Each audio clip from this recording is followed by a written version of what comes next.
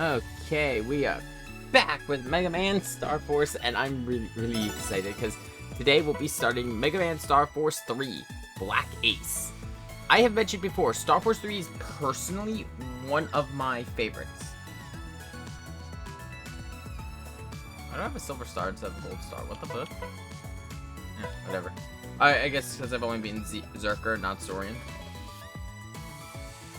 As you can see, I already have a practice file I've been running for Starforce 3. That doesn't matter because Starforce 3 has one amazing thing going for it. Megaman Starforce 3, Black Ace. They kept the 2 save slots that they introduced back in Megaman Starforce 2.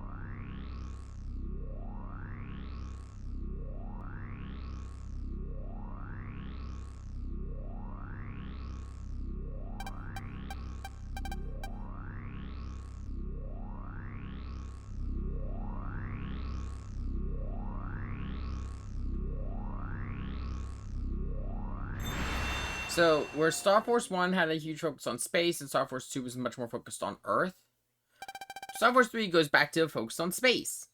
And I honestly kind of prefer it.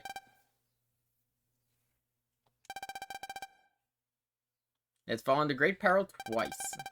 First time, they were infiltrated by aliens from planet FM. The second time, the evil scientist Vega tried to take over the Earth with the power of the ancient civilization known as Mu. Twice, a hero came forth and confronted the evil. And it was Geostealer and the Ephemian Omegasis, who together form Megaman.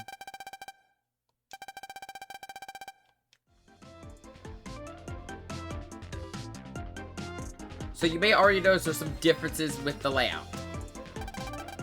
So where in Starforce 1 and 2, Starforce 1 and 2, all the content of Geo was on the bottom screen. Starforce 3, it's actually all on the top screen. So you can see Omegasis down here. Starforce 3, if I'm going to be honest, has the most use of touch controls of the 3 games.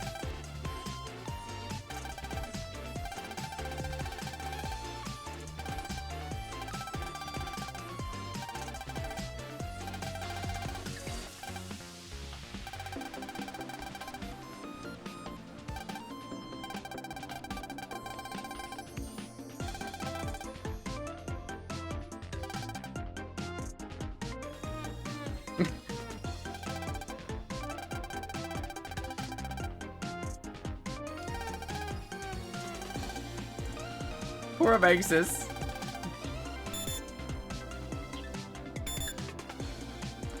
There's a bird in my window again.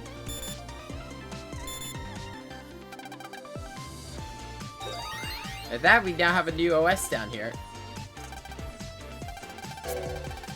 Yep, so one thing to talk about. Whenever there's a key term, it will come down here and you'll be able to press it and get a brief description of what it is. This will be useful for characters, technology, all kinds of stuff. This is a way for them to do exposition without needing to constantly re-explain what stuff is.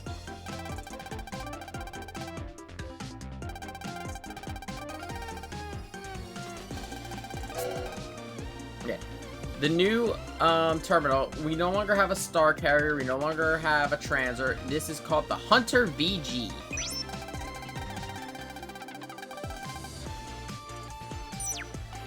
It also has it's way better for virus deletion than it is than the star carrier or the transer ever was. Yeah, so there's more viruses than ever.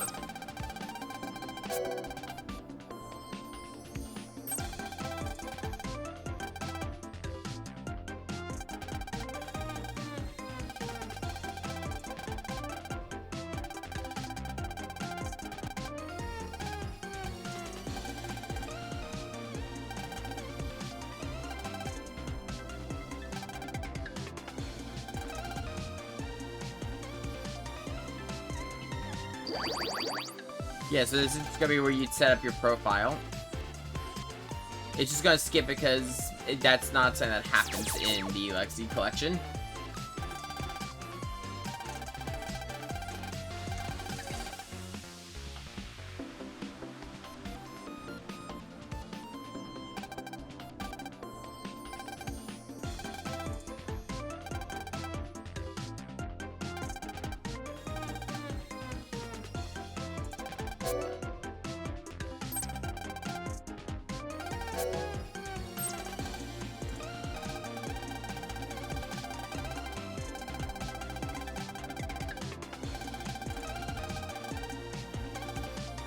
Yeah, so back in Starforce 1 and 2, when we talked to people, well, in Starforce 1, we didn't have anything, remember correctly.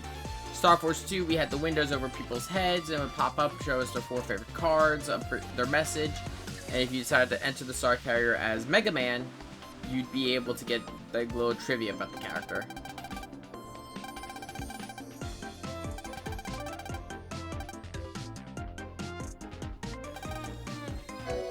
Yeah, so this time now when you talk to characters, you'll get their name, and you'll get this symbol here.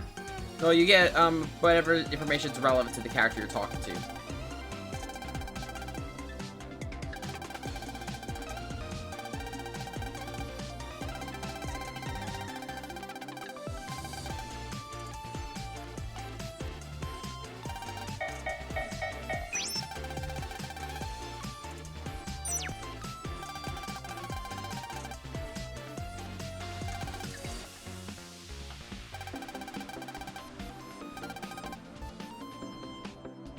This is also how you're going to interact with the world. So yeah, there's a lot of stuff.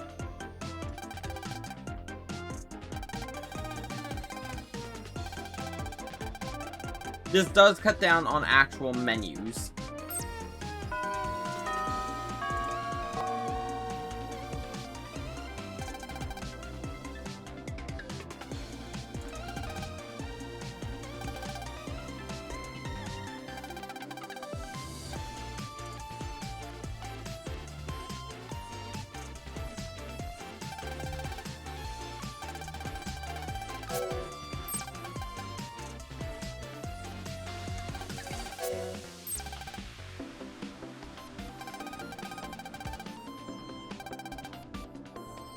Yeah, because of the advancements in EM technology, people can see Omegasys now without the visualizer.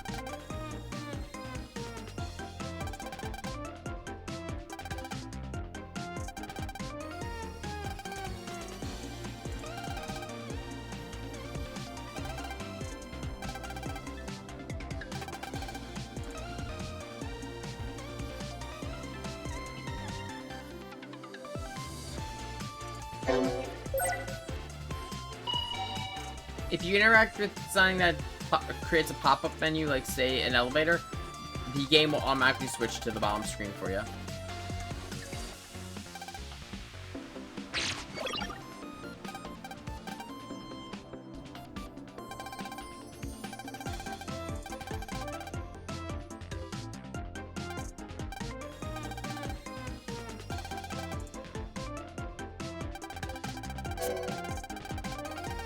Yeah, so because of the changes to the way EM Wave technology, Omegasys is classified as a wizard. This also will actually help improve his cover while he's on Earth, to be honest. But he's now integrated into the Hunter VG, so this upgrade does affect him.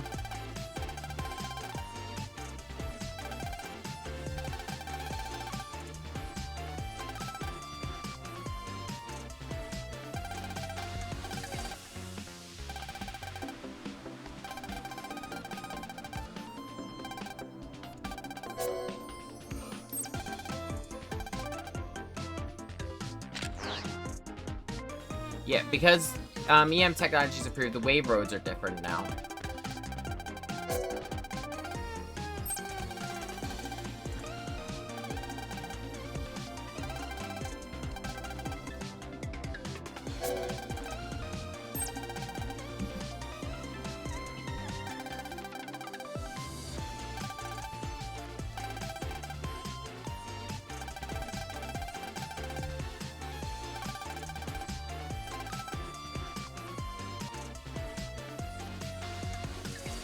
Yeah, so that's a change with the, interacting with the world when you're using the visualizer.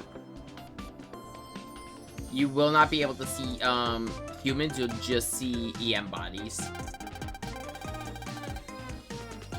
Not really. I'll talk about more when we have some people around us.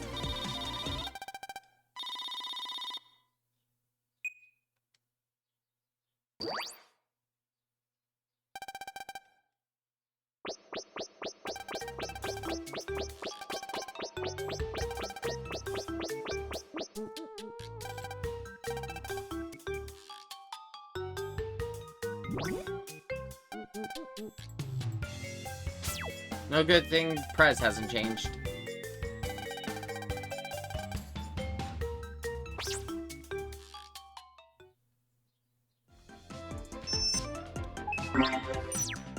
So, in terms of this, let me see. Okay, I can't interact with brother yet. In terms of our menus here, everything here is pretty much the same as it was before. So we've got all of our cards here. We've got the download section for the cards, which we can. It's the only way to get the satellite server cards. And I'm gonna add Pegasus Magic. I'm not gonna. No, I'll add it.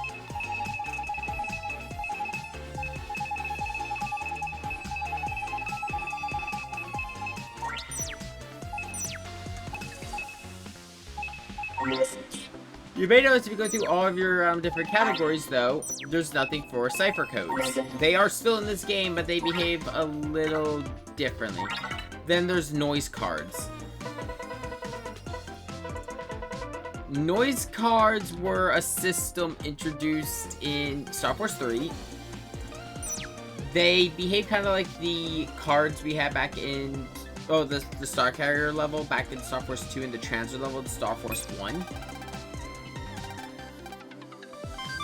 But, I haven't messed around with them. There's a way to get bonuses because they all have different, ratings, like Heart, Jack, like different card suits.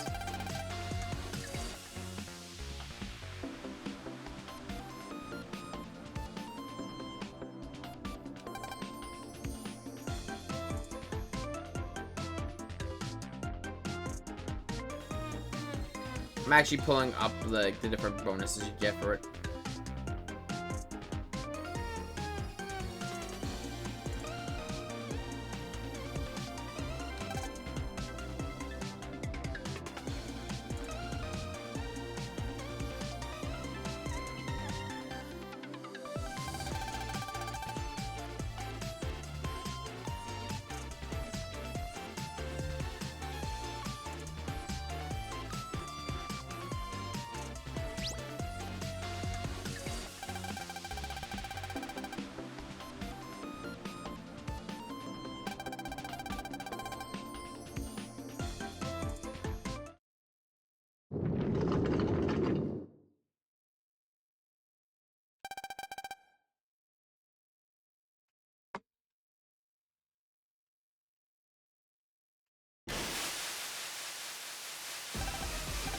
There's a random incident for the start of a Megaman game.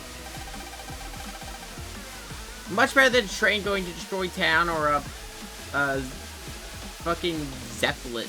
Not a Zeppelin, but, you know, an airship falling into the center of town.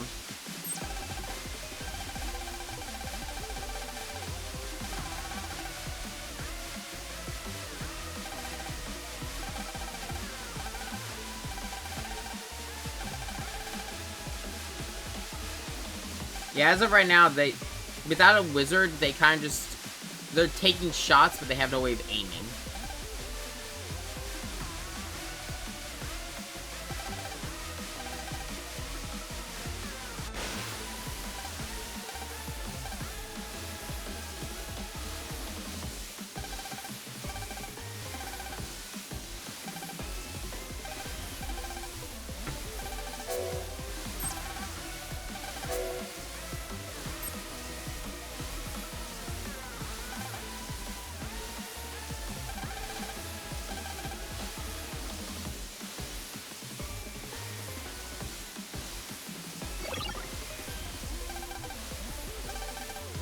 Yeah, so EM Wave Change has gone through a massive change, though, between Mega Man Star Force 2 and 3.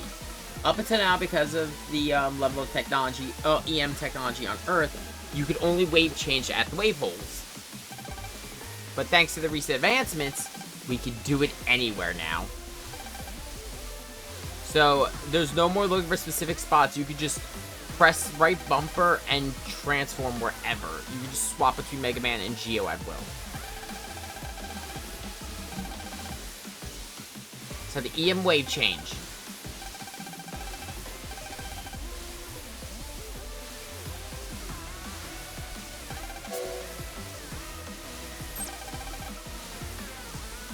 Yeah, so the Wave Road has been what's been altered in this game.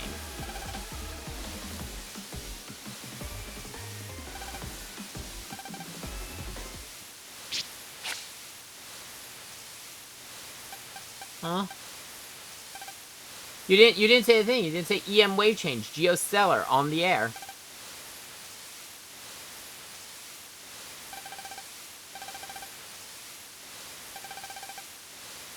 Yelling makes everything work.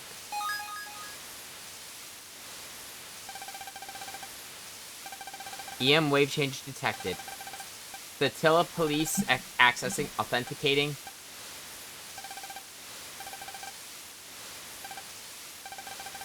Authentication complete. Registering Geostellar and Omexis as EM Wave Change ID 003. ID card issued. Authentication code. Mega Man. So yeah, now we have a code whenever we EM Wave Change.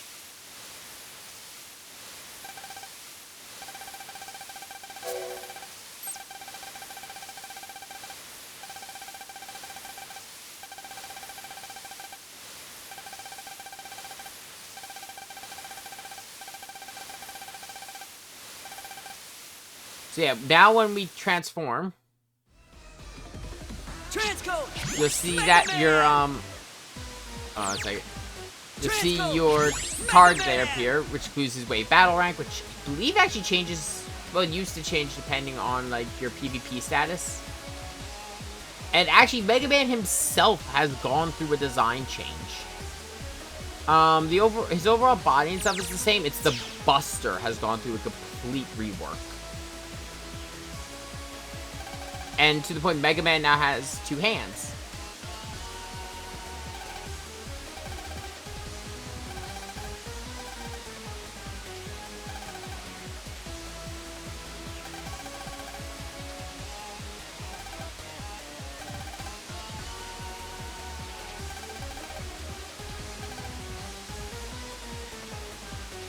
Yeah, so I kind of like the way that the EM technology has developed as things have gone on. So in Star Force 1, we had the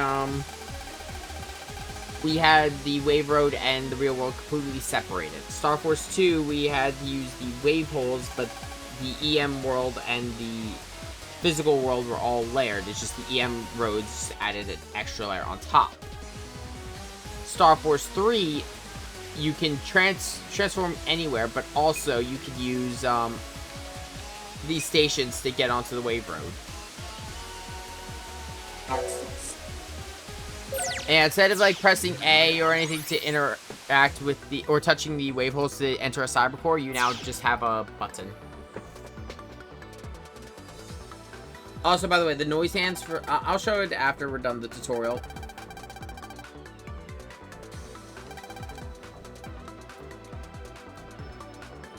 We're actually no, okay, right here.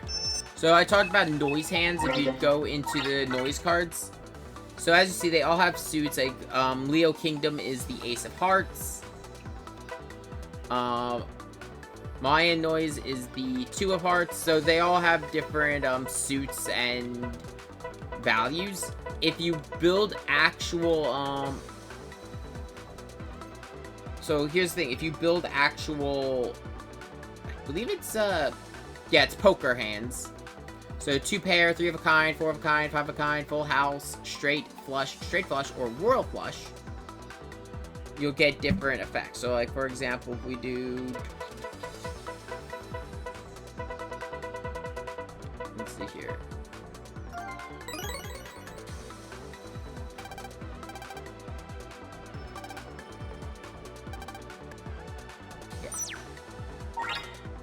So I'm just putting this together. I'm going to drop these all, but let's see here.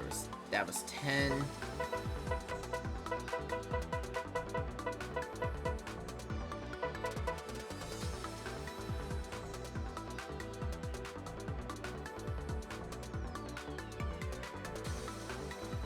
I need 11, which is Jack.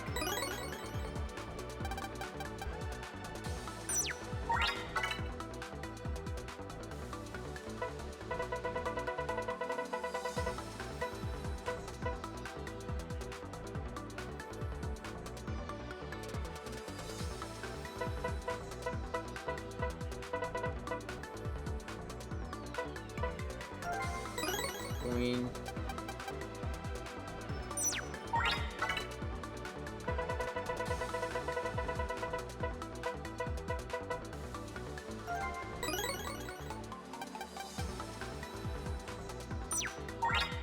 And with one more, and that is ace.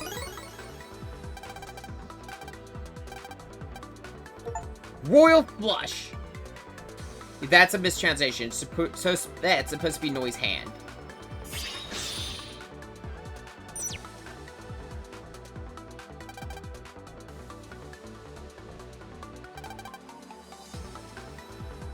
So yeah, if you have this card combination, these are the bonuses you get, including in particular, as mentioned, auto lock.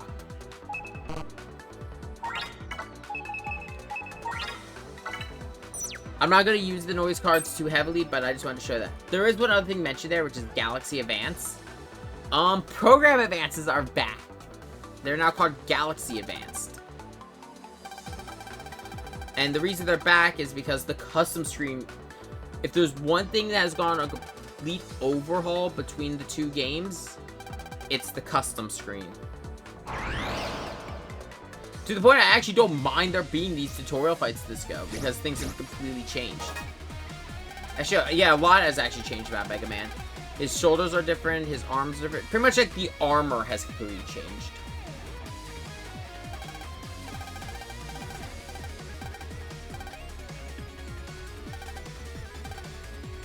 Yeah, the same rules as always.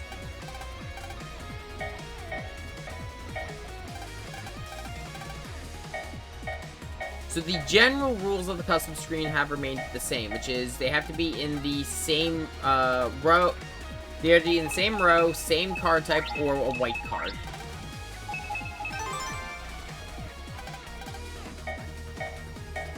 But as you may have noticed, that the screen looks a little more haphazard than it did in the last two games. So the last two games is very clean. They all had the 6 slots they all slid into. But now it kind of looks a little bit more chaotic.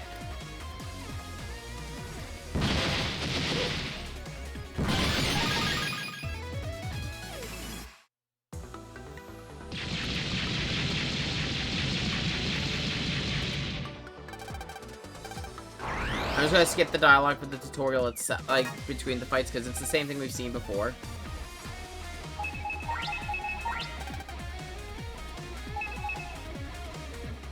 Actually, yeah, this will be faster. So yeah, Mega Attack's exactly the same.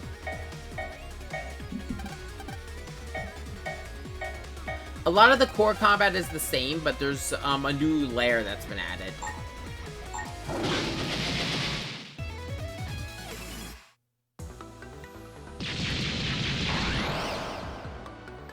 And the last tutorial goes over that new layer.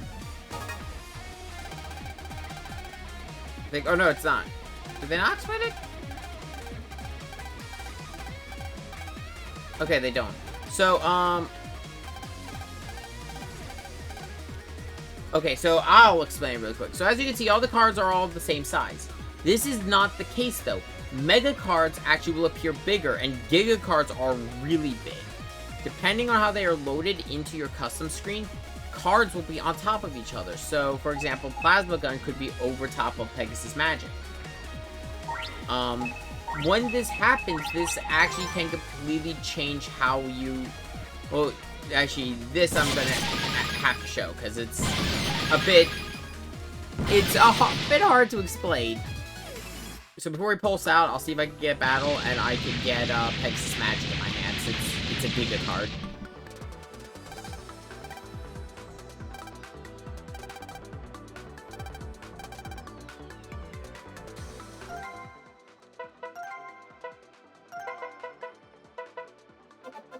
I'm gonna set the account rate to maximum, so as soon as we're done, I can just get into a fight and show it.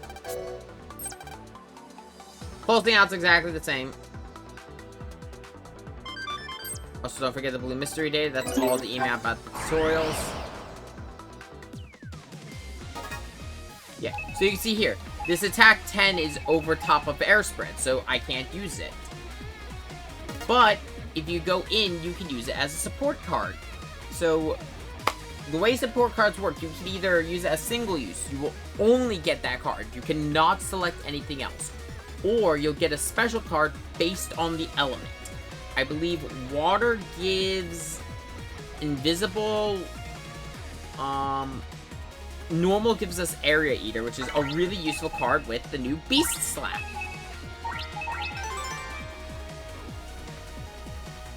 Area Eater!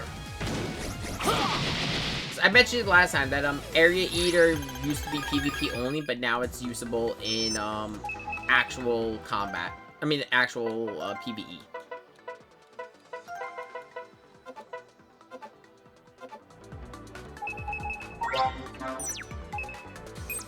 The only other thing of note is, now that we're transformed, you can see the T archive. This gives you access to a bunch of folders. These are really good if you want to test stuff, and they're synced like your HP has to be at a certain level before abilities. So it's talking about your what's it called? Oh yeah.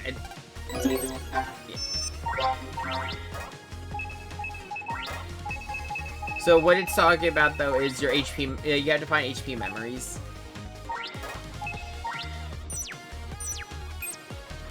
I'm gonna have a bad habit of just when I pick up Blue Mystery Day, kind of just skipping through it, because instead of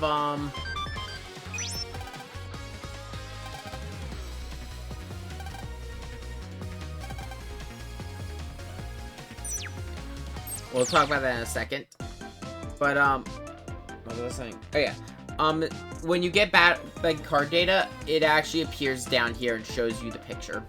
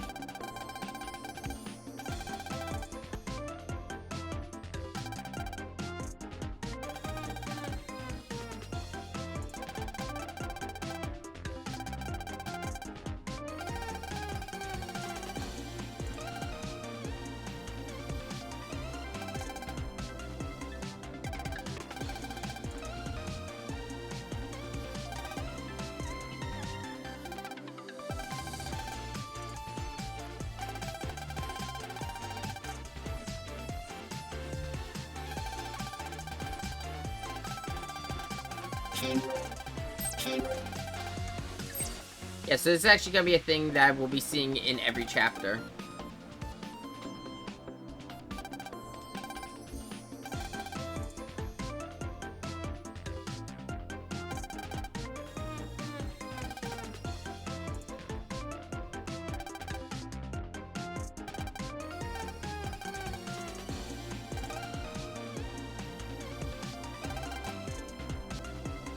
While you're in the main story, you cannot set your own purpose. You have to set it as, whatever is going on in the main story. But you can eventually just create your own purpose. And create your own team with your brothers.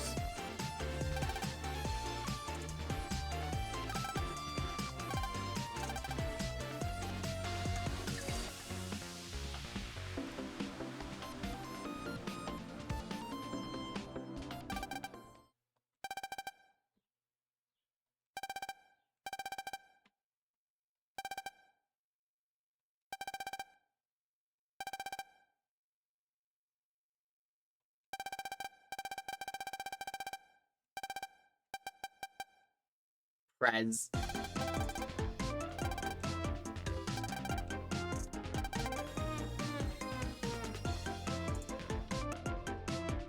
So also with that email, you can see now if you put on your visualizer,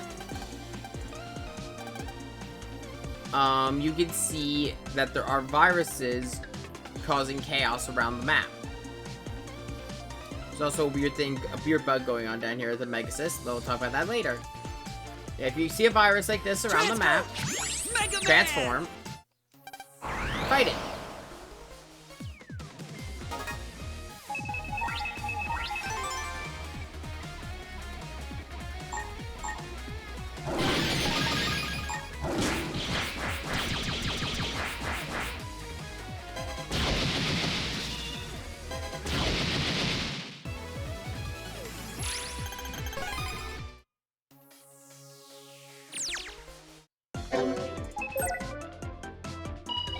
You can get some good cards. I'm going to be going around and fighting them all. And there's a special fight you can get afterwards.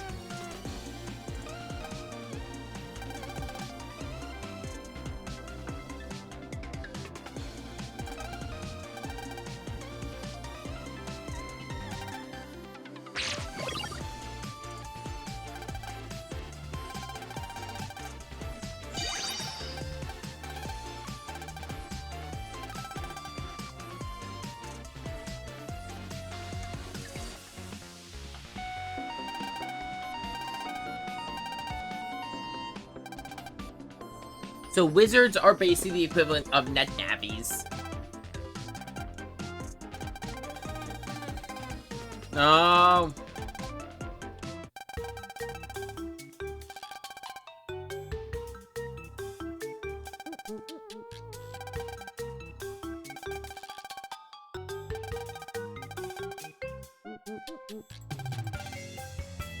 Yeah. So Megacyst here would actually be classified as a combat wizard.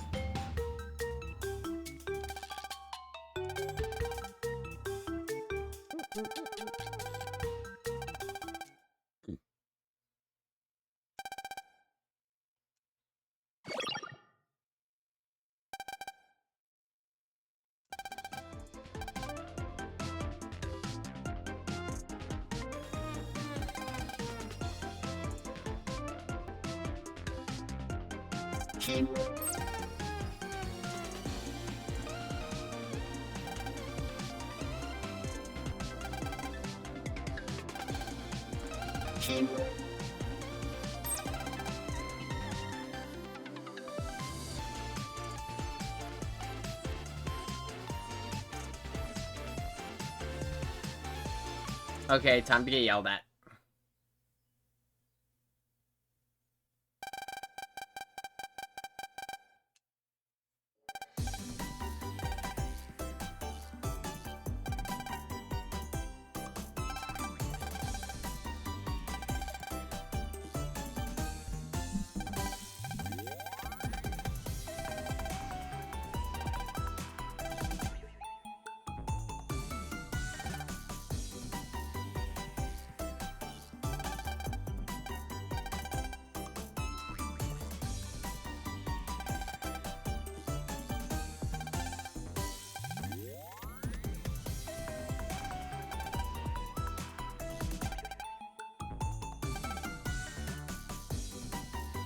Yep.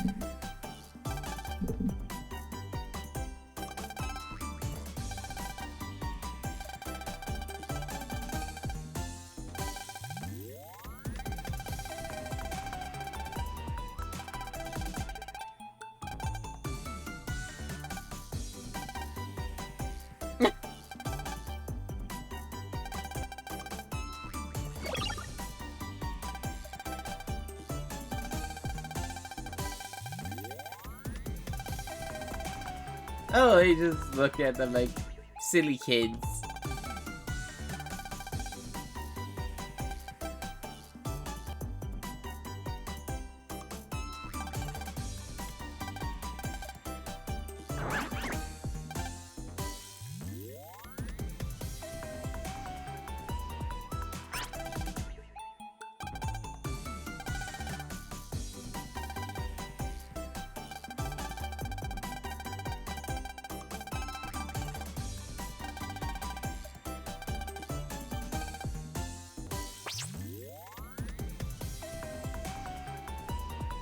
unlike normal wizards, Omegas can force himself out.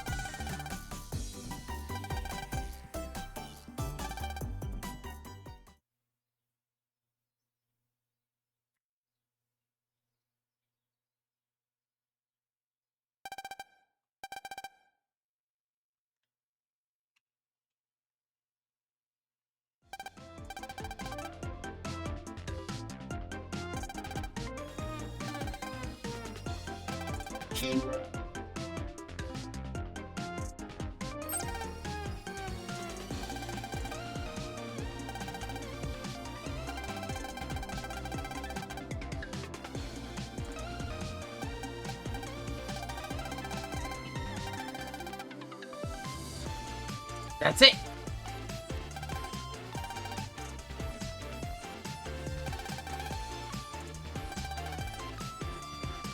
I'll say I kind of agree with Luna here. They're idiots.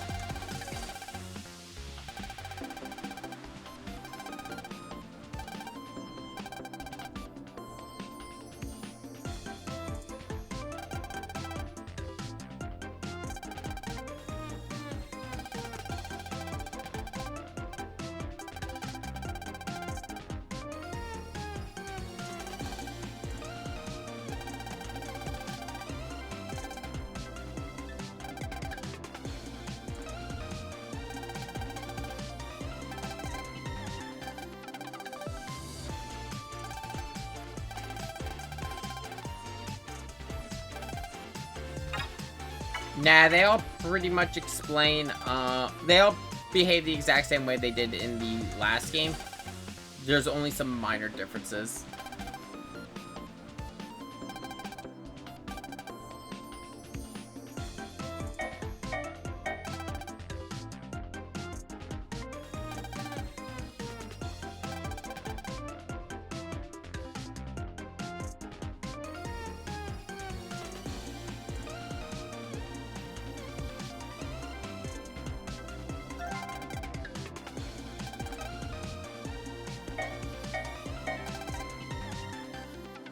Point cards can be downloaded at any of the wave stations. They actually will each wave station has its own set of point cards. White cards are the replacements for the 4 favorites.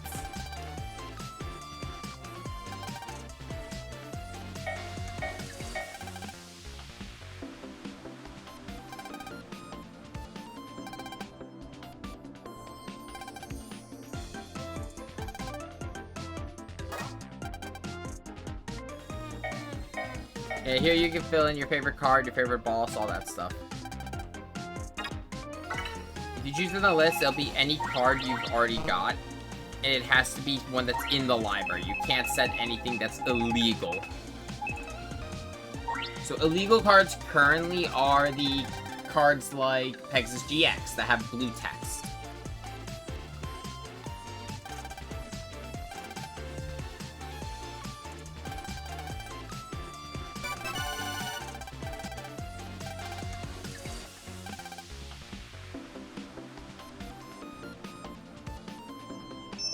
So before we do anything, you may notice that there's no singular menu for the for brothers now.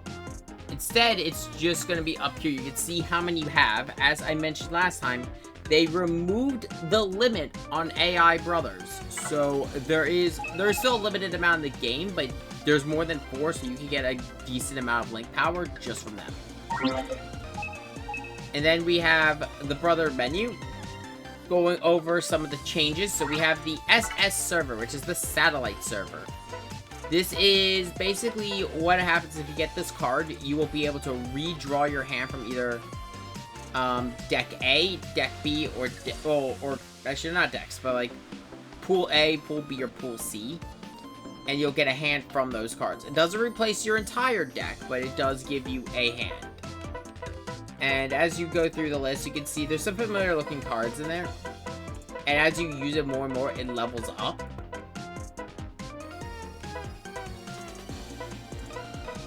And there's even some really special cards in them. So in this top one, you can see that the ones that have Geo Starforce symbol, those are counter cards or finisher cards. They are really powerful. And they would just be added to your hand.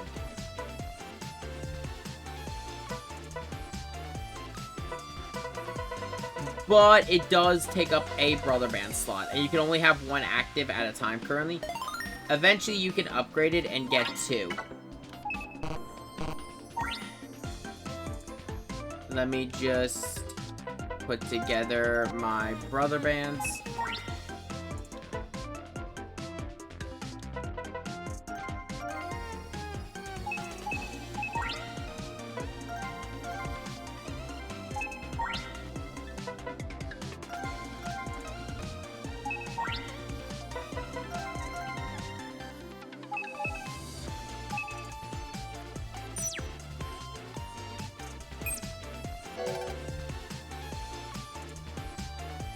Yeah, so you can see down here, Zach actually has a wizard.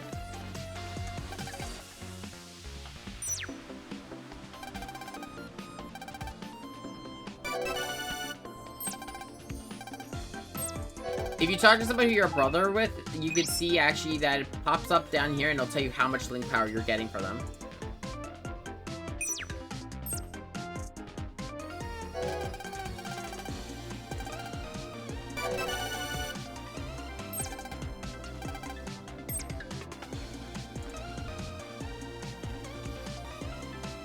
So you get 180 link power from the beginning of the game.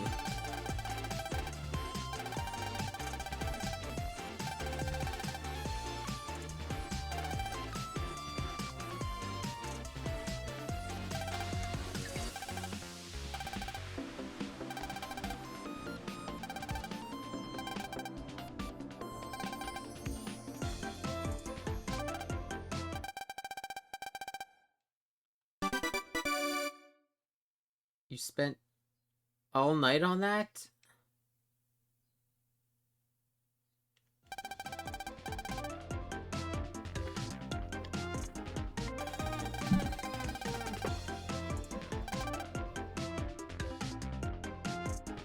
Poor catnip.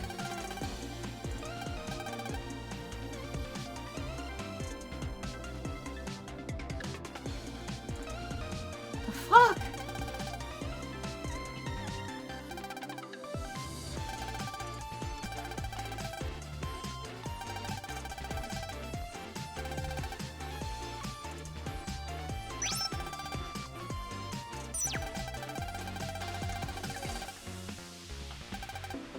So you can see your team up here, so you get a bunch of different... If you see that icon change, it's because your purpose has changed and your team.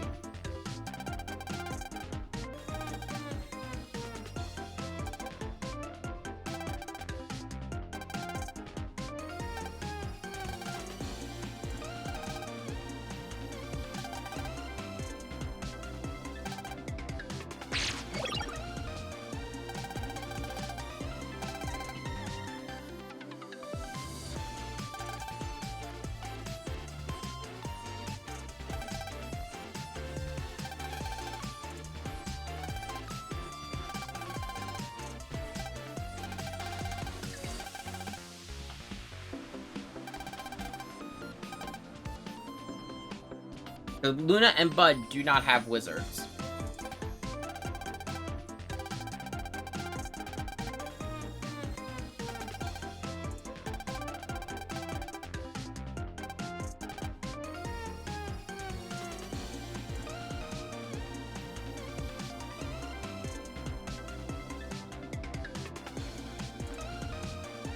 Wave station. So if you go into the wave stations, because I haven't talked about them in detail yet, you can hit downloads, which will give you whatever the white cards of a station are. The news, which will be talk about recent events or just some little background stuff going on. But we have one here talking about the song of hit series drama Song of Dreams, and the show star Sonia Strum. And you can even see what viruses are on the wave road.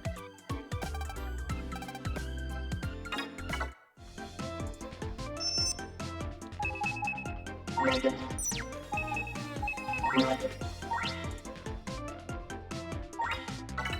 One thing also with the white card data. So as you can see, there is 2 types of white card data. So the ones you download from the wave stations here. And then these were actual physical cards you could buy. This was not available in the original English release, but these were in the JP. You could obtain these cards and put them, and you'd get whatever cards were featured on it.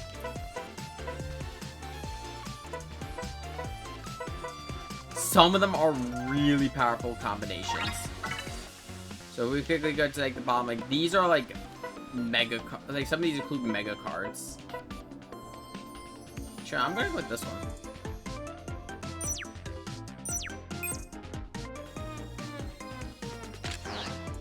Transcode! Megaman!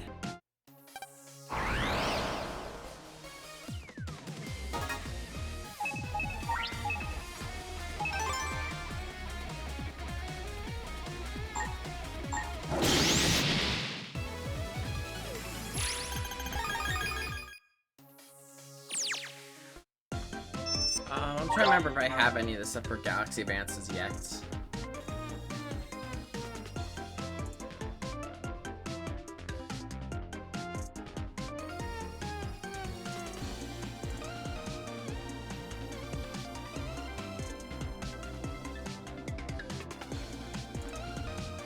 Okay, I actually do. So what I'm going to do really quick, I'm going to see if I can show a Galaxy Advance. Transcode! Megaman!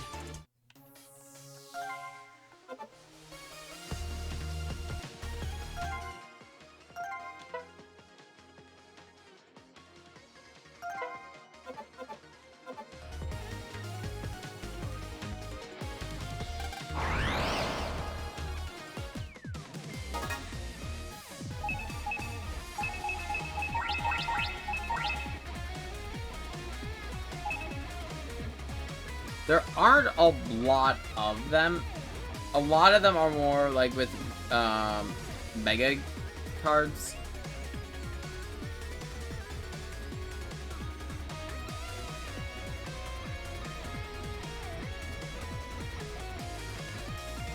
A couple of them actually just give you access to mega cards. So there's a few that are unique. You'd think Cyber Sword, Wide Sword, Long Sword would be one, but nope.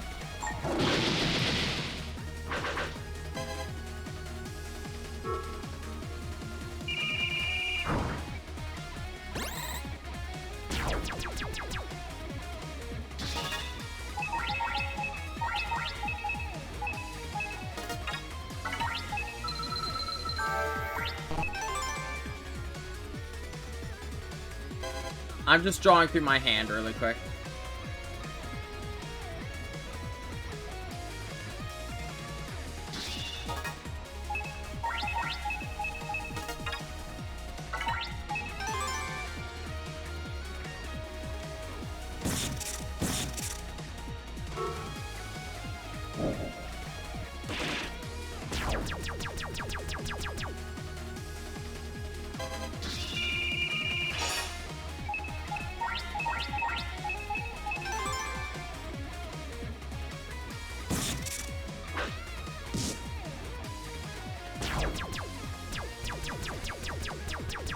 So if I remember correctly, I think I'm wrong. I think it is like full column support.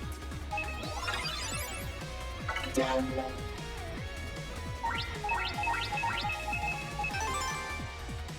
either column or row. It's whichever you want.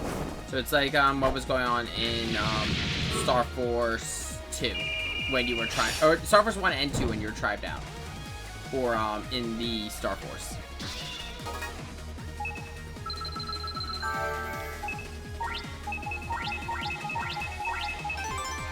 Yeah, you can see Giga cards are big.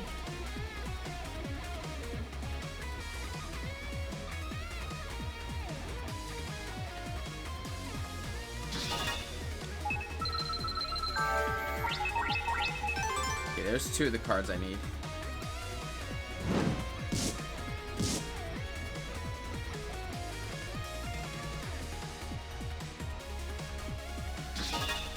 There you go. So I slot in 3 cannon cards. We get Impact Cannon.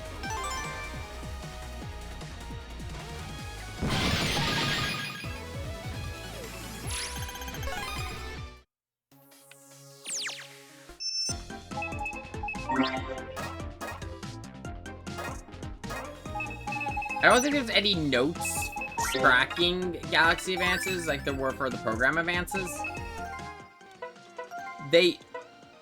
I'll be honest, they aren't as useful to me as program advances, because program advances were really powerful and were just a nice way to use some of your cards. I mean, some of your battle chips, because you could go from like the 60 or the 80 damage sword, wide sword, long sword, to the 400 damage life sword, and instead of being in front of you, it was a 3x2.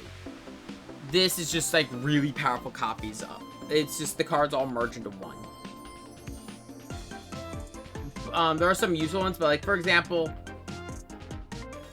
of the combination cards, there is Big Grenade, which requires 3 mini grenades, Impact Cannon, which requires 3 cannons, Giant Axe, which requires sword, wide sword, long sword, Plat Meteor, which is Mad Vulcan, attack plus 10, and White Meteor, and Hurricane Dance, which is 2 swords and jet attack.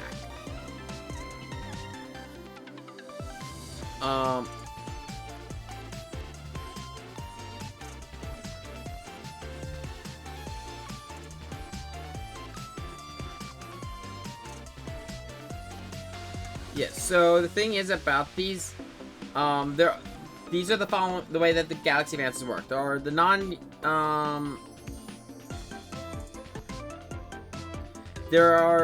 the standard Galaxy Advance cards, which are the ones I just listed.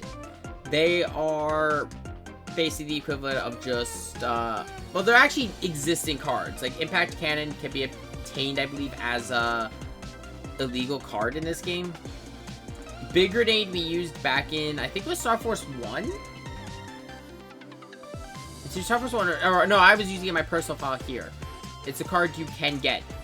Giant Axe we've used before. We've seen Platinum Meteor, and we've seen Hurricane Dance. But the others are like, for example, if you get all 3, you get 3 of a fire card, you can get a Galaxy Advance for Taurus. Which, granted, these cards can sometimes have more damage potential than the actual Mega cards. So that's something to keep in mind. And pretty much every single Mega card in this game has a Galaxy Advance variant. And even the Giga cards have a Galaxy Advance variant.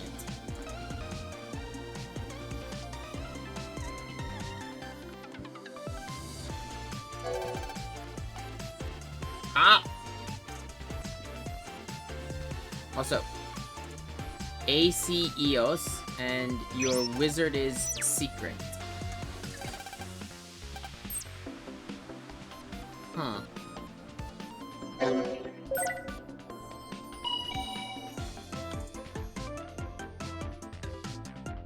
That was interesting.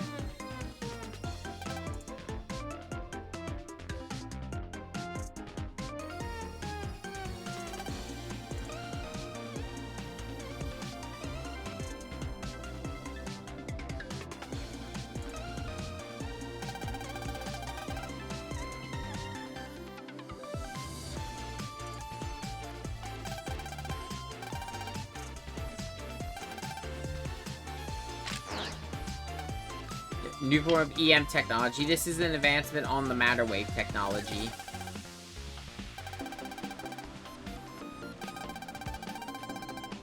This is real waves.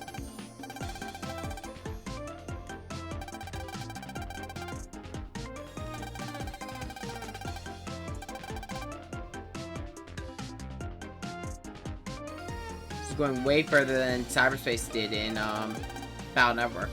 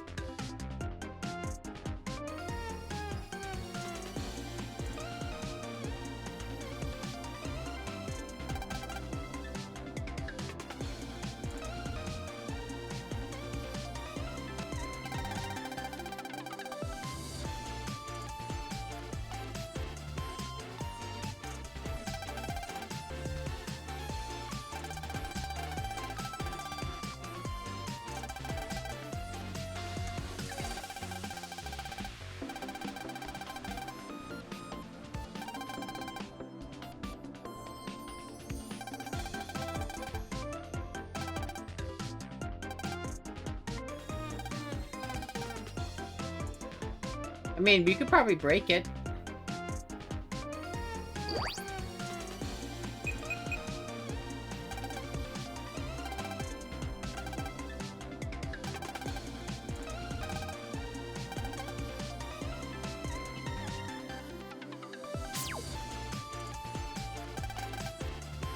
I don't get what. We don't need to teach our own exits could break it.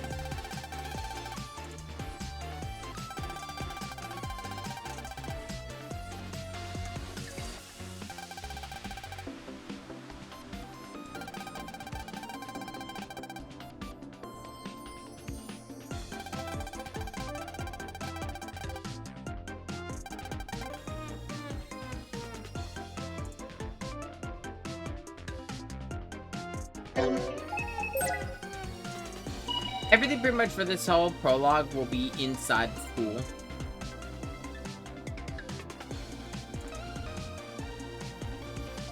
You go here, actually, you can actually find the, kids who were on the roof.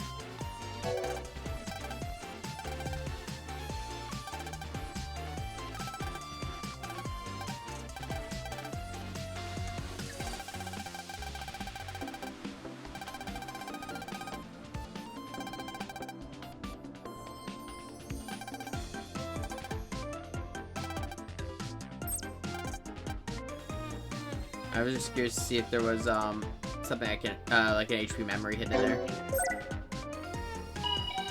So the thing is about cybercords, you can only access them from the wave road. And the only way to get to wave roads is you need to go to the wave stations. Yeah, so subcards. Yeah, so subcards behave exactly the same.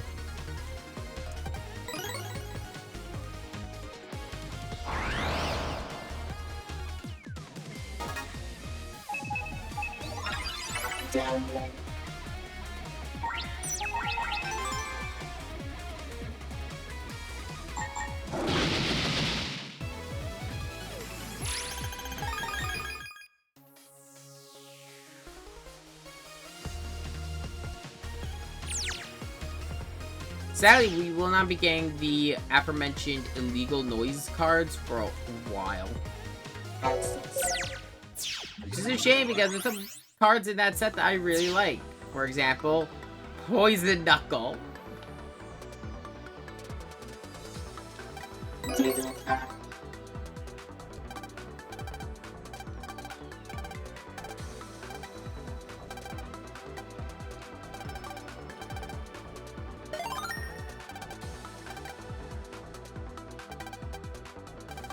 Oh yeah, so I'm gonna skip past that because that is default cards. Default cards are returning from Megaman Battle Network. You can, okay, I can only mark standard cards as of default. But say there's a card you like to have every time you start the game, then you just find it and mark it.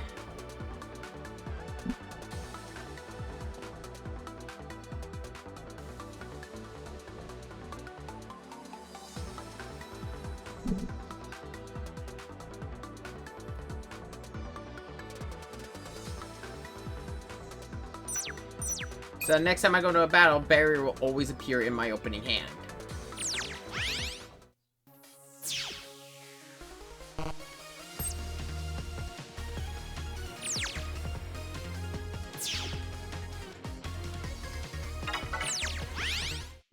I will say this though, it can be very useful to have default cards if you get some, because there's some really powerful standard cards in this game. As you saw when I was going through the white cards, Break Saber is back, which is a really good diagonal slice card.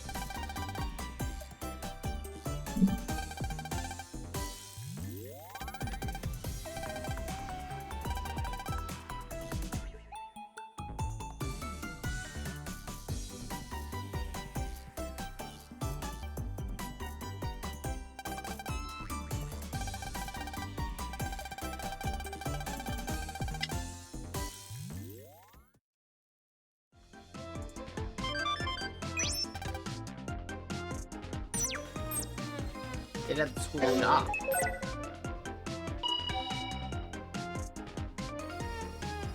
Strange guy's gone.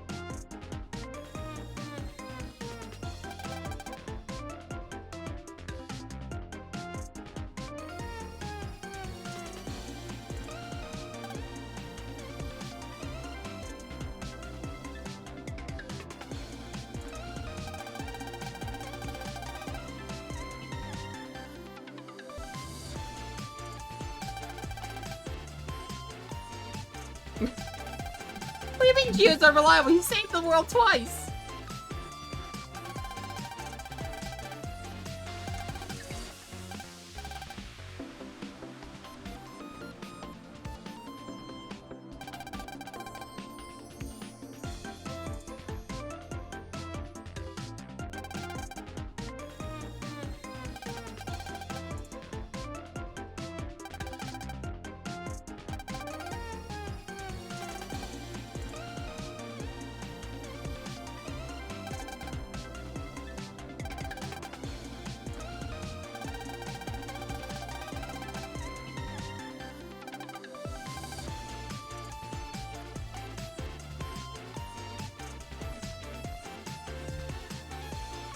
Now we get to check out the new Echo Ridge, because Echo Ridge itself has gone through some changes. As you see, Zack, Bud, and Luna's house are in the exact same spots, similar to what was going on with the, like, Meilu, Lan, Meilu, Dex, and Yai's house. But there's actually a lot less houses now in Echo Ridge. It's just really the 4. Also, you put on your visualizer, you can see that even the road here is made of real waves.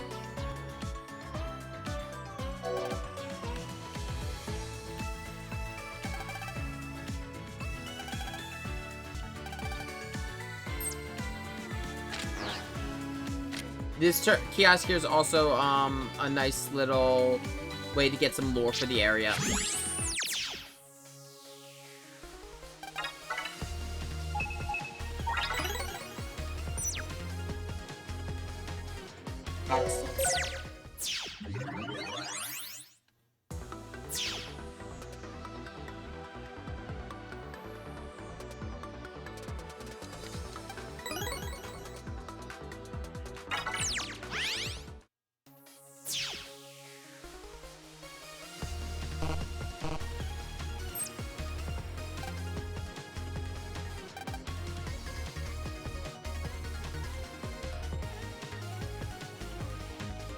As you see, certain houses you can't access.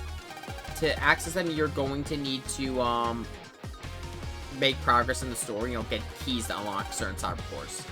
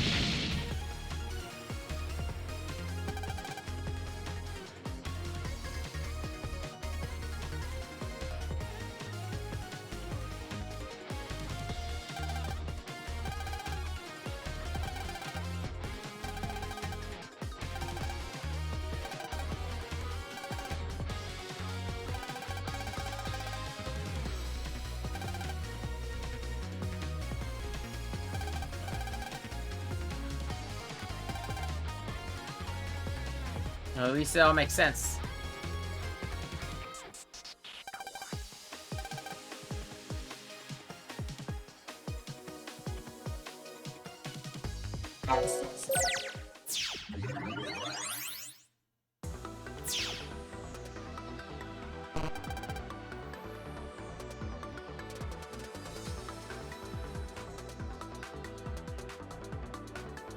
The fuck?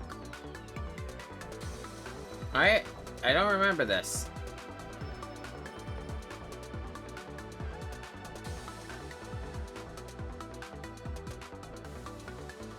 Oh.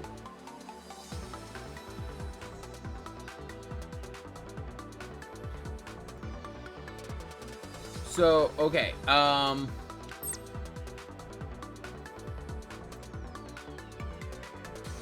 Omega bosses. Yes. I've never fought them because they're kind of rare. So Omega bosses are very rare bosses. The only way you know one is near is the music will actually change and get a little bit eerie.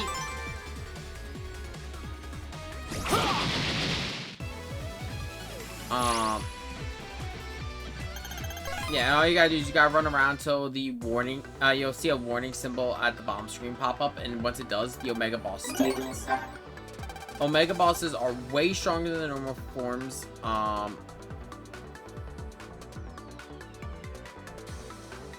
and once you fight one boss, one Omega boss, you can't fight it again for a piece. So let's use Starforce 2 here as an example. Say we got one from fighting Dark Phantom. We can't get another from Dark Phantom.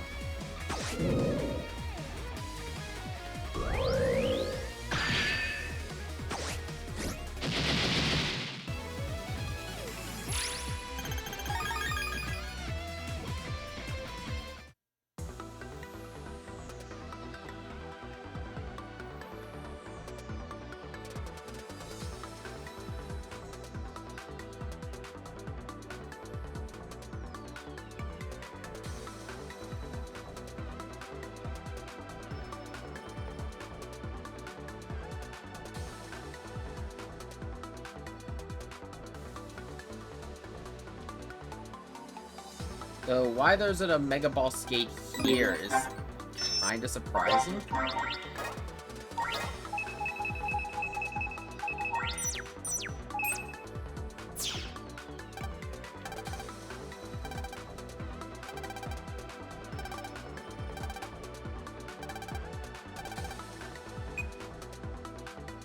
I'm just double checking all of the cyber cores for HP memories because I've mentioned before, Starforce 3 is the one I'm probably going to put the most amount of time in, just because Starforce 3. If I had to guess, that purple mystery data is probably where you come from the Omega piece.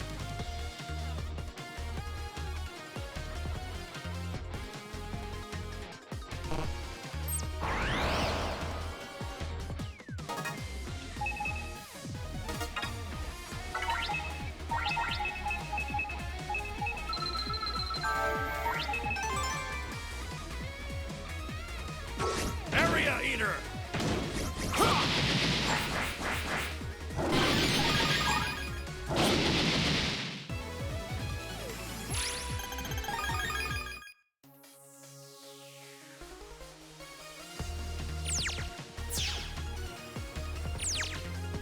But yeah, if you put on your visualizer, if there's a person there, they'll just be left as, their shadow will be left, but not the actual sprite.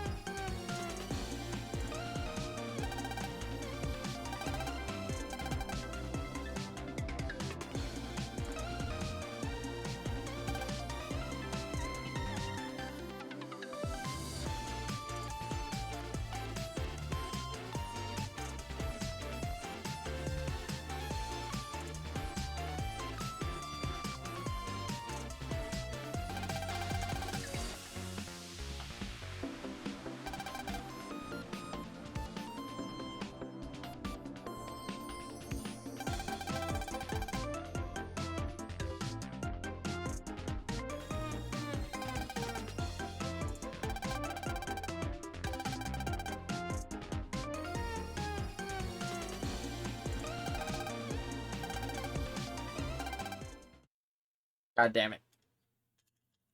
I think she's just keeping an eye on us for if we turn into Mega Man in front of her.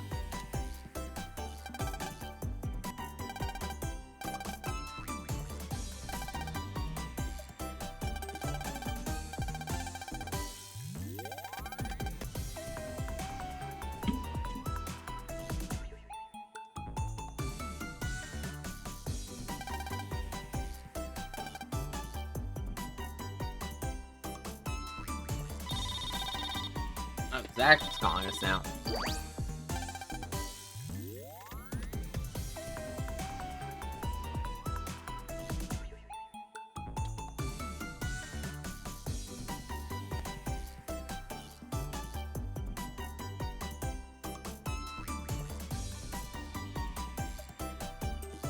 I may or may not be DMing PK about helping me smuggle cards between save files.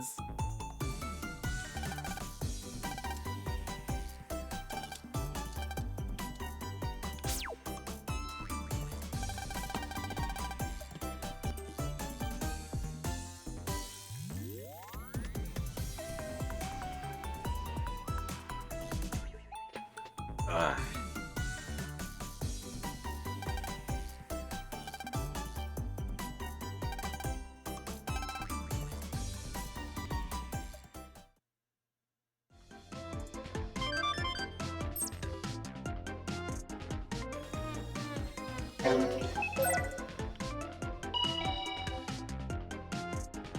To be honest, I think this prologue flows a lot better, though, than the prologue of Starforce 2.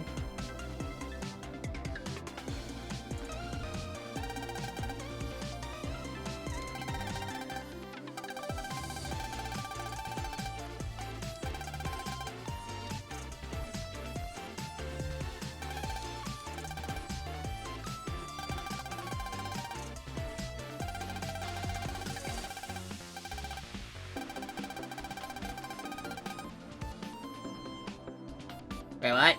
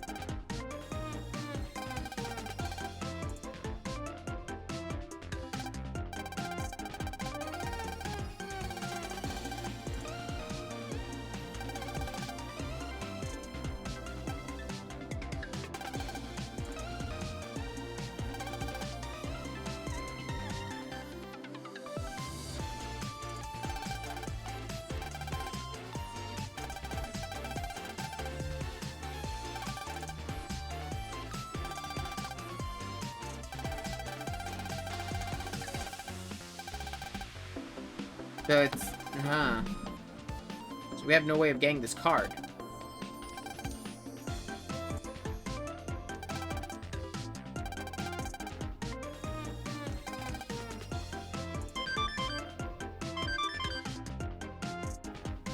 Huh.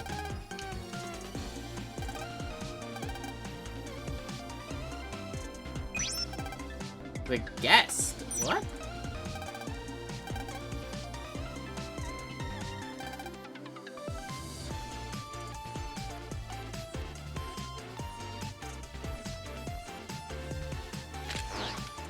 Transcode! Megaman!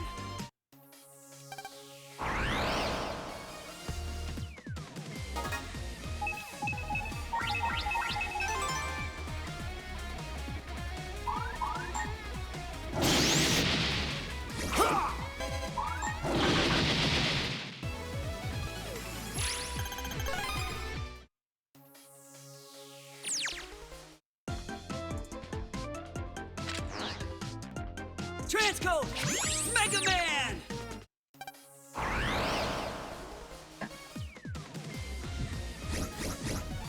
Hello. Oh, hello. You asked for help. Yes, I wanted to smuggle a card off of my save file 1. Yeah, okay. You can guess which card it is.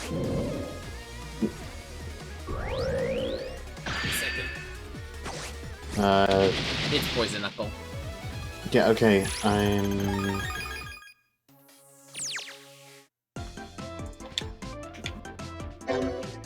unable to enter the network option. You might have to load up a file. I think. Have you played Starforce? I'm in my Starforce 3 file. I think I need to progress for. Yes. Yeah, you need to form the brother band, so you have to get past the tutorial battle and just talk to Luna.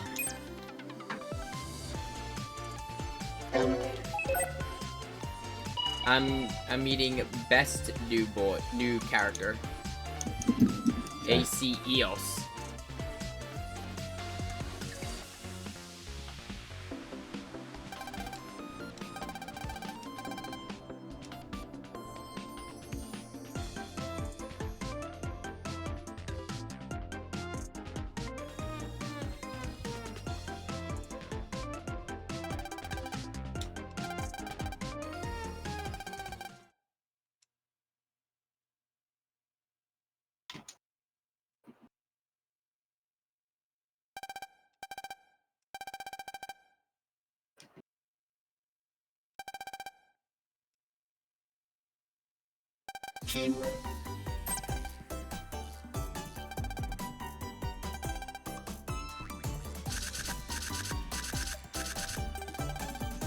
I forgot this man's defining trait.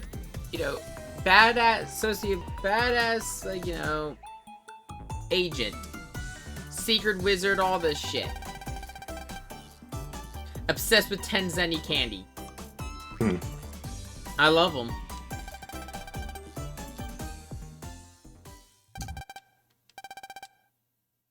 Especially because, like, you immediately just like, yeah, no, it's really hard going in and out of cybercores, isn't it? It's like, what the fuck?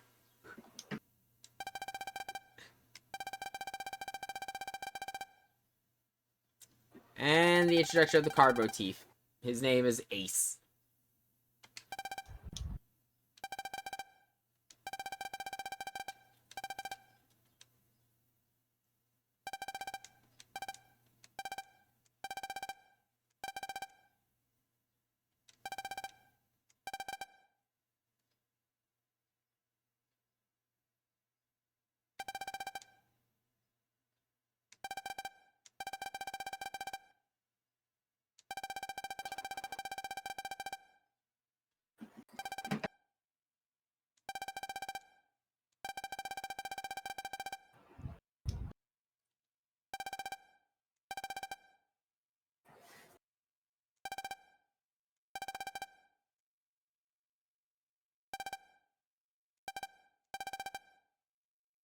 Yeah, I do love the fact, like, because we need a Giga Energy card. It's like, yeah, no, you show up at this tournament, I'll give you a Giga Energy card. It's like, this is the equivalent of someone just saying, yeah, no, you participate in my little friendly neighborhood race, I'll give you some plutonium.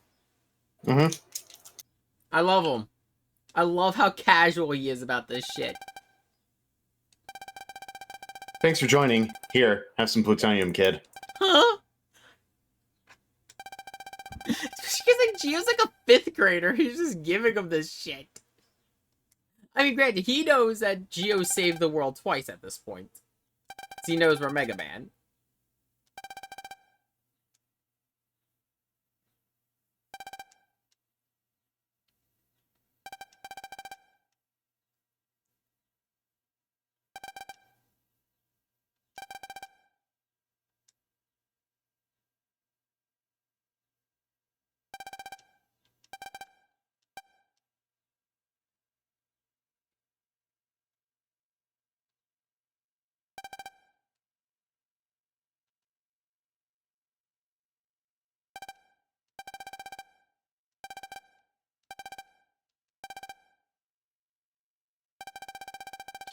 I do like that. It's like, he seems, Megasis on Ace, he seems similar kid. Similar to who? To you.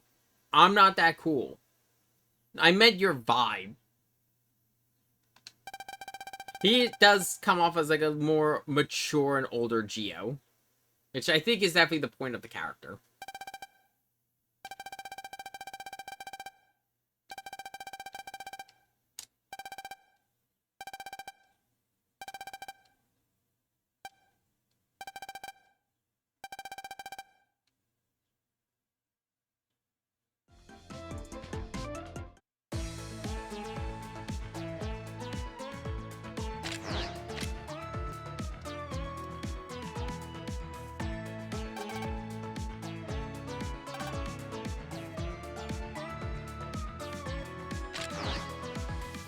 Transcode Megaman!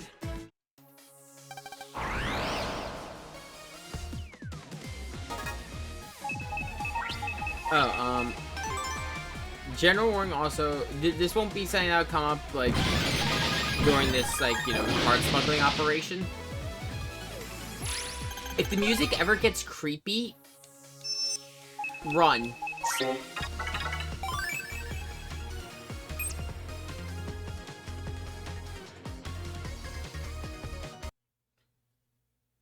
Okay, now that we're done smuggling cards, for the YouTube side, I just had PK help me smuggle Poison Knuckle over from my personal file onto this one. Poison Knuckle is an illegal card, so it doesn't affect my game progress at all. And it was such a helpful card throughout the entirety of Starforce 1.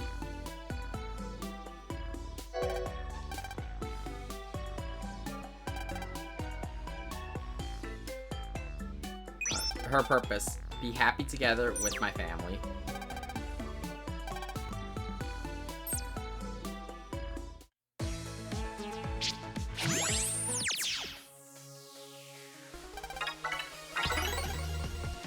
Reminder, he still has not told her he's Megaman.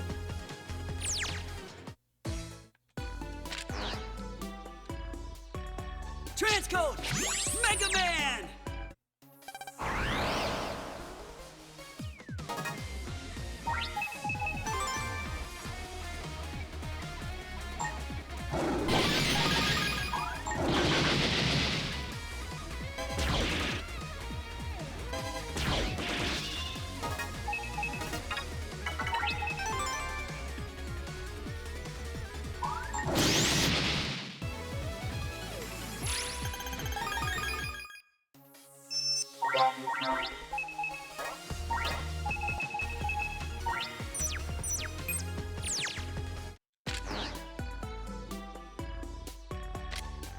Transcode Megaman!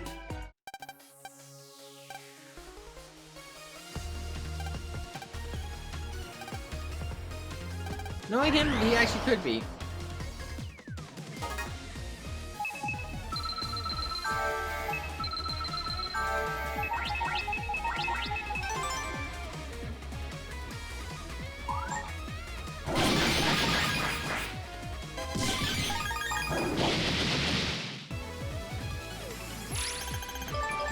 Ah, yes, our first noise frag. So, talk about noise frags. Noise frags are very similar to bug fragments. There's special traders in the game who will give you rare items, abilities, or cards for them.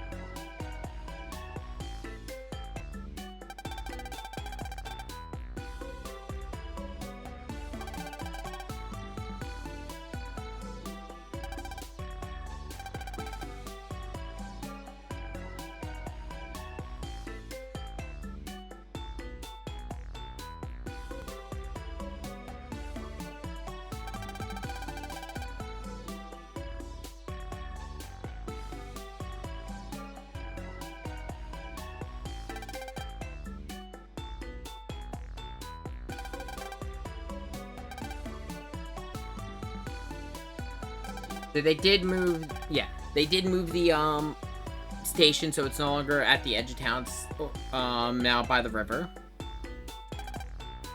And yeah, he's so nice to her.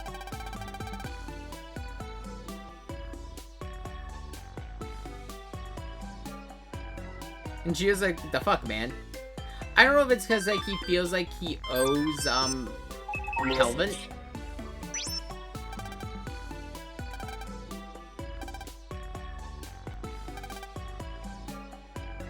Yeah, so this is the, support system I was talking about. I already showed it, so we don't need the tutorial. It's really simple, and to be honest, at this point, you probably have already encountered it, so the tutorial's kind of pointless.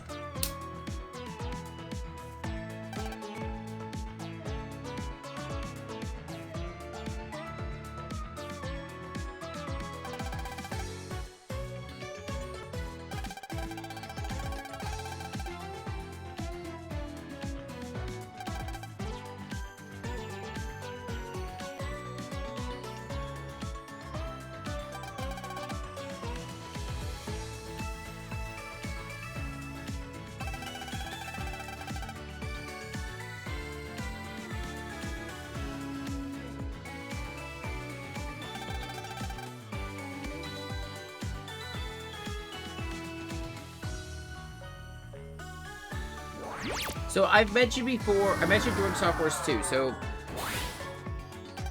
in terms of like main area, like real world areas,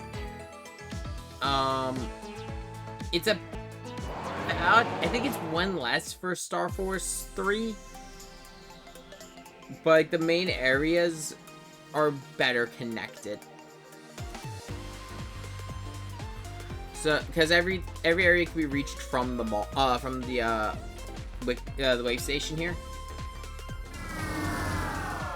You don't have to do the whole skywave system. There are only 2 areas that are, oh, 3 areas that are accessible by non-skywave. I mean, but by the new skywave equivalent. But they can also be reached by the train.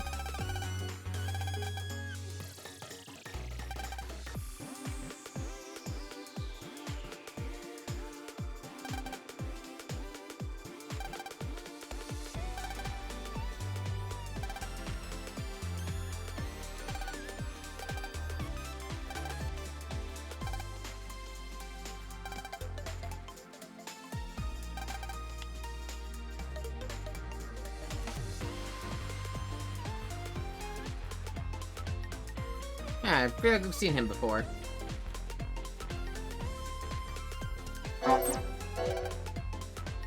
Purpose, secret. Message, secret.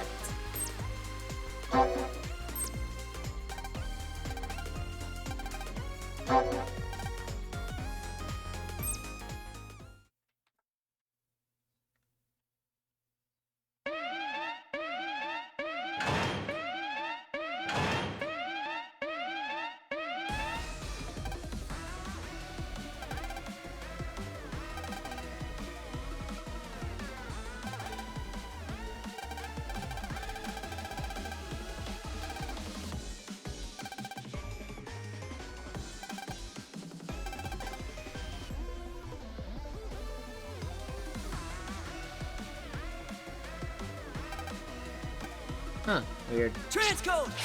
Megaman!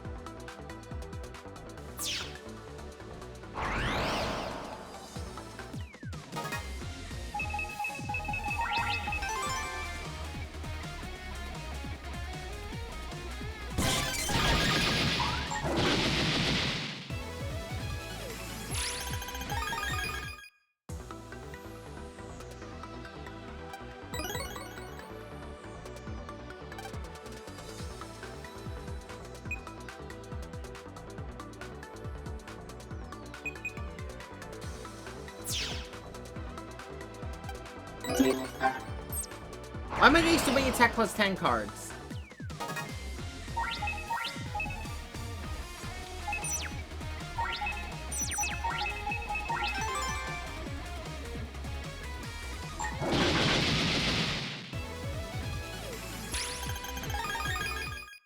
Also, I haven't mentioned, but there's a familiar looking silhouette on the Sword Fighter card.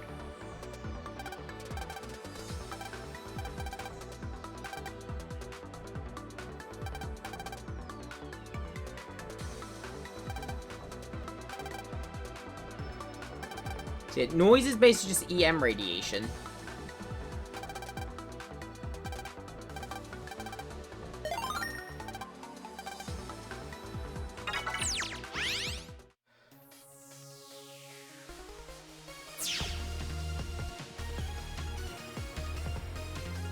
Based on the lack of shadows, they've already moved on.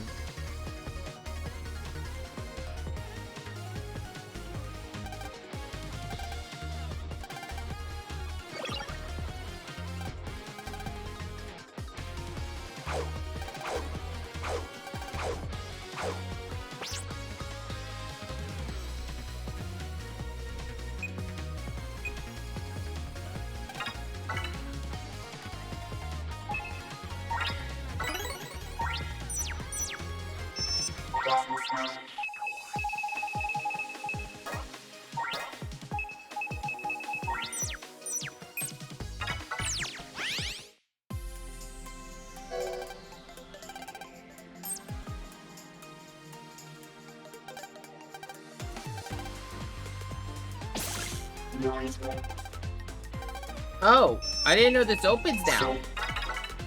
So, okay, anytime you see the Hunter VG screen here glitching the fuck out, if you interact with the environment, this will open. This is called a noise wave.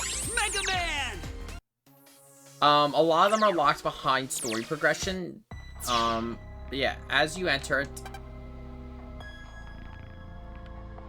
you're gonna get this eerie area.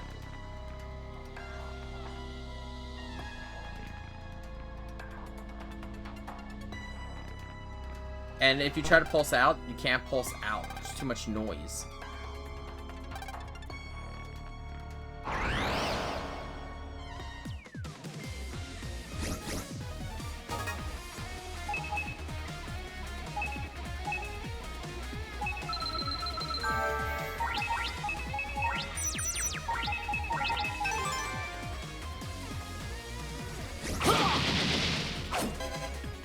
Those are hack panels.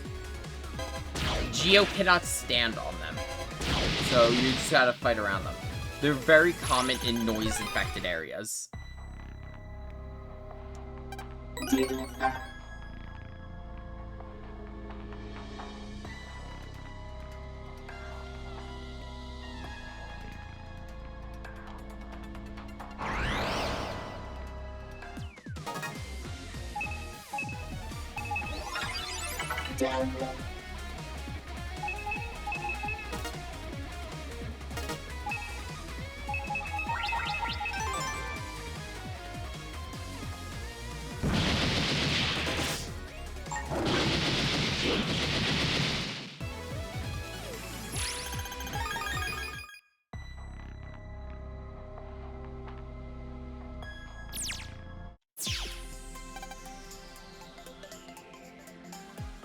Very quick, there are some viruses you will only find in the noise.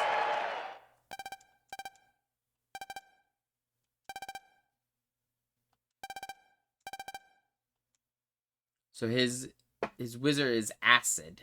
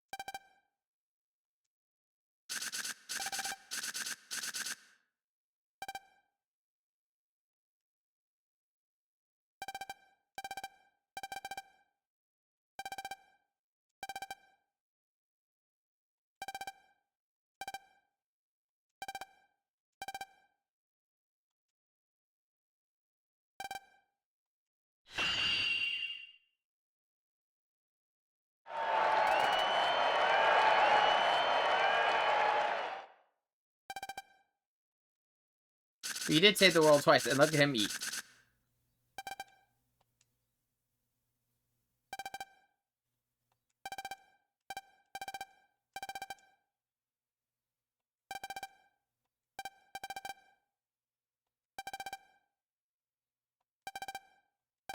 This time.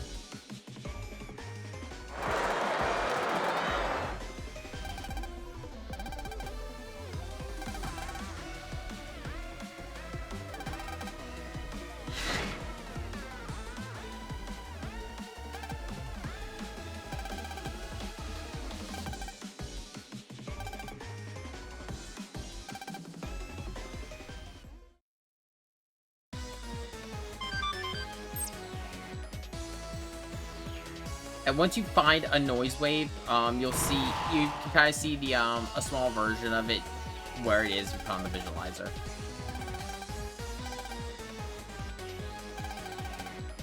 Let's go, wave battle, ride on.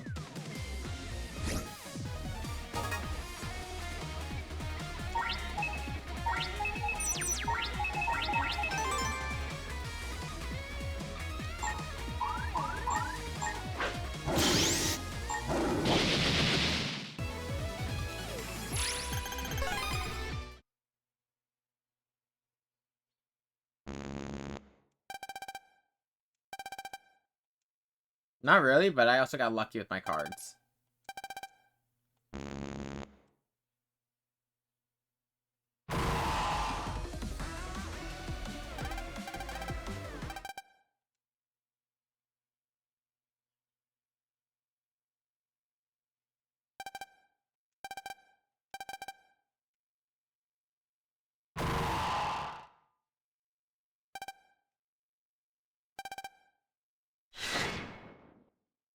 There's his wizard, Acid.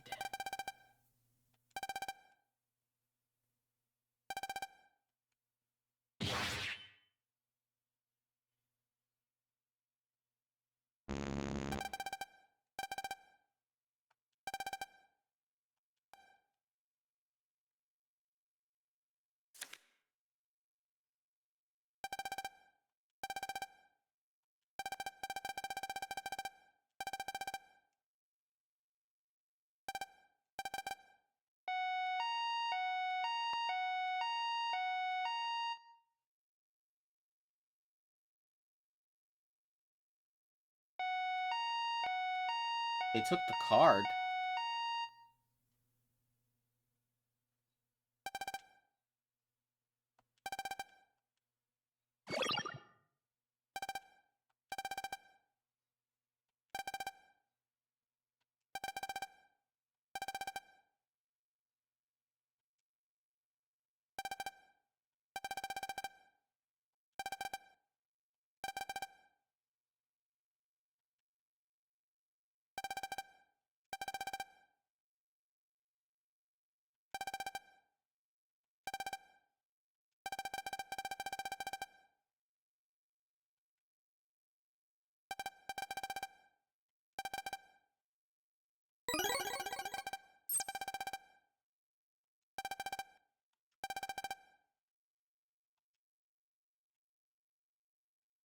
I have my goal for today's stream, but I don't know if we're gonna hit it.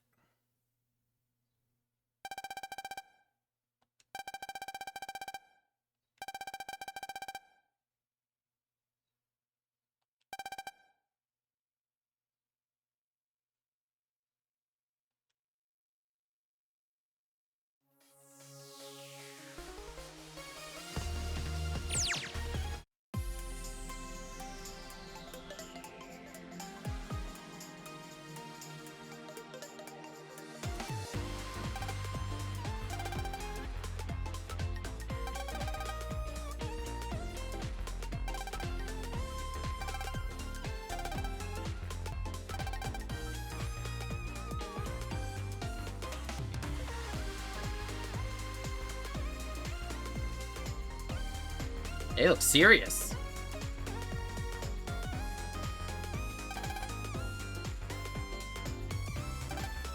Yep, Satella Police Commandos. So we've heard of this Satella Police before, because Bob Cooper was a member of them.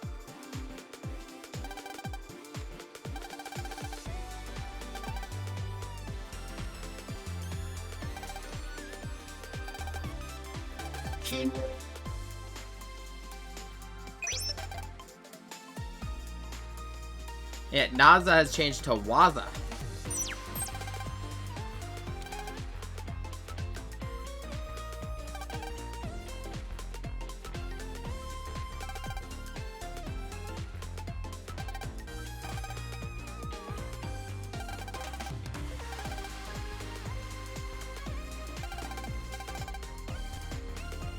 No. Luna, run.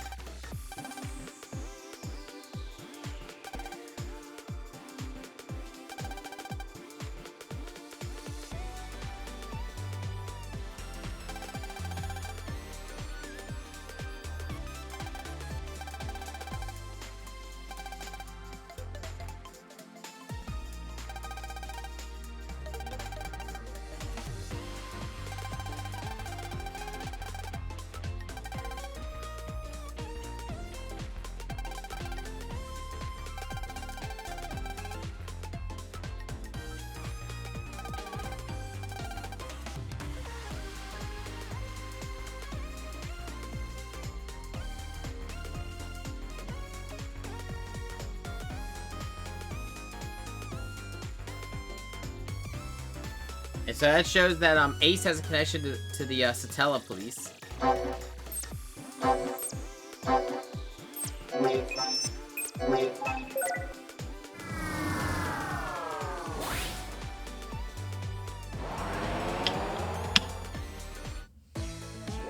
What could that mean for Geo?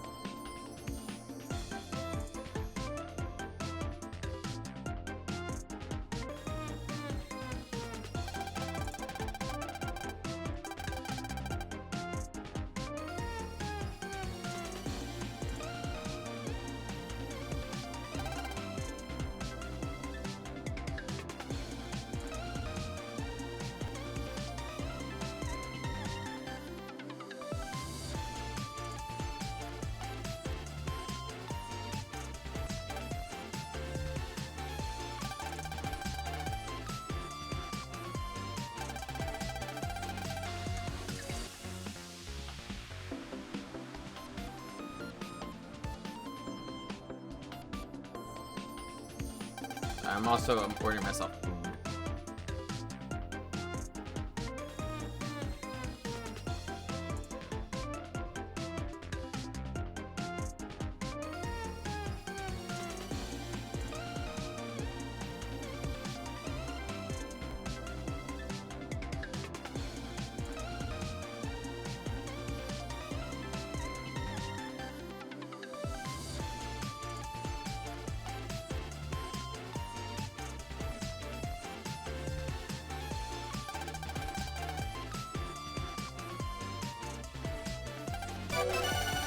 And for that, we now got a brother band with Woody.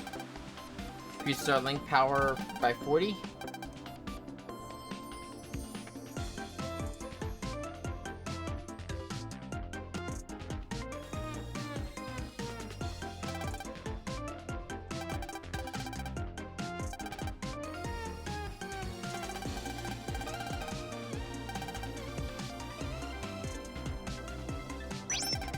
So yeah, our purpose has changed. So the symbol has changed, and as you can see, the group has changed.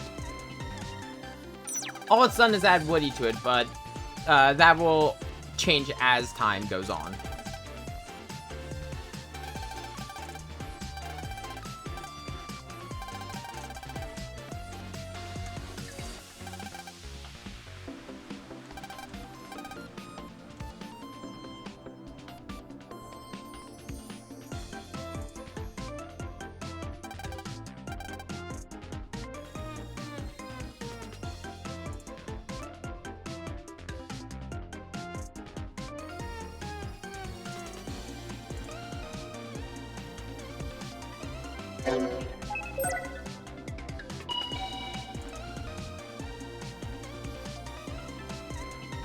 I do like how the threat of Starforce 3 is handled way more than Starforce 2, because Vega did not really make an appearance until like the very end. Actually, Geo did not meet Vega until the very end of the game, which worked for the Andromeda King and it worked for Wily. But the thing is that set Vega apart from the rest is in those games, Lan knew about Wily from a very early point. He knew like who was the leader of the organization.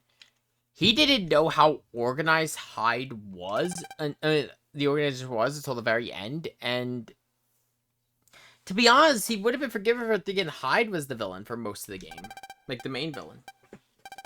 But here he's already aware that there are people on the move. And, well, there's going to be the, not deciding factor, but the overlapping factor with the incidents that's going to cue him in that they're organized.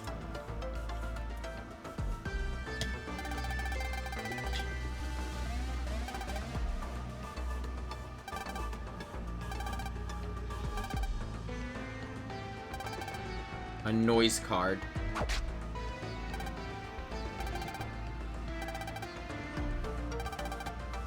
The title of Spade.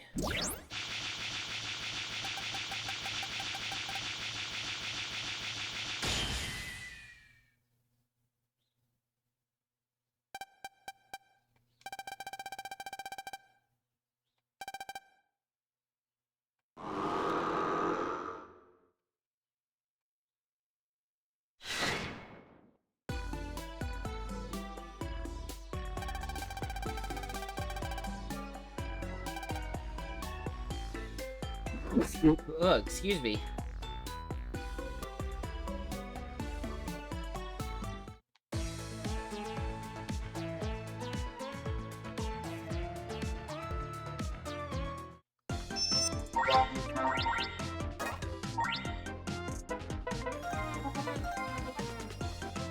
I'm gonna add the two of them, but I'm gonna cycle through probably. But it's because we've never used Dragon Sky or Leo Kingdom on stream.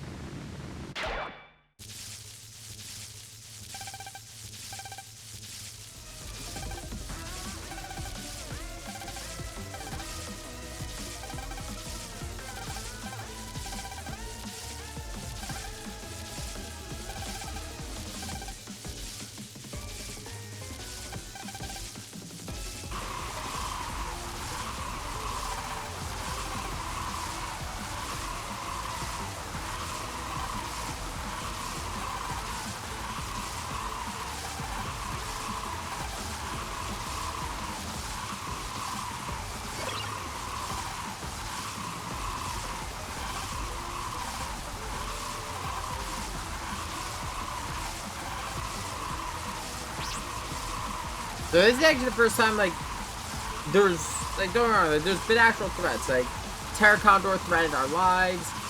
A lot of the threats, and most of it's, like, threatening lives, and this is, like, one that's actually going to destroy a significant area. They're basically setting off a missile in the center of town.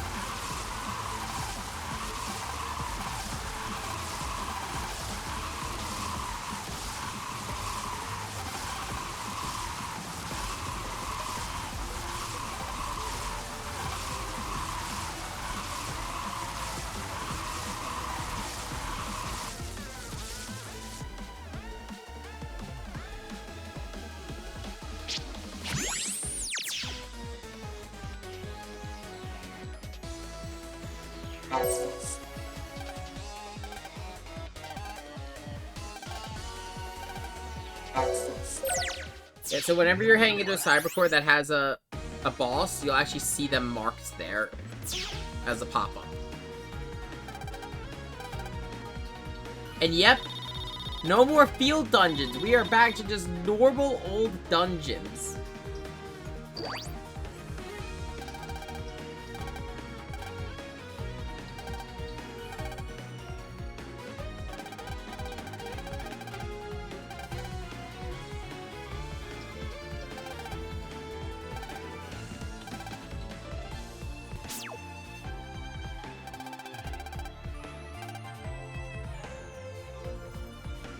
I didn't hate all the dungeons in Starforce 2 being field dungeons, but I love actual, like, cybercore dungeons.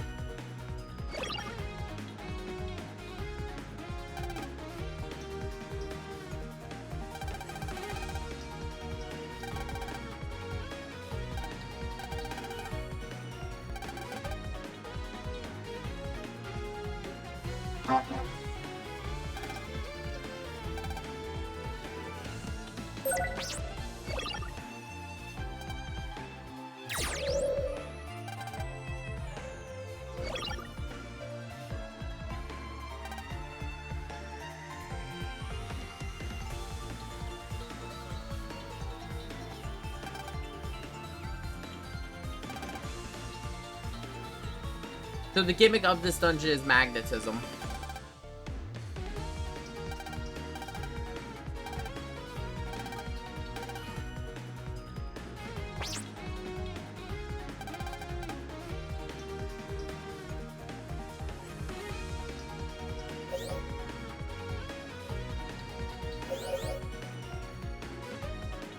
I don't think I need to explain magnetism.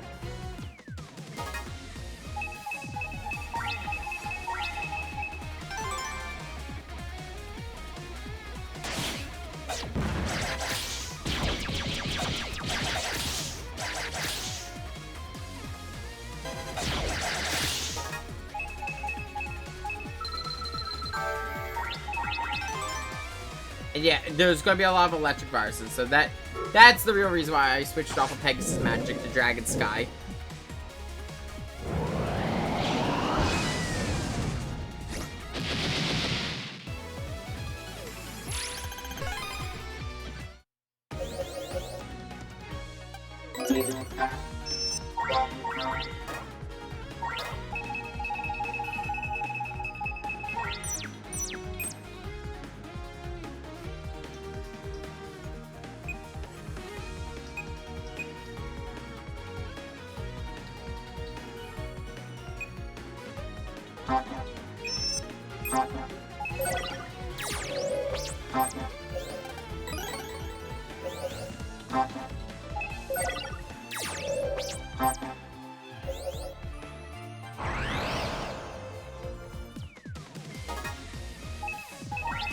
would say if I could also give one other suggestion for specifically for like the T archive, don't really mess with it until after the second boss.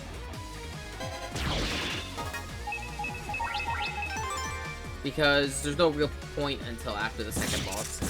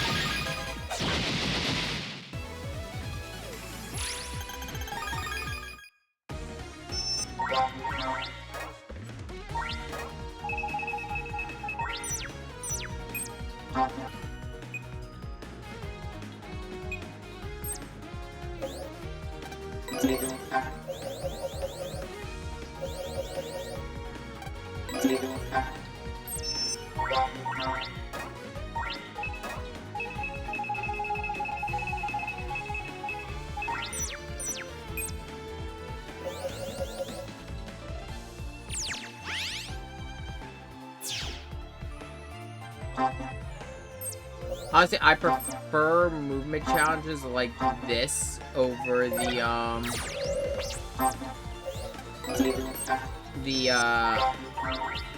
dungeons we had back in Starforce. Oh no, I didn't mean to put that. Or like the I'll be honest, but a lot of the dungeons in Starforce 2 felt like busy work. A lot of the dungeons in this game are all movement challenges. So here it's magnetism.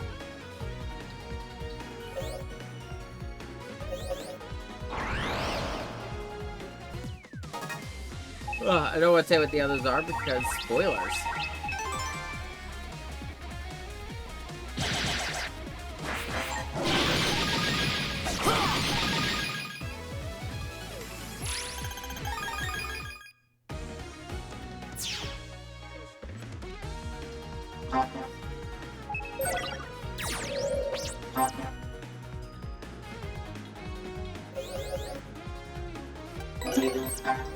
But this is also, like, if I'm gonna be honest, it's very similar to Airman's dungeon back in, Battle Number 2. Just with magnetism as a... Oh, shit! So, if your screen ever says warning like that, that means you're gonna be fighting giant viruses. This is important much later in the game. But, it's not super important right now.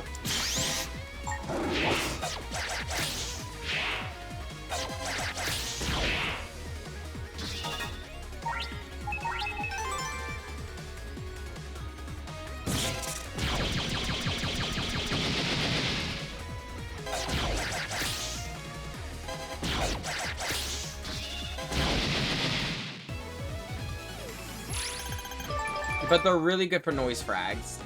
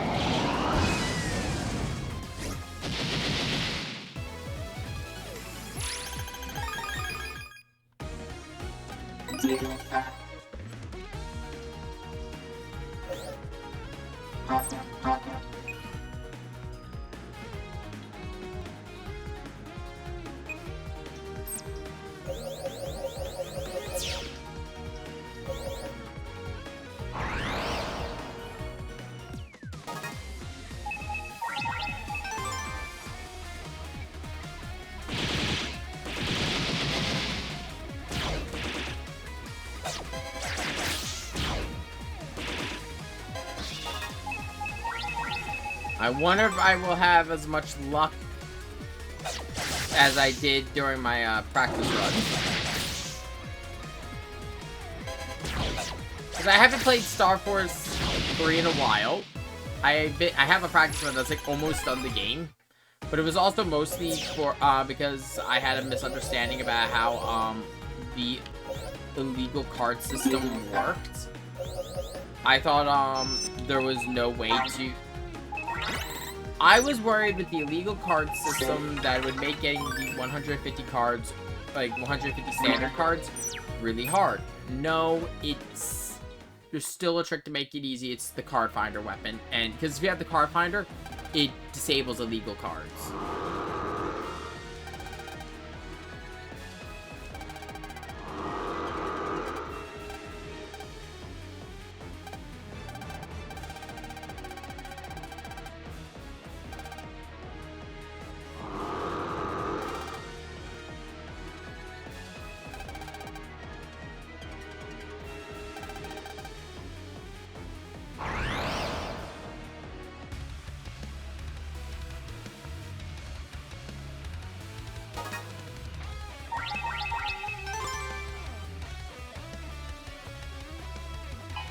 Spade Magnus, as he moves around, he will spawn these rockets to come after you.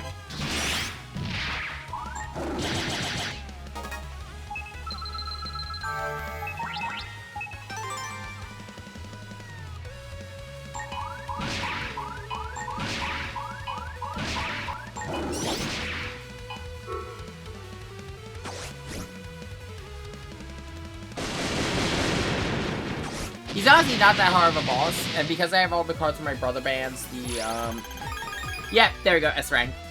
So yeah, if you manage to get S rank, because bosses drop cards again, will drop items again, you will get Spade Magnus. If you don't get an S rank, he will drop, Zen.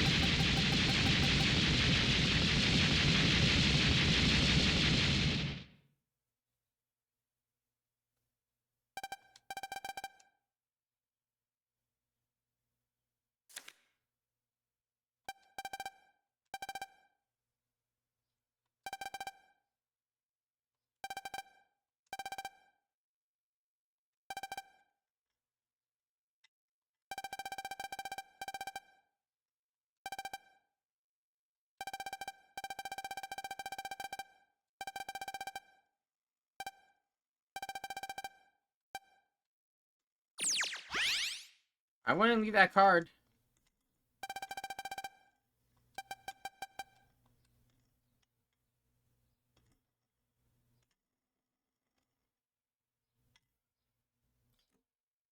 Just in time too, my food arrived.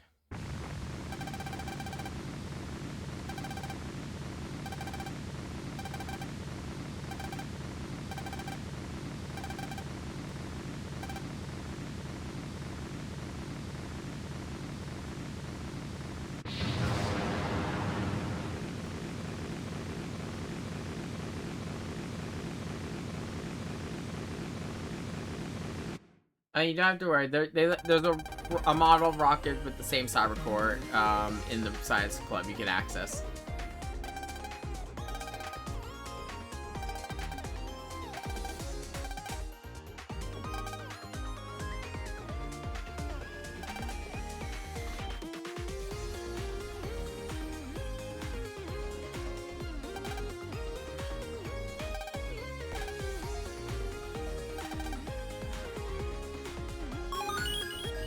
Purpose fulfilled.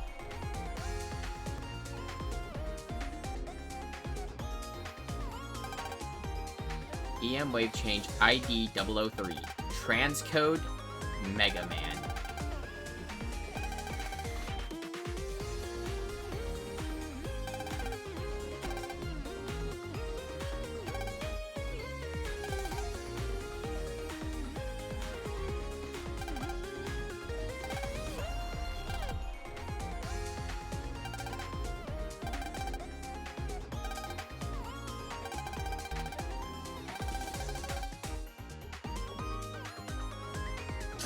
And there he goes again.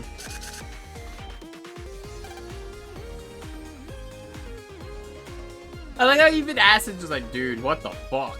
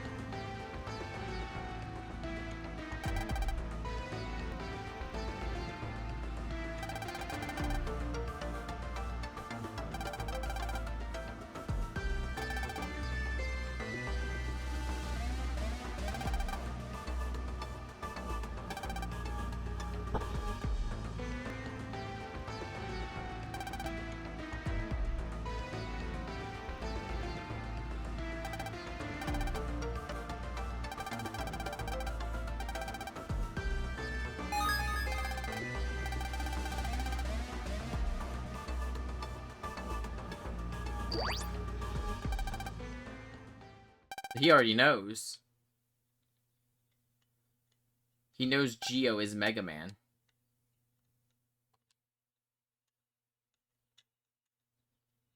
This is actually, I think, the first time one of them is, like, well aware of our identity before everything starts.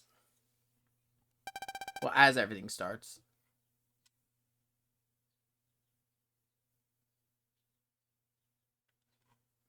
Well, before we start Chapter 2...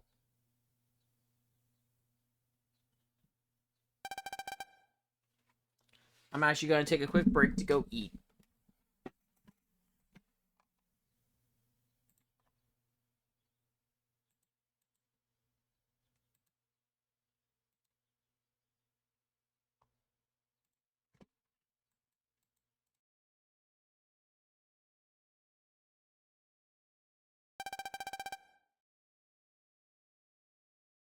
Back, I had some good food, but now... Our first mention of Meteor G, and our second mention of a shooting star.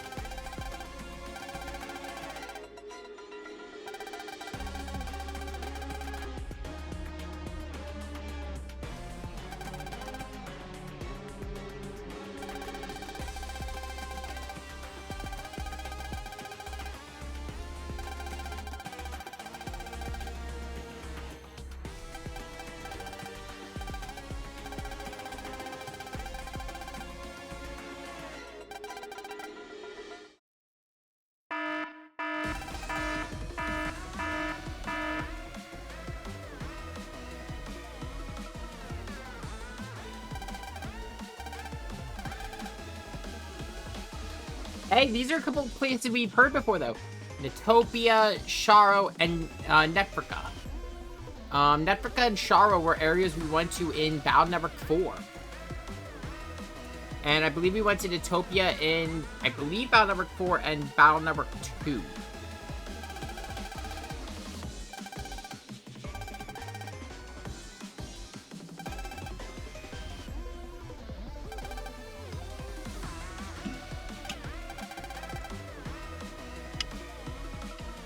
So they tried firing missiles to stop Meteor G, but then it did nothing. It's a lot of noise and just destroyed these facilities.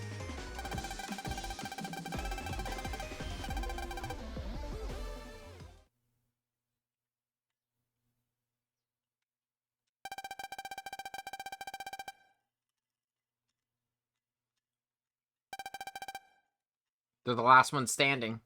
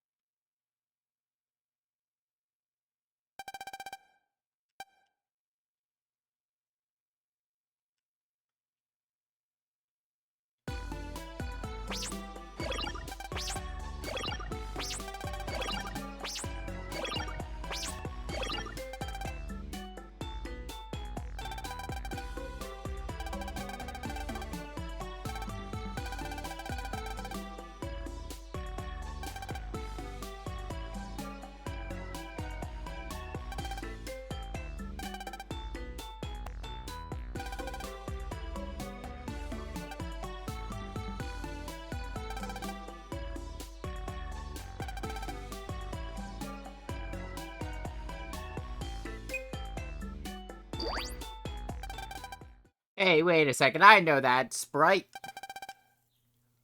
The EM technology expert, legendary Master Shing.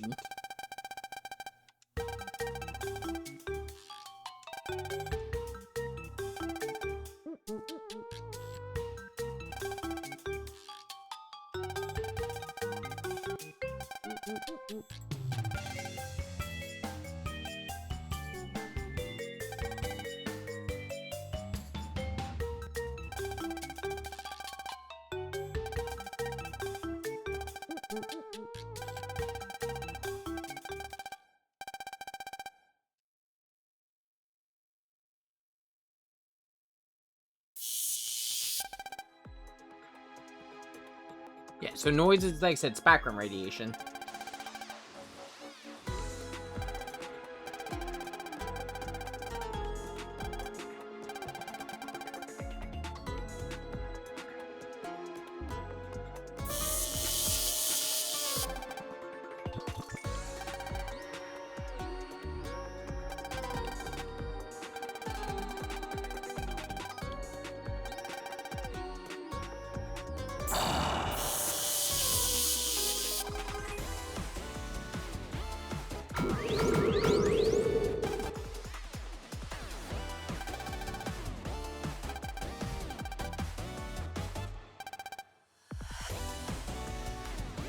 But we didn't see any crimson, and Magnus emitted a lot of noise.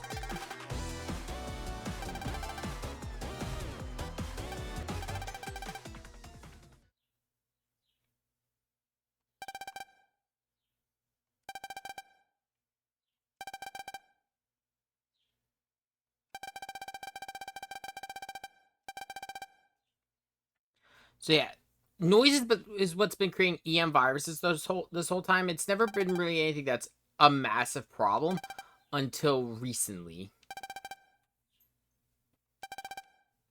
And there's a second mention of the King Foundation, but we also know that those two mysterious figures are working for Mr. King.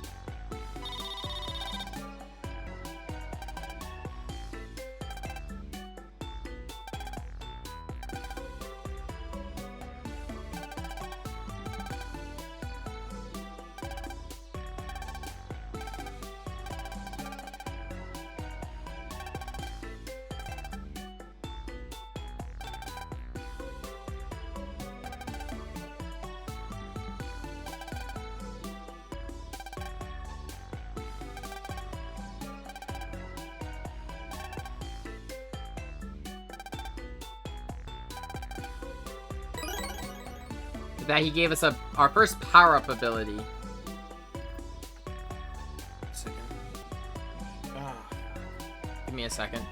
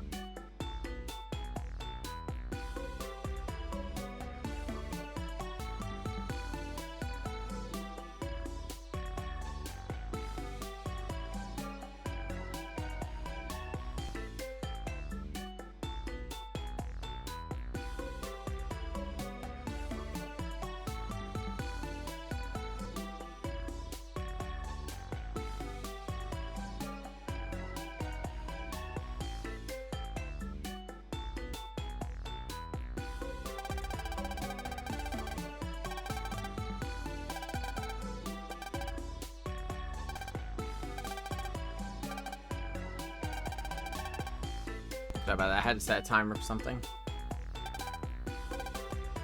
Yeah, I'm just gonna skip that because that's all the same. This behaves exactly the same as it did back in Starforce 2. As you play the game, you'll collect abilities and you can equip them to Megaman. The limit is your link power. Which right now I actually have a pretty high link power because of the brothers I formed from PvP.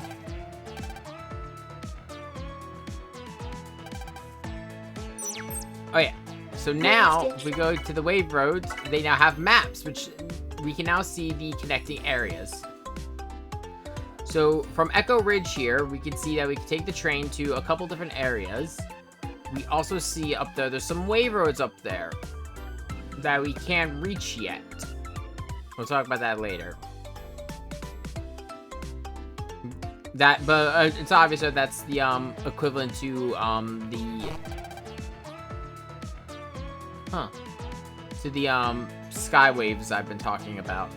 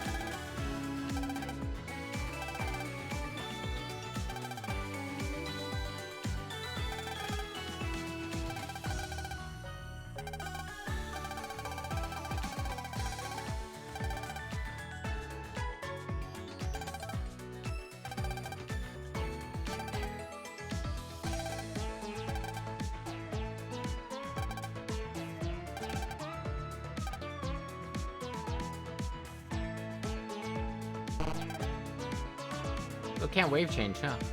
I wanted to wave change because if we check the wave road, there's Magnus.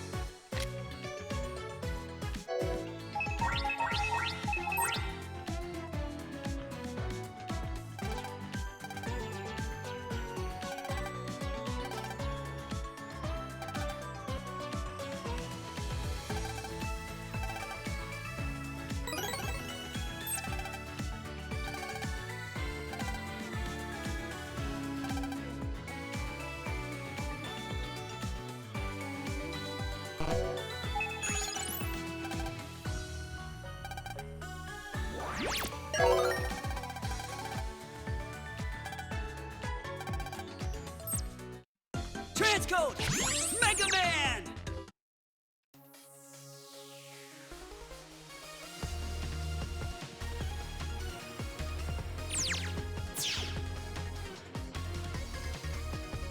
Essence.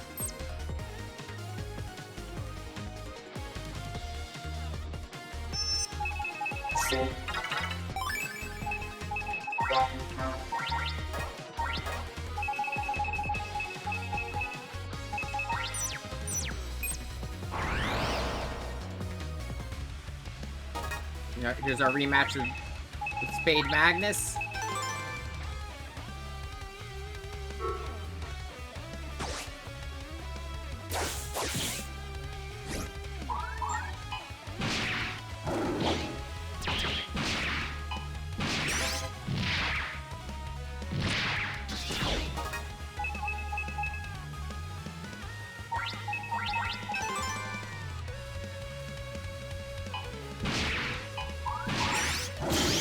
The roughest part about this rematch with Spade Magnus is he can destroy the environment, as you can see.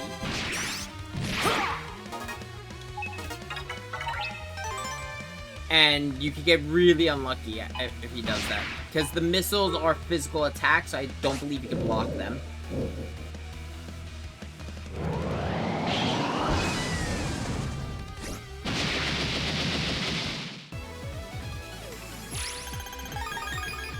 Hey, and we got Spade Magnus V2. Let's go.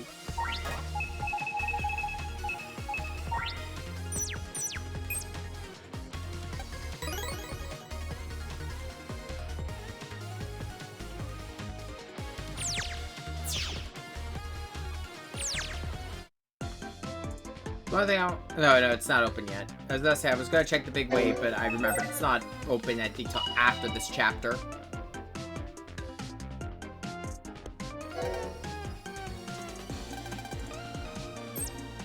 We got a new student.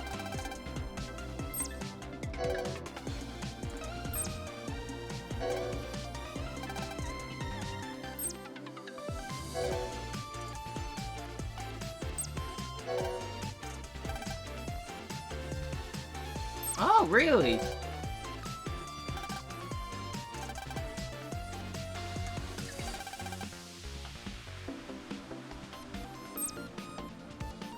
Luna, stop trying to guilt trip Geo.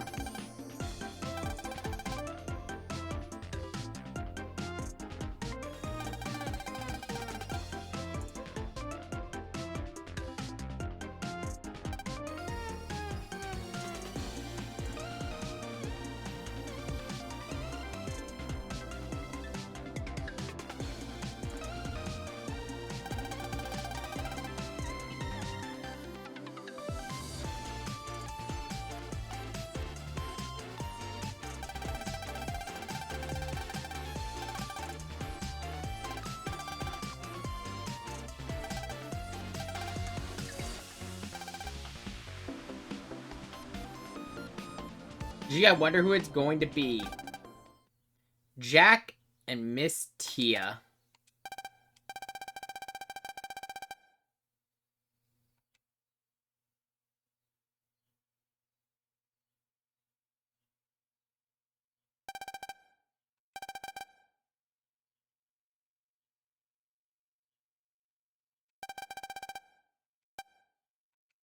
So if you can't tell also, Jack's name has part of the playing card aesthetic.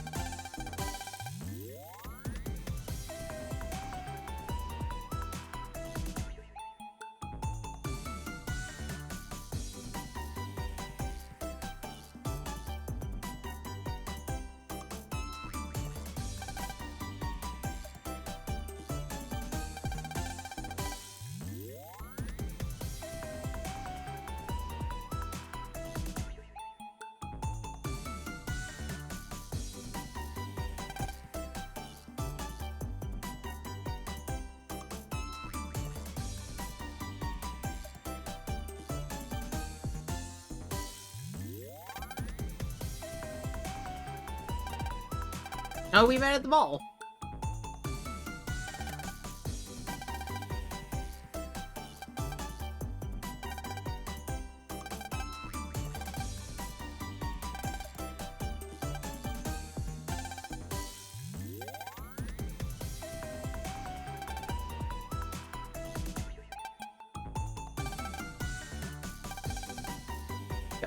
They're both just flat out ignoring each other.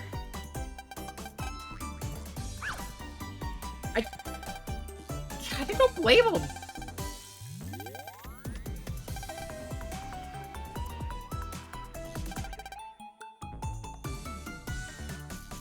No, I actually got him side with Jack.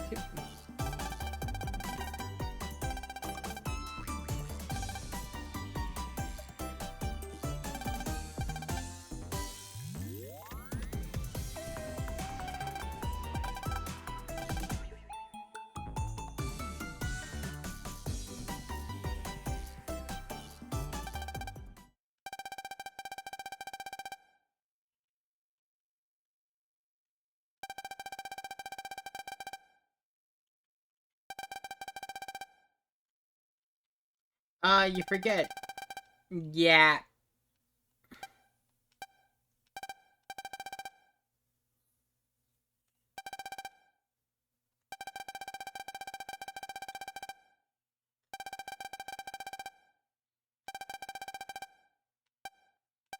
Geo, like, here's the thing. Land's pretty consistent. Land doesn't really change between Mega Man 1 to, Battle Network 1 to Battle Network 6. Geo, on the other hand, compared to Star Force 1, he's a lot more open. And after the end of Star Force 2, he's a lot more confident. Geo went through actually, lot of development. I want to check something on the first floor. So we can see her name. Queen Tia. So we've met Ace, we've met Queen, and we've met Jack. And then we also have King. Then there was Spade.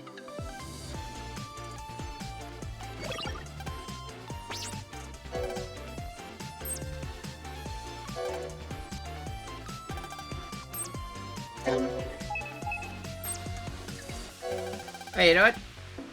So, this is the first time you can see, if you ever see, you talk to someone, you see this bubble, it means they've got a help request.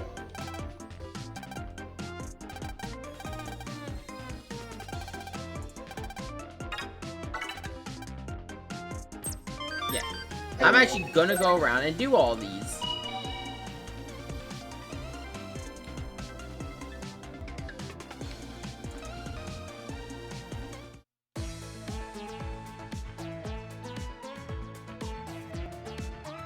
I didn't mean to start this, but okay.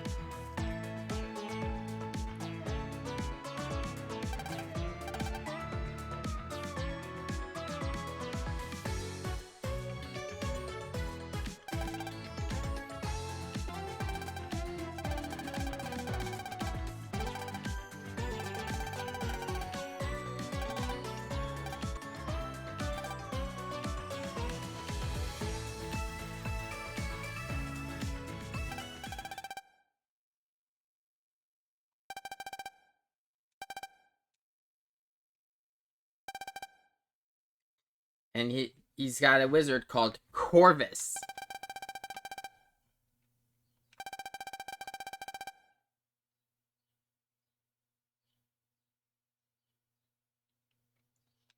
So Corvus here is the first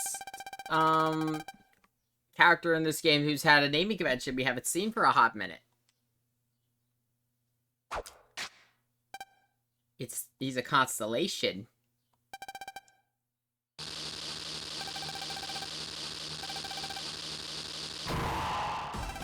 I wonder if that will come up.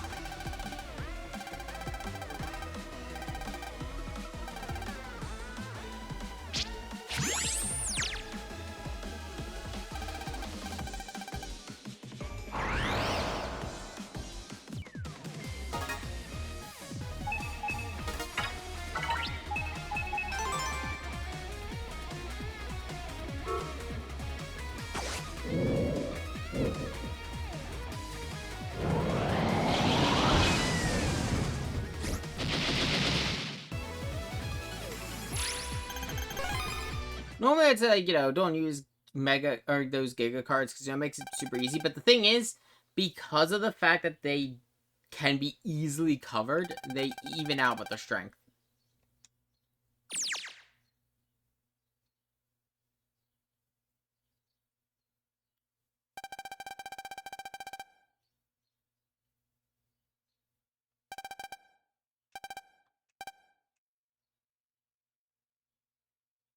Someone yelling for Geo?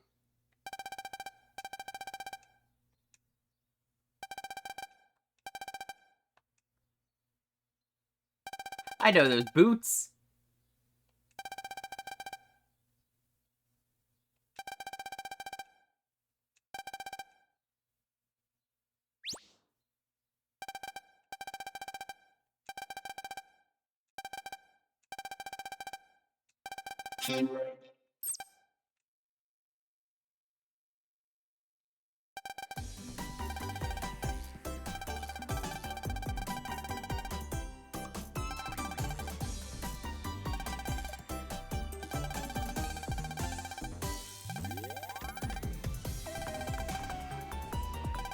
It's been a month since Starforce 2. I will say, the fucking two things. Technological development in this world went fast, and two, holy fuck, they had no time to breathe. Or at least I'm assuming it's been a month from Starforce 2 based on what you just said. So also the fact Geo doesn't graduate, so it has to all be within a year.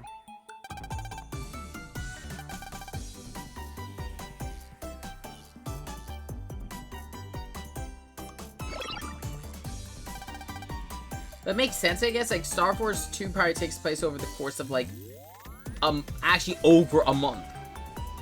A lot of stuff all happens at once, but yeah. Yeah, whatever. Don't tell me you brought you know who with you.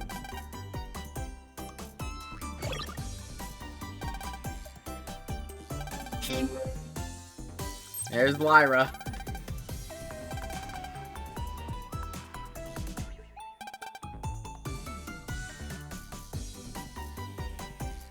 Isn't she world famous?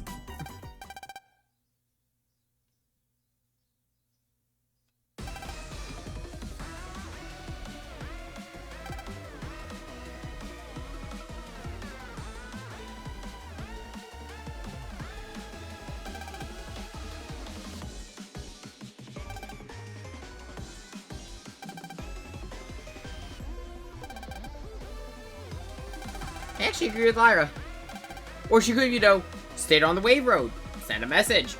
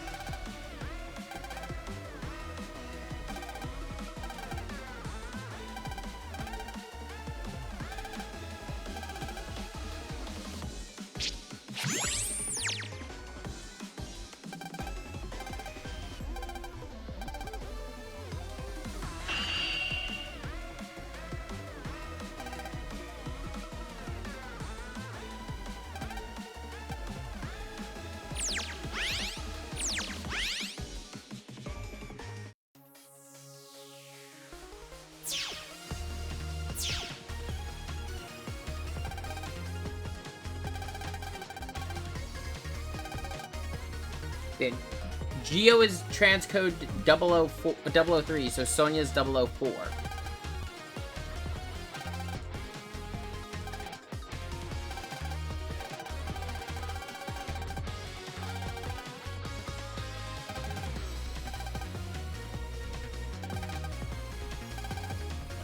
Yeah, so for now you'll be stuck on the wave roads.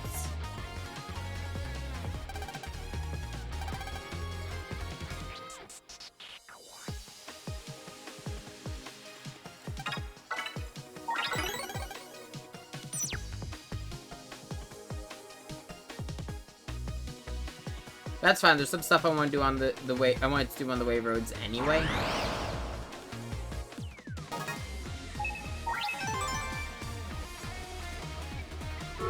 I thought they were in the same row.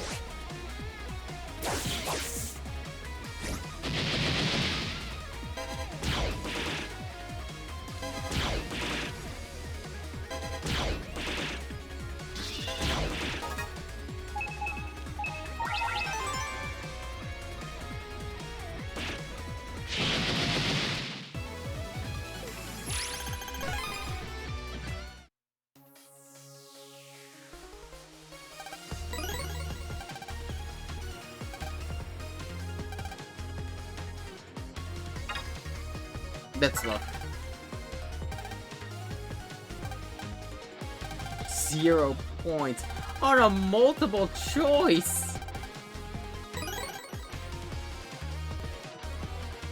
Statistically, that's impressive.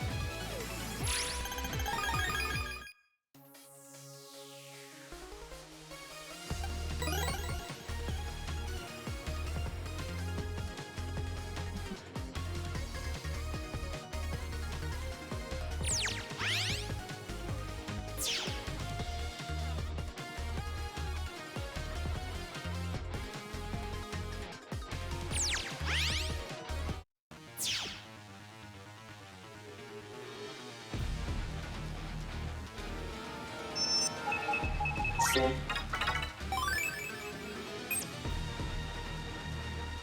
fuck?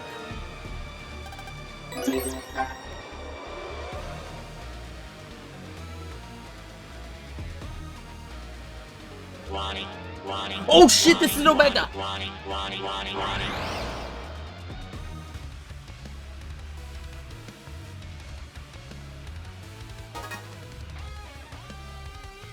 Oh! Hey Cygnus, how you doing?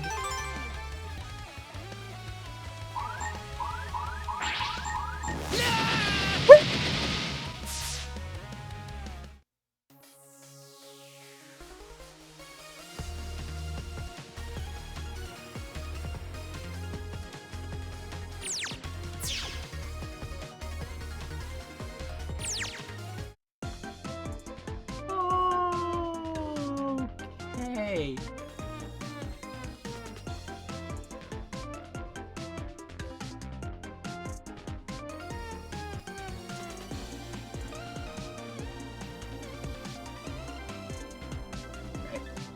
Wait, what the fuck?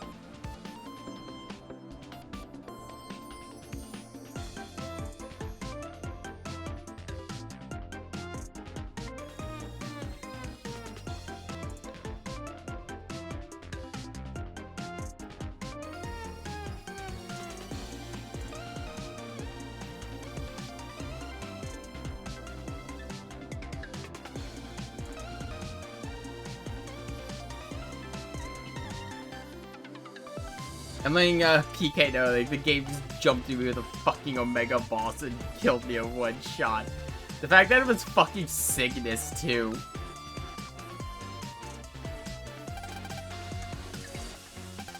I just got one-tapped by a Starforce 1 boss.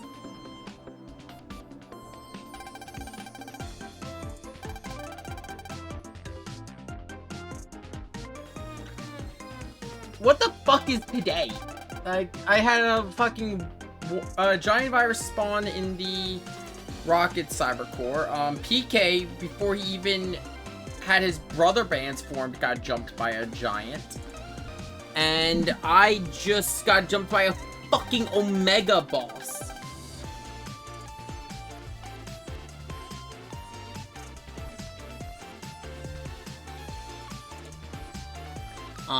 Let's just send me something that, they are releasing a new special edition model kit for, not model, but, you know, piece for Warhammer. It's my favorite, man. It's Kai, FSK, hero of the Imperium. But that's not where I love Kai Kane just because of the fact where, like, with everything going on in 40k, he's quite positive one of the closest is just a normal fucking guy. That and the imposter syndrome does kind of work.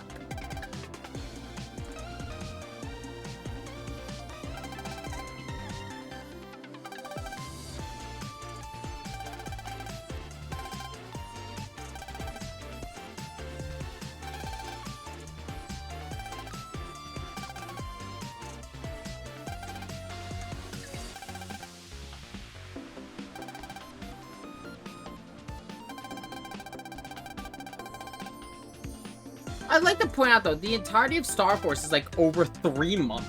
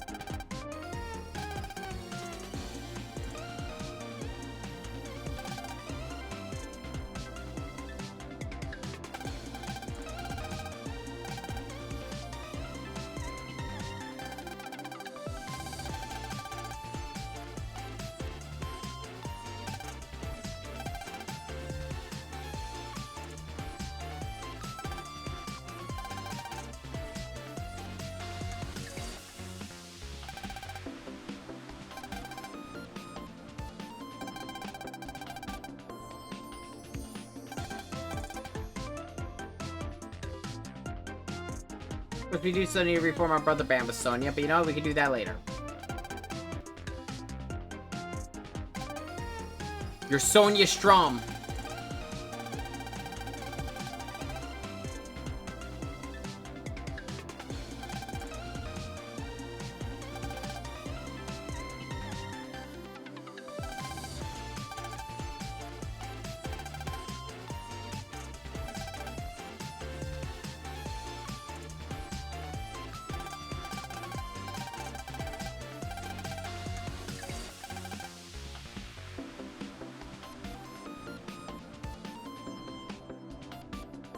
I want to test something, but I'll wait till after the cutscene.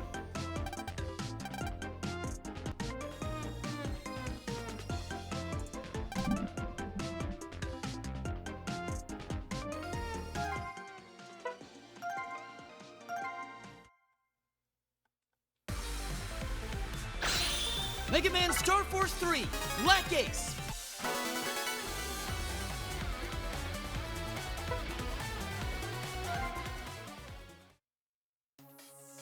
Okay, Nat. So what I was gonna see was, if I reloaded, if the Omega Boss would respawn, but he didn't.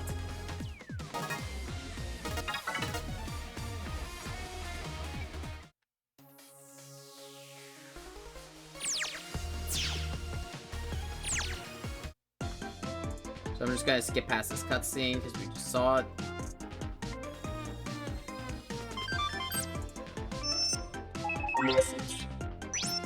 There we go, Big Wave's back.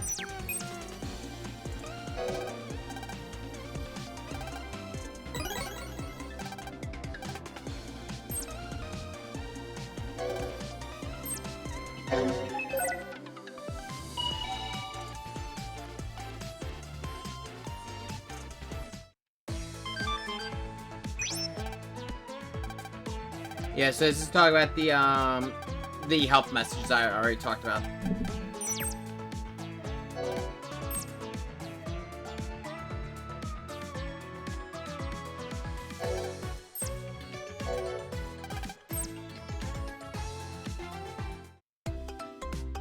Yeah, so the Big Wave has gone through a little bit of a change, as you can see, compared to when we were last here.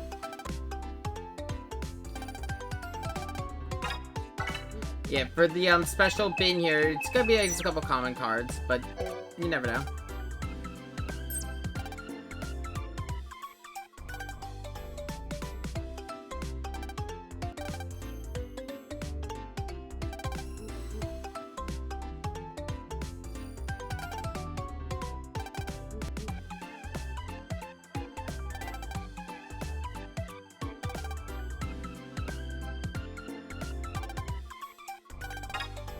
Yeah, these are the cipher. This is where you enter cipher codes. So it's basically the equivalent of the Numberman Lotto in Mega Man Battle Network.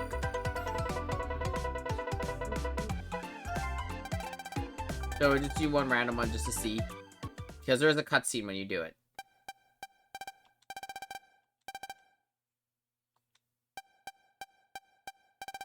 Authorizing code. Guest access permitted. Card data downloaded. Complete. Shutting off guest access. Access blocking guest. Access block.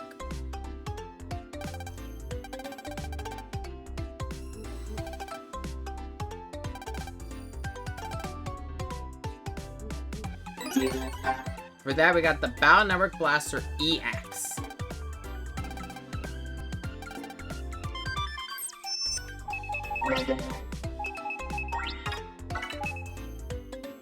Legendary Heroes Rapid Fire Weapon.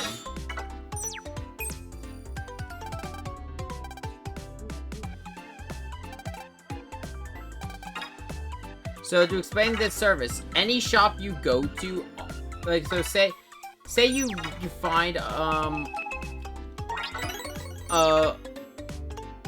Mr. Hertz that has a card you need, but you don't want to go all the way back to that area. So let's use Starforce 2, for example. Say there was a card you needed from the merchant at Wazop. Instead of having to go all the way to Wazop, you could just go to Ken here and order the card. It costs 20% more, but you know, sometimes it's worth it, if I'm gonna be honest.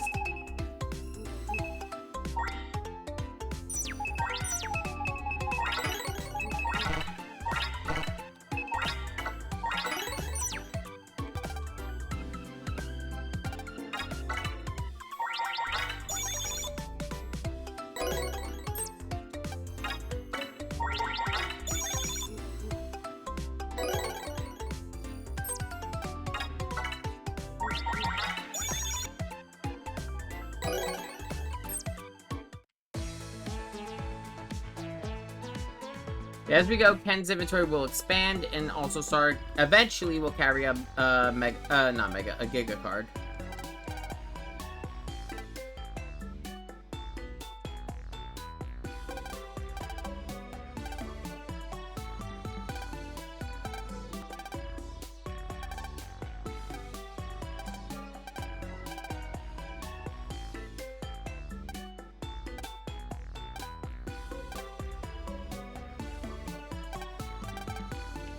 Okay, I was seeing if there was any HP memory standing around Geo's room.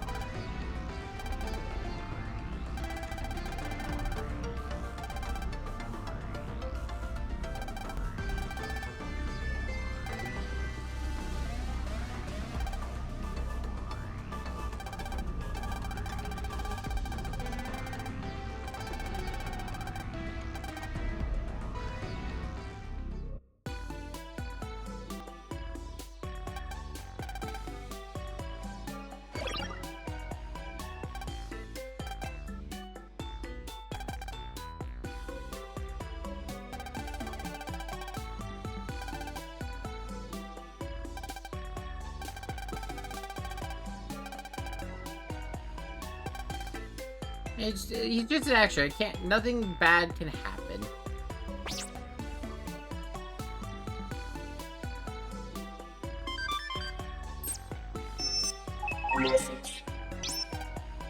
So yeah, the hack panels here to talk about is the hack panels I've already talked about, but for this you get panel format. In all honesty, this is not a bad card to run.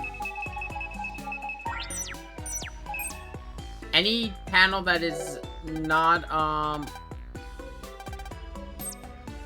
like a normal type panel, so a grass panel, ice panel, or hack panel, you can restore to normal. And as I said, if you're a sword user, hack panels are a nightmare. So wow, yeah, this is weird.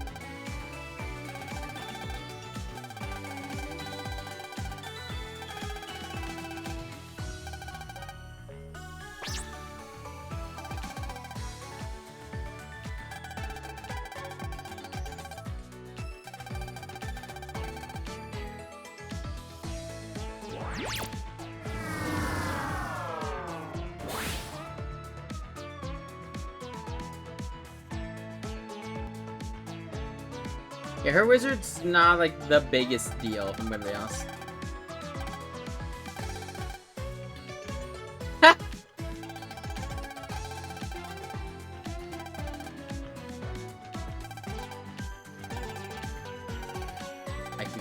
I started putting it on.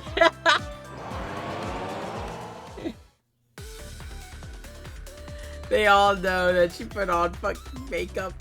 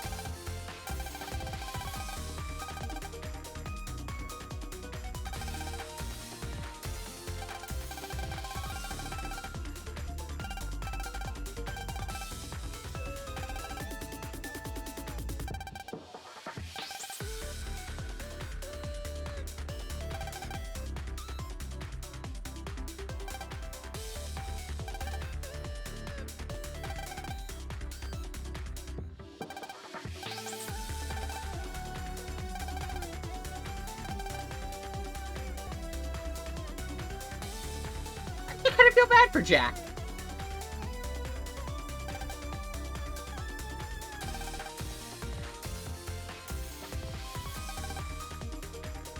You know, he's a lot like Geo.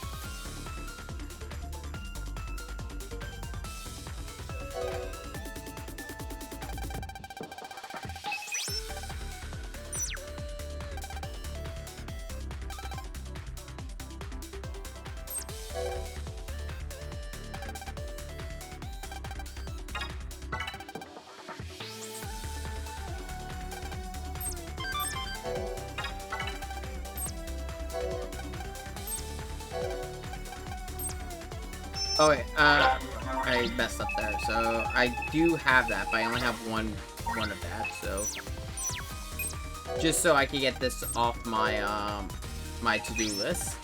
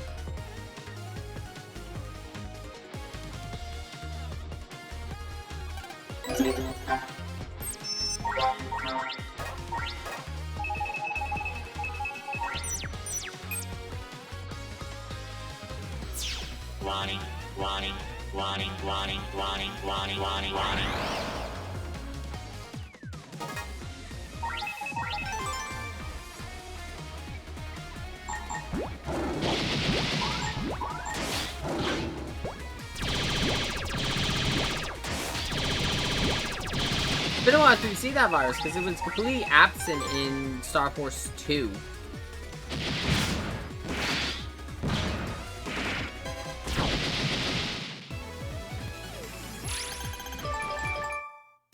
Why does the cannon have pushback? Oh. I kind of forgot cannon did that because most times I use cannon, I'm just going for the damage.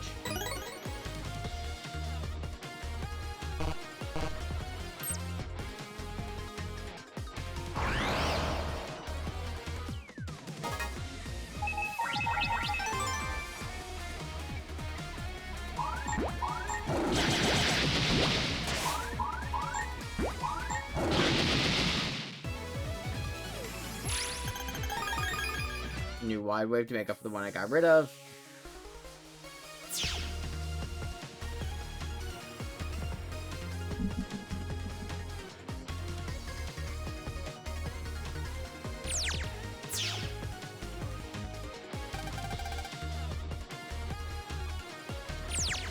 Yeah, Gio, you're gonna get yourself in trouble.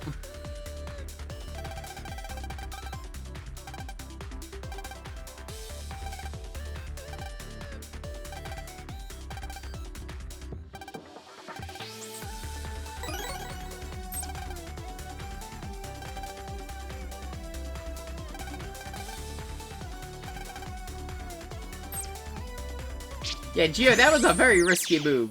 I'm going to be honest, man.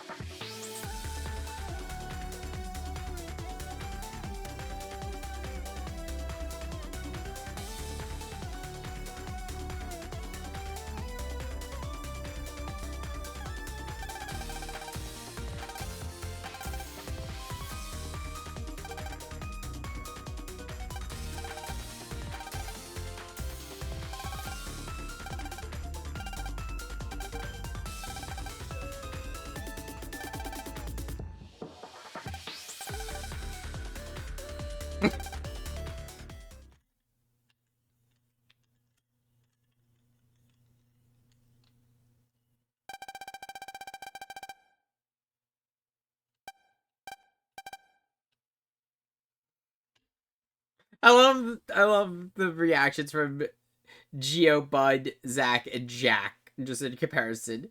Because Jack's just like, what the fuck? Like, he has no idea what's going on.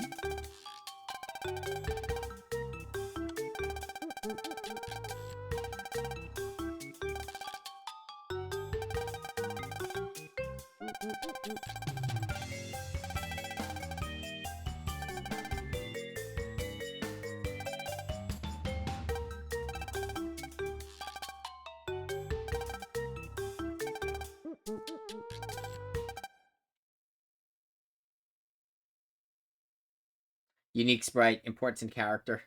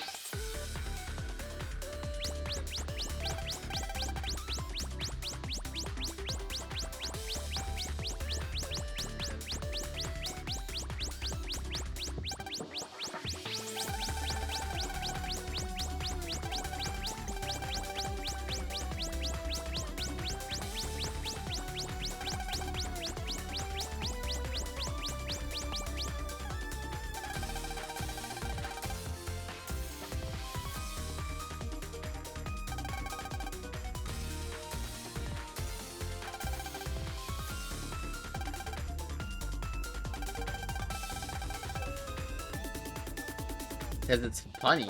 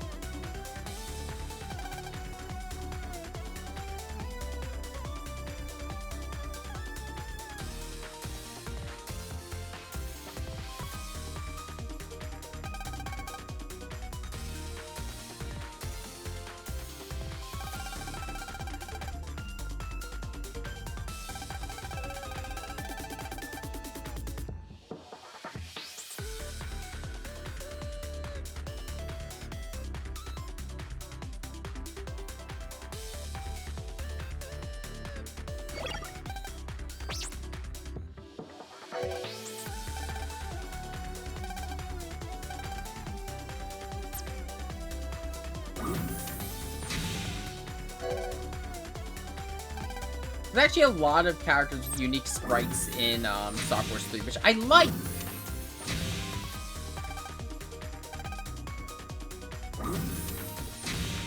Because it does make it hard. I mean, it lets you know who's going to be story important, but it also makes it hard to predict what's going to go on with the villains.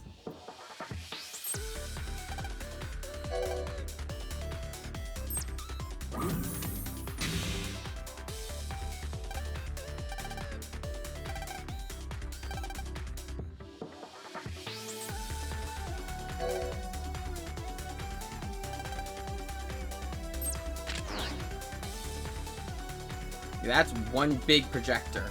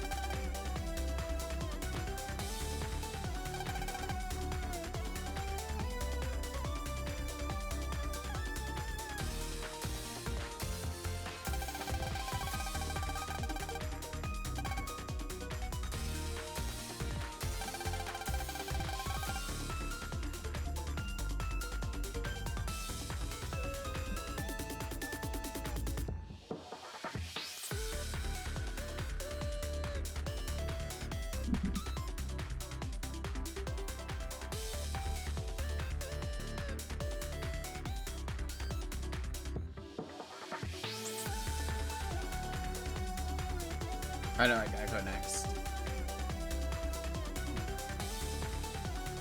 I do like the studio area, though. There's a lot of cool things around here. There's also...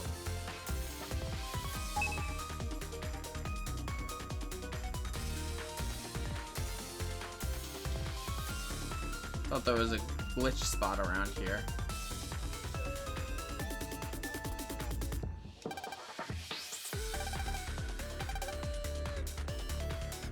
Oh, plastic cards.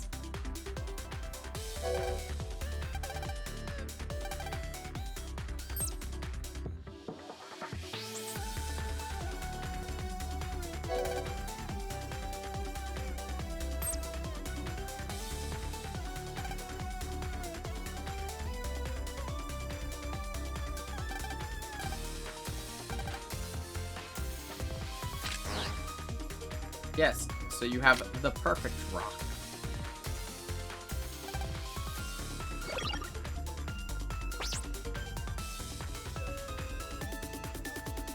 So I wanted to look at everything first with Bud and the rest of them.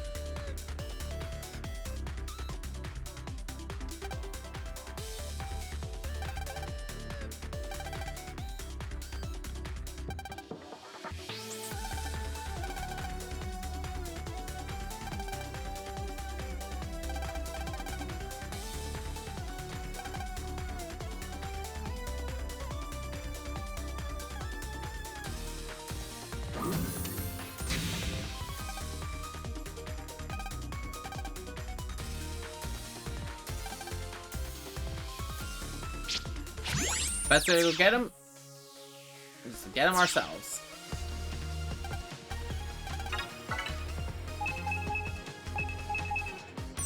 Also, just make sure you talk to every shop hertz you find, just so you can get them registered.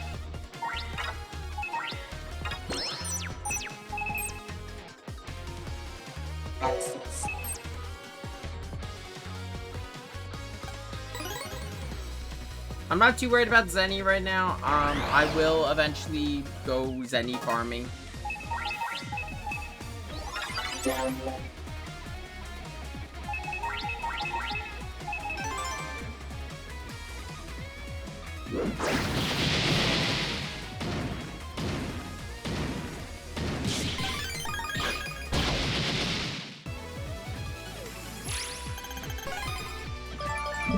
So now, when you save Mr. Hertz, instead of getting an ability, you get a Mr. Hertz. Mr. Hertz are now actually a form of currency.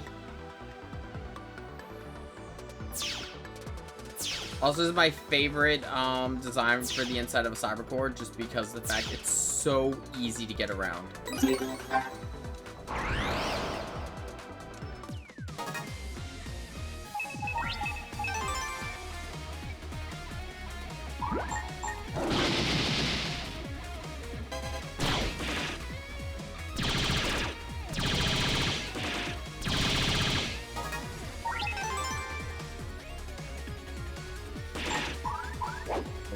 I meant to reload. But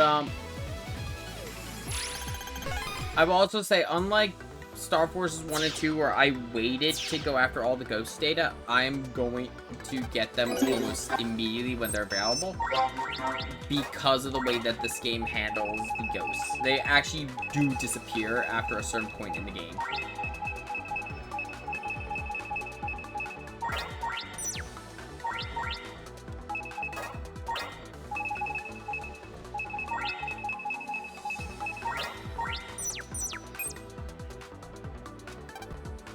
Oh.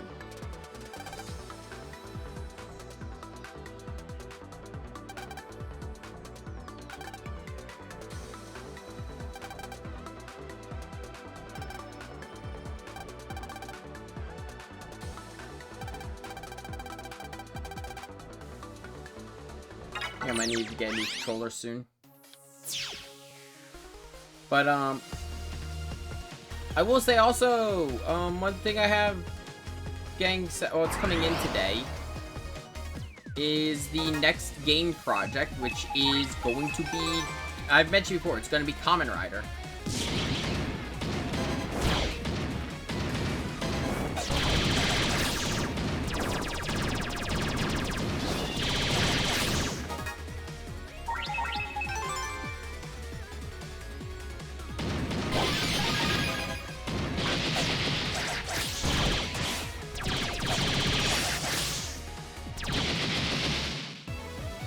Eventually, it's going to be Kamen Rider Memory of Heroes, which involves Kamen Rider W, Kamen Rider O's, and Kamen Rider 01.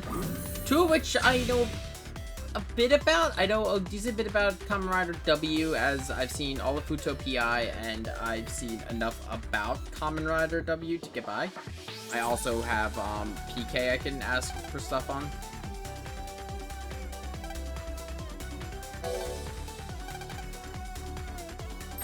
And Kamen Rider O's is the only one I don't know much about, outside the fact that he has like the most amount of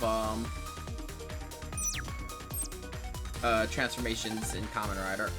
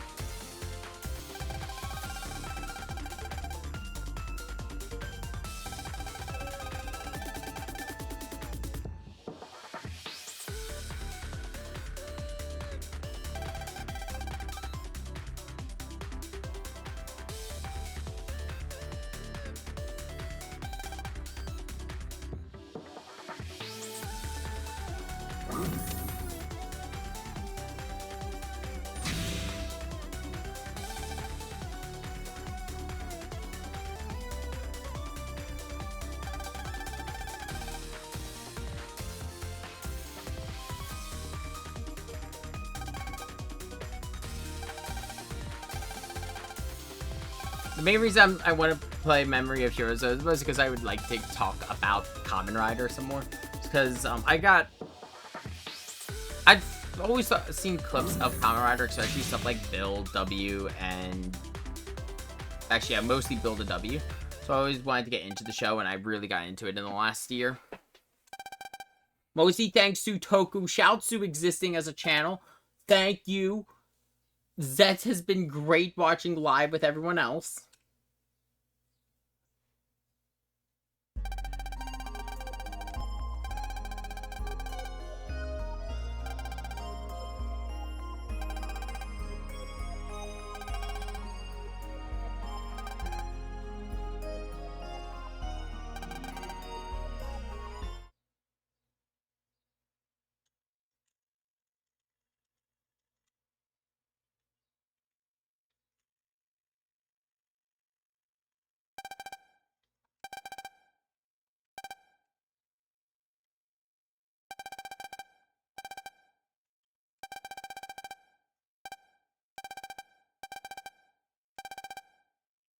Oh.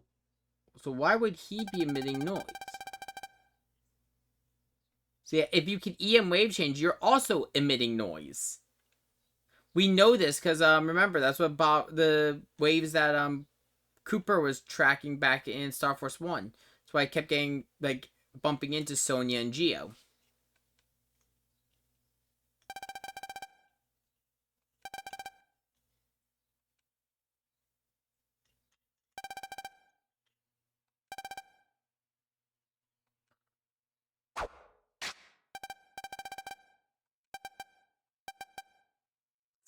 Kind of hot.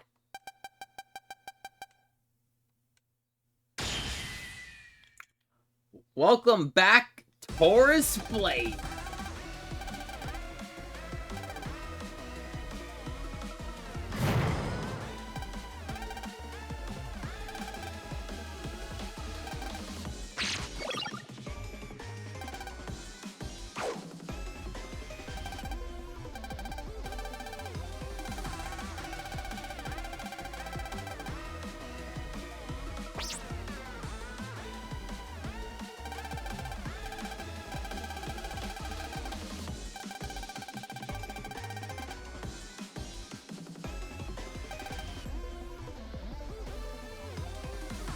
And we know Let's Taurus go! Fire still existed within Megaman! Bud.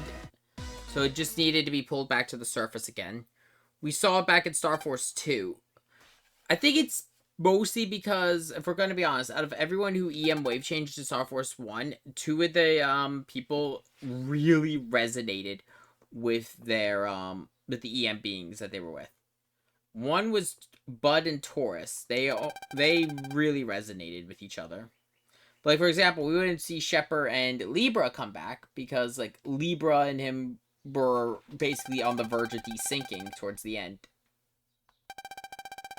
Ophiucha and Luna didn't really have matching personalities. She just really took advantage of her weakness. Taurus and Bud, though, both have that headstrong attitude where they just kept charging through.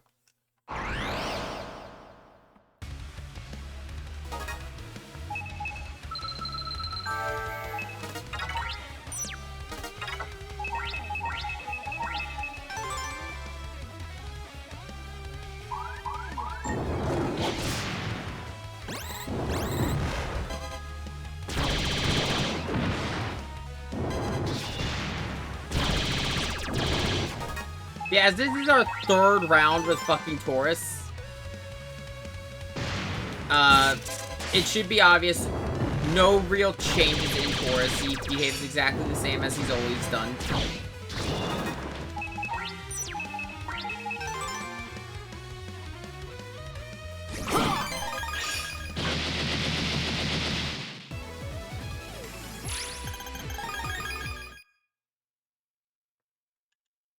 But this time, unlike last time where we defeated Taurus Fire and Taurus himself never appeared physically.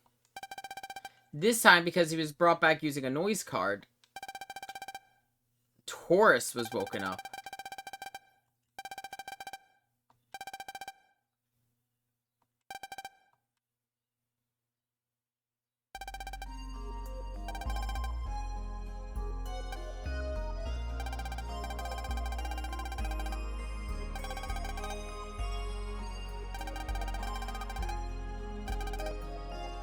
Now Taurus is sticking around. Because the only reason he's back is because of Bud. He owes him.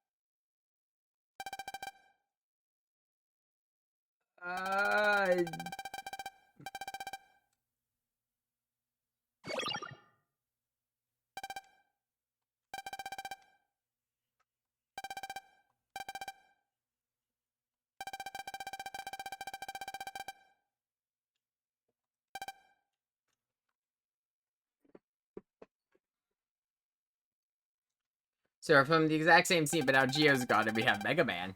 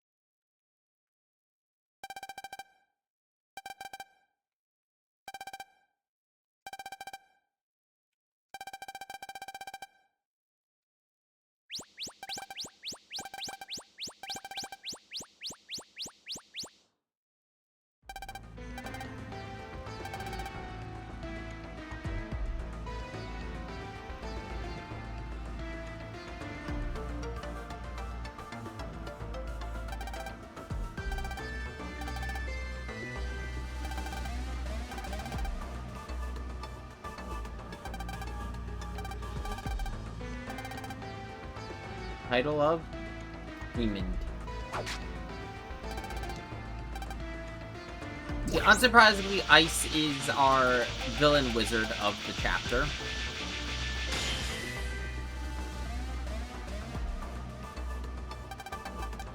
And now she is Diamond Ice.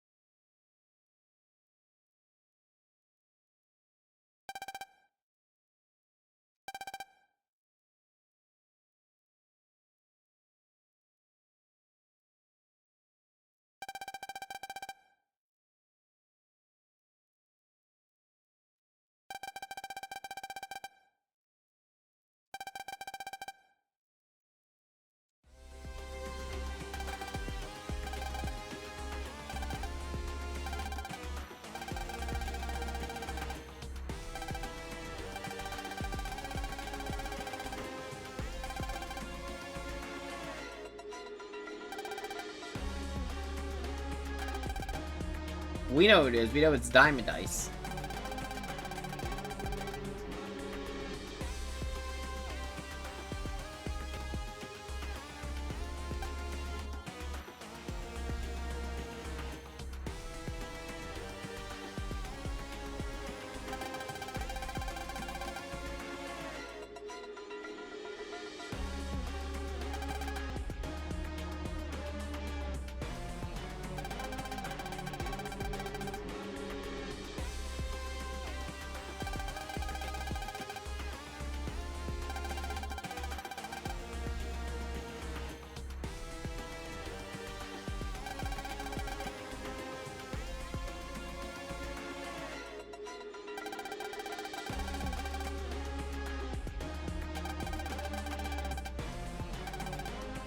Yeah, because can you imagine if I was in the event stage and just made the stage disappear? Or turned it into a trap?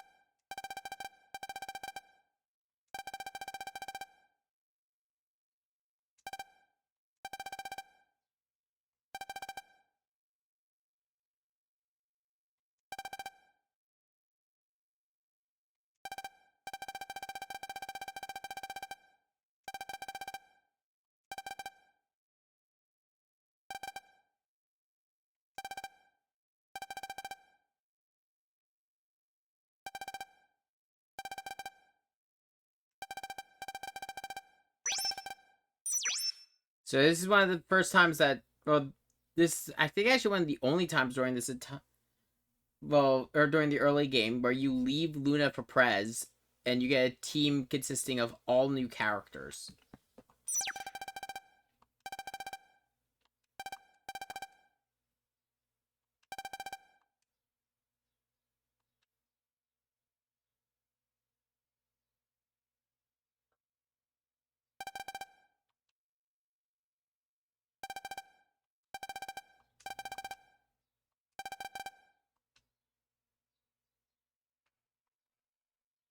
This is where Bud actually starts to step up a little bit, especially now that he can EM wave change. And with Pedia, Zach is amazing for data research.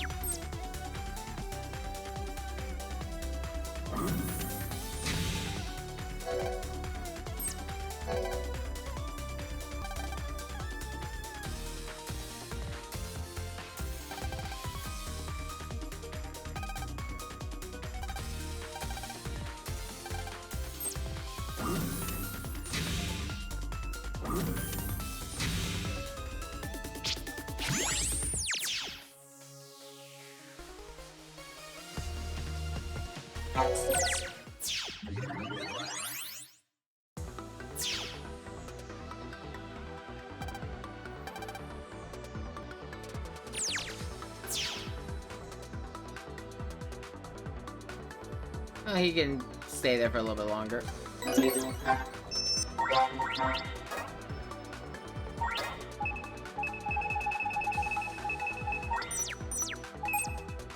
I need to collect some battle cards anyway.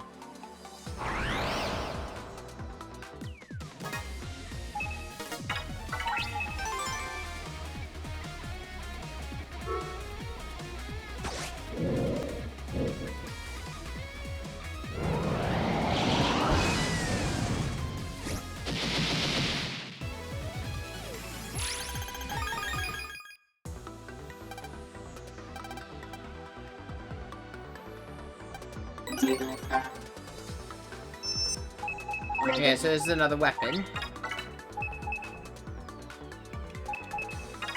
It's just a +1 to everything.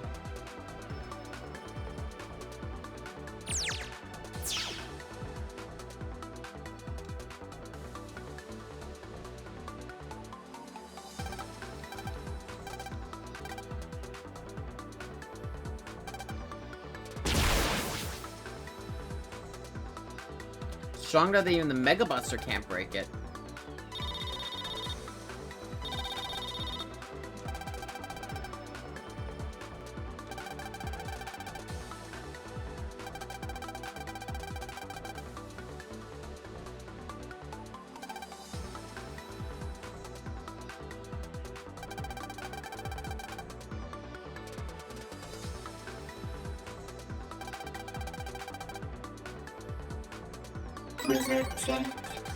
You said it's Taurus.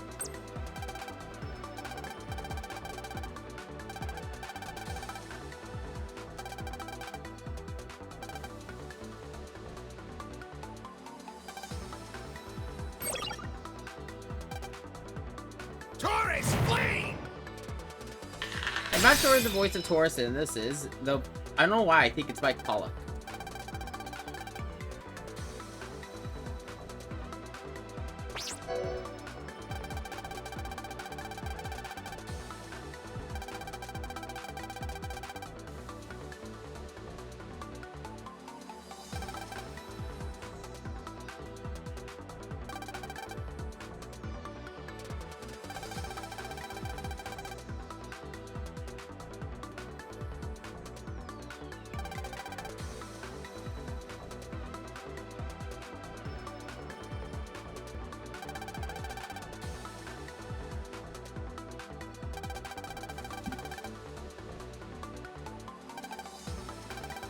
female wizard.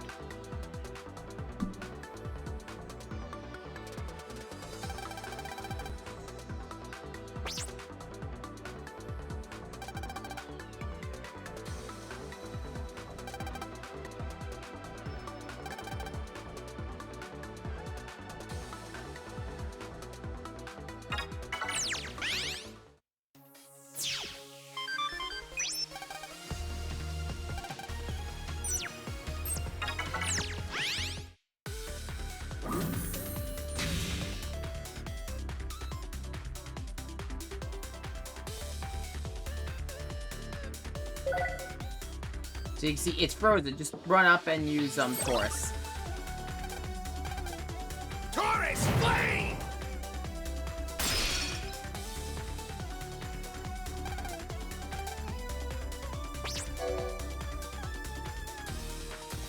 It's also kind of neat to see him so whenever you have a special wizard for a story scenario, they'll actually take up residence on the bottom screen.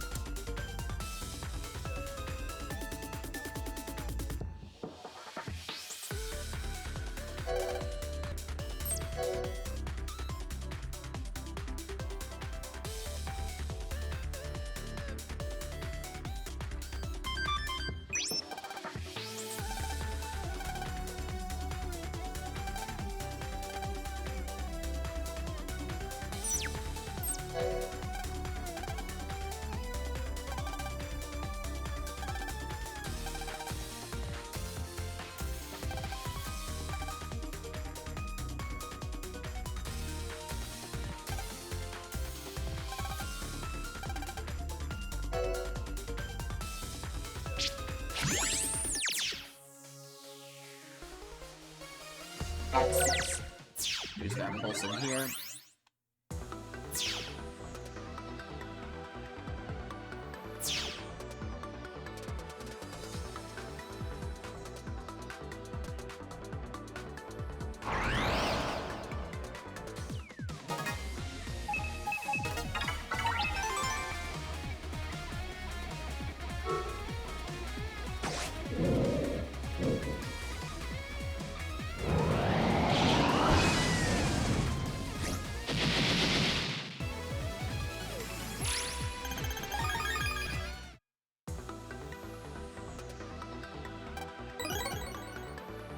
I will not turn down more Zenny, because I need it. If I'm correct... Did the... remember if the shop here had unlockers? I think it did.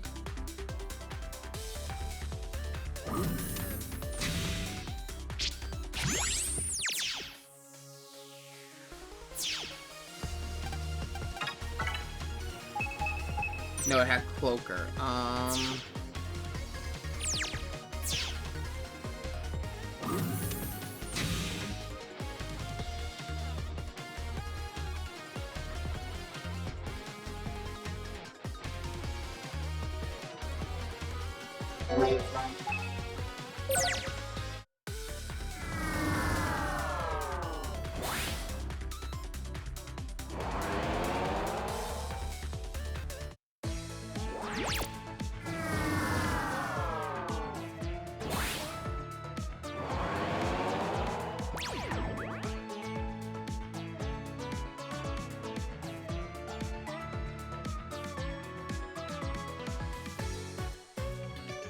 Just give me 1 second.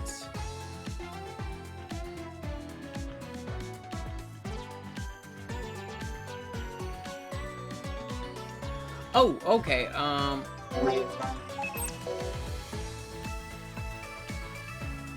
so that, bargain bin changes stock. Every time you, travel. So let's see, which one is it right now?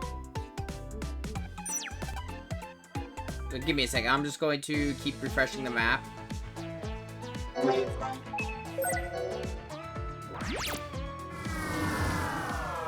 So this is what I was looking for.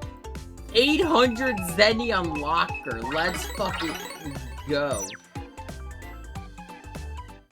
You can only buy one, but you know what? There's a thing you can do later that will speed up refreshing that inventory. It's in particular after this chapter.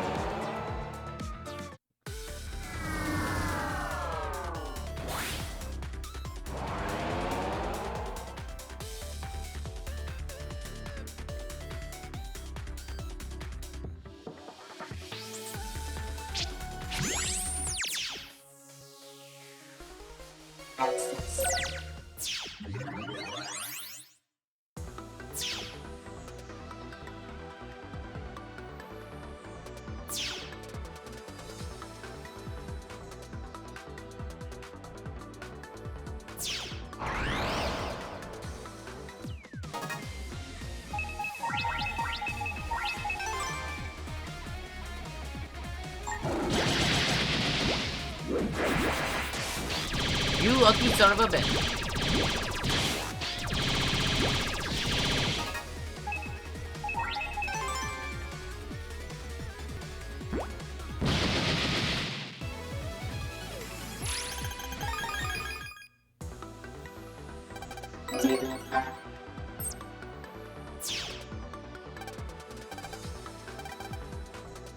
There's one of the other cipher codes, but we don't need that in this game.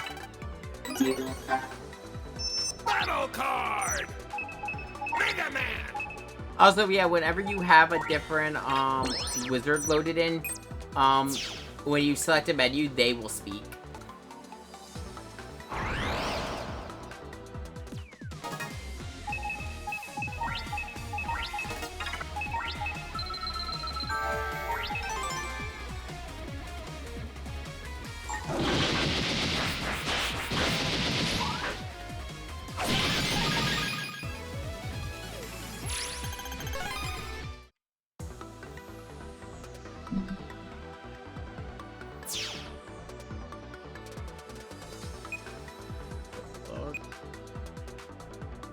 What are you doing, old man?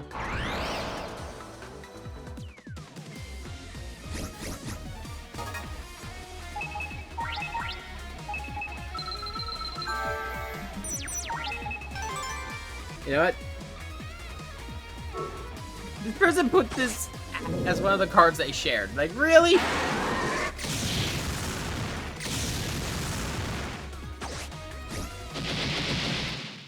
Crimson Meteor is one of the event cards, and it's pretty much a guaranteed win at this point in the game. I mean, a lot of my cards are like that right now.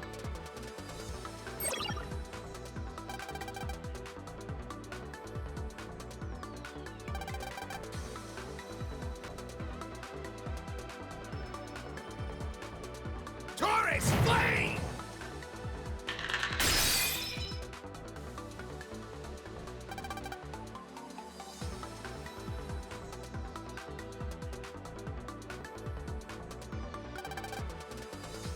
So, yeah, no, probably after this level, we're gonna call it, and then between streams, unlike Starforce 1 and 2, where I waited to the end to do the cipher codes, I'm probably just gonna do them all now.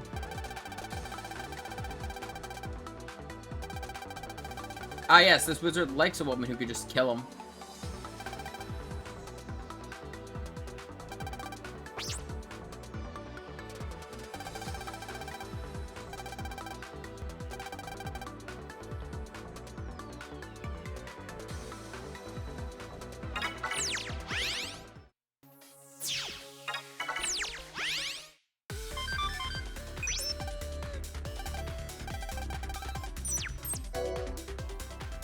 And now it's freezing in Sonia's dressing room.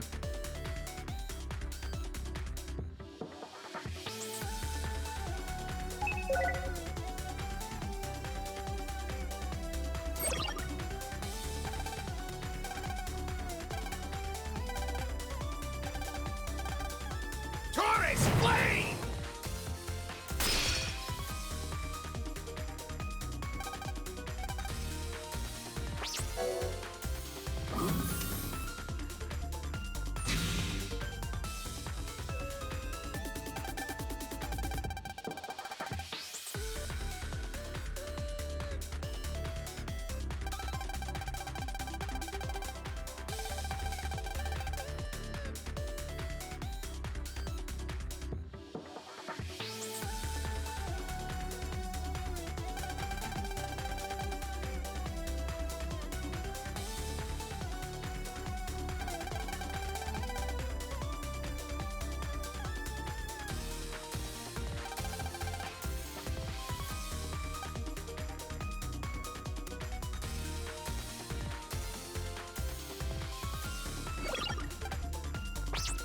stage awaits.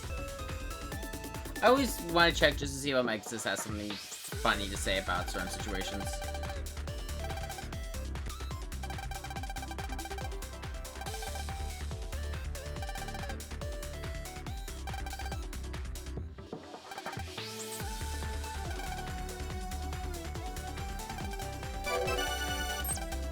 It gives another 50 link power. I think that puts that over 1,000 already. Like, this game is not afraid to give you a lot of link power to play around with.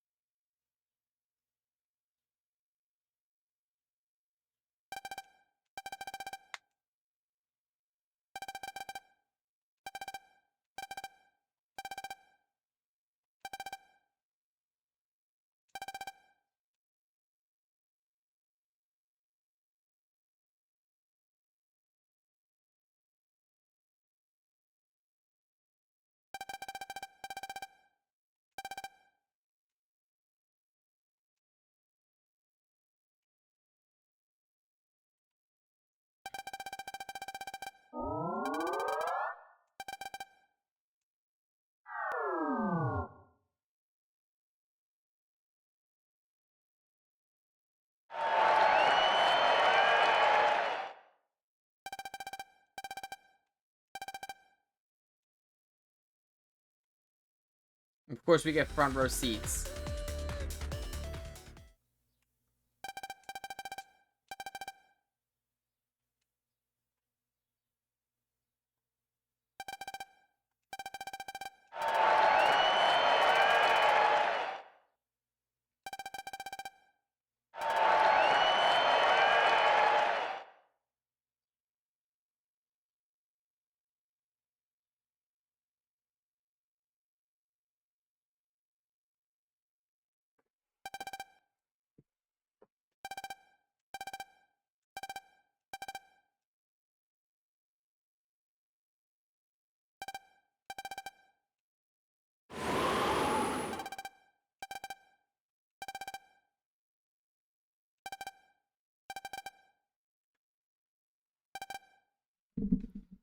Yeah. But Bud's a large boy, but he's also got Taurus. 39 degrees Fahrenheit and still lowering.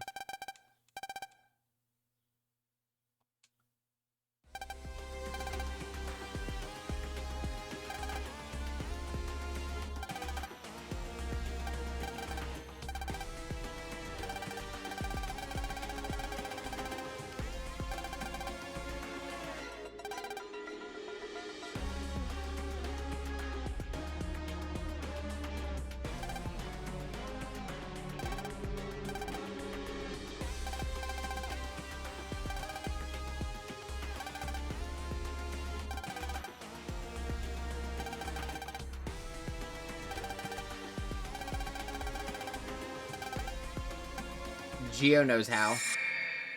Magnus didn't have the ability to do any of the stuff he did.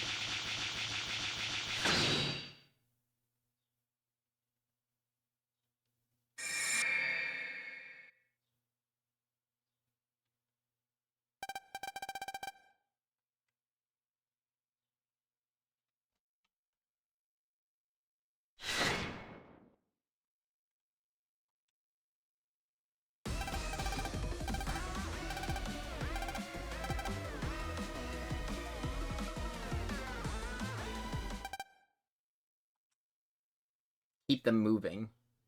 At least keep them a little bit warm. And keep everyone calm.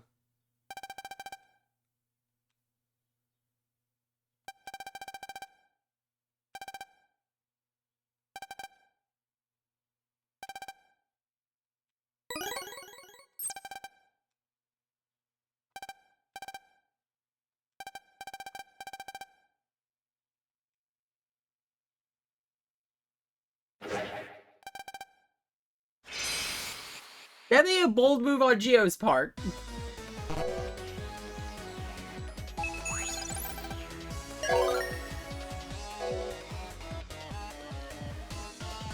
Yep. The EM being threat, Diamond Ice. First off, love this area though. Love the music, I love the background animation. It's really cool.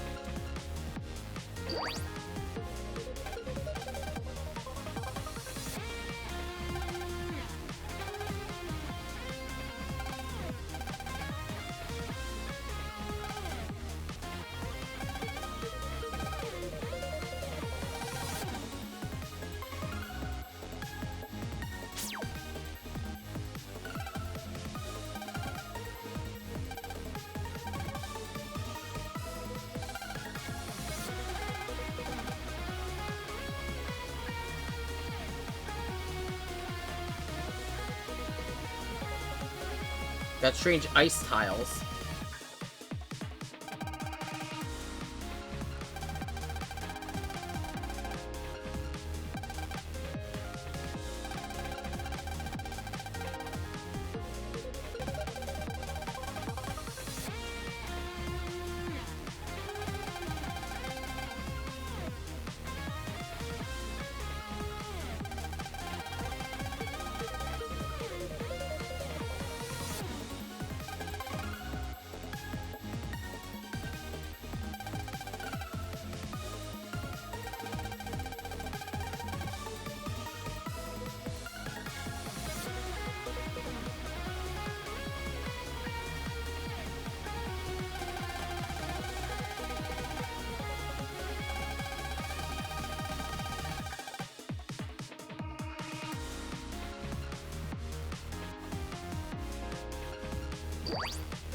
There it is.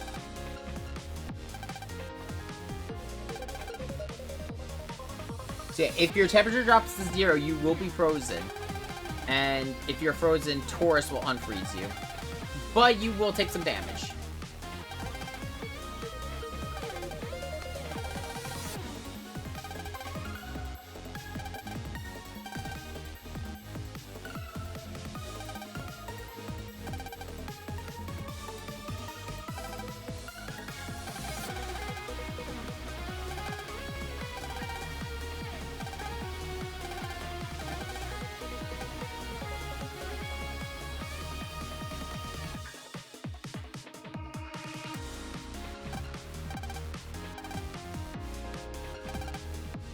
Yeah, any ice panels, if you get hit by a water attack while you're on them, which, yes, there's gonna be a lot of water viruses here, they will freeze you.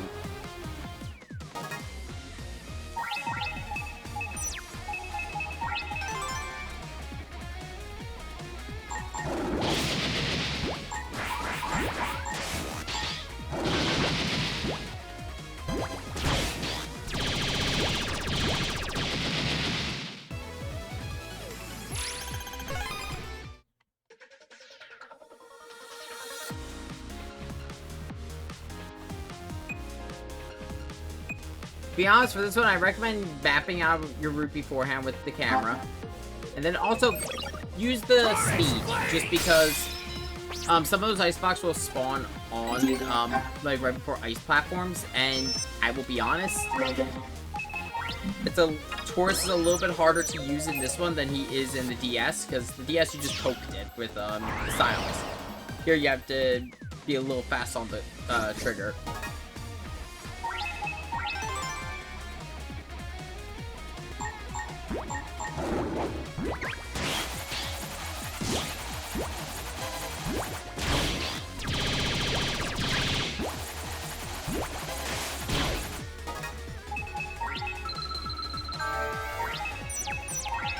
I did try to save the hurts.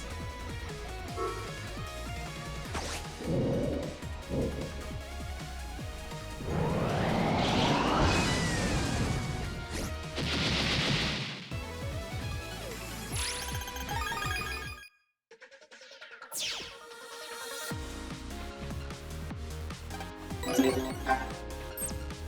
just want to check something real quick. Are you able to make your own card profile, or...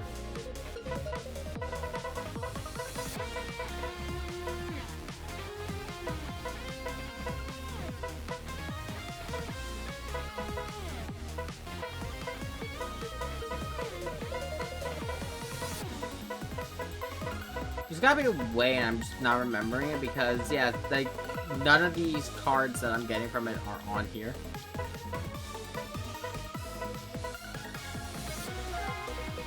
Let's switch up that one, though.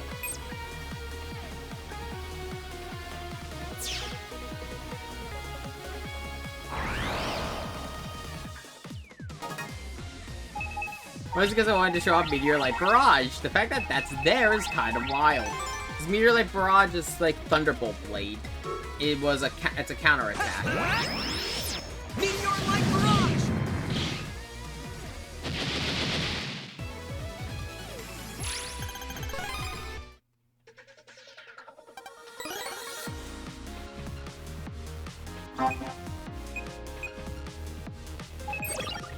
Taurus Flame!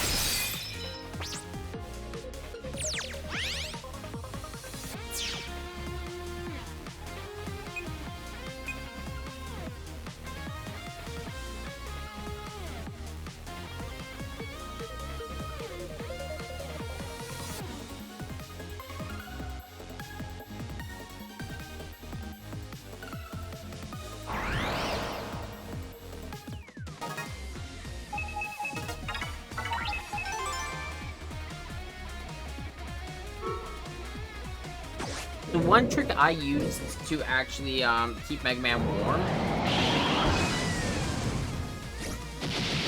involves that boost panel. As you can see, Megaman's temperature goes up when you're dashing back and forth.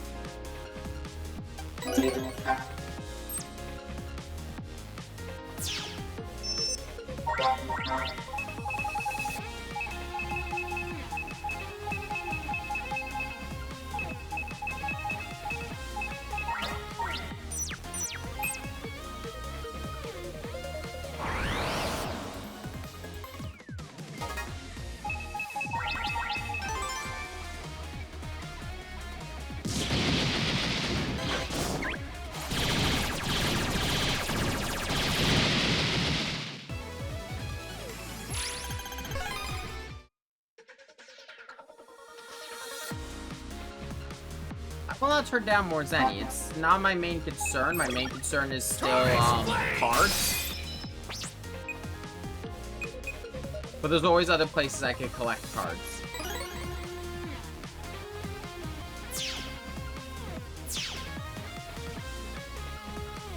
Try to avoid these darker blue ice panels because they will freeze you faster.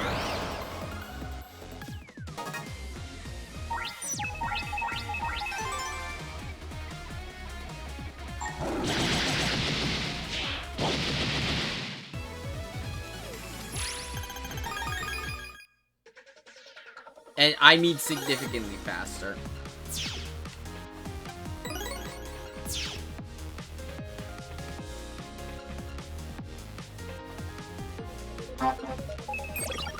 Taurus Flame!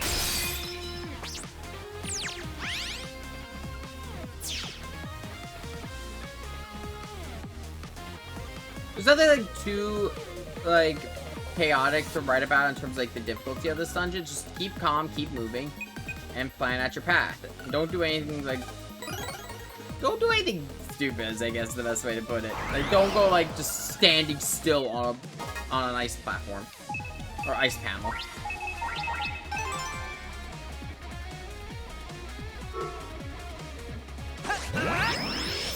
Meteorite Barrage!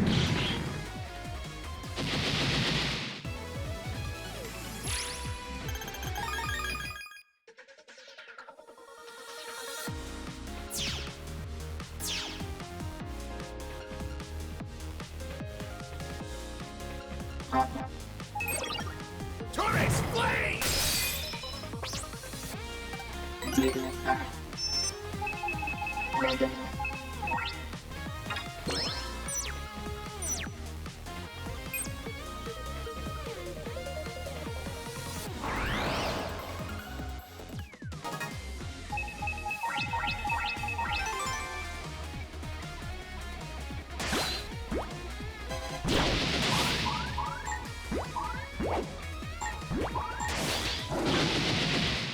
Oh, wait, that's what they do. If they land on ice panels, they shoot 2 waves instead of 1.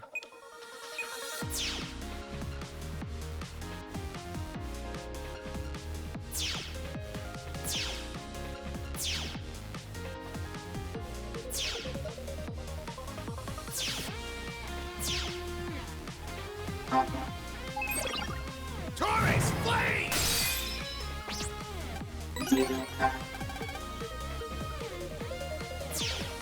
Always the important thing to find in a dungeon, the HP memory.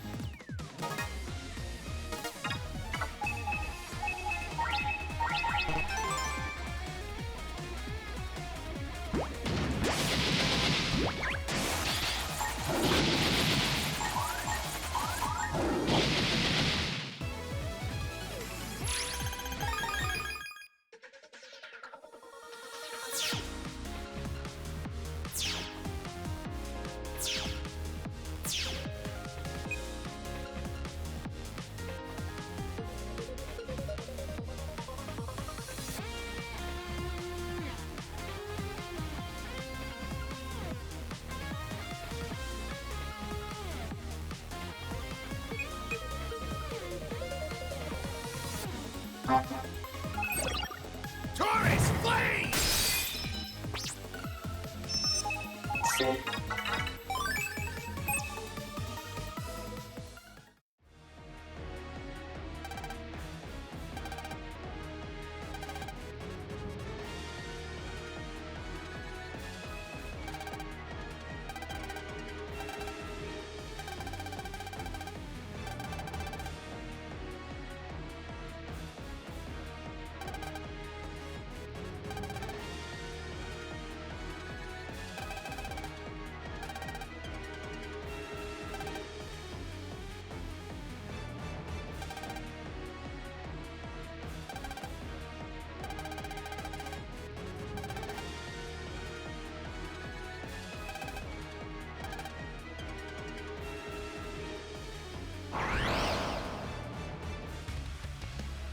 Welcome, Diamond Ice.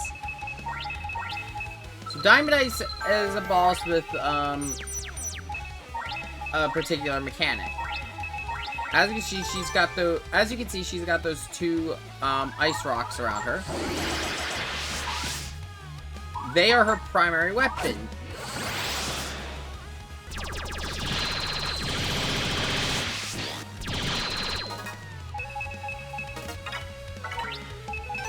I don't know what I missed with so many of my attacks so far.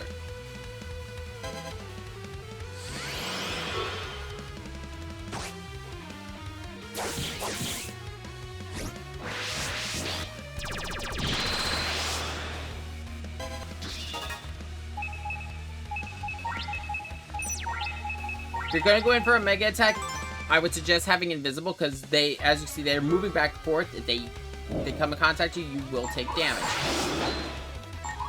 Fuck.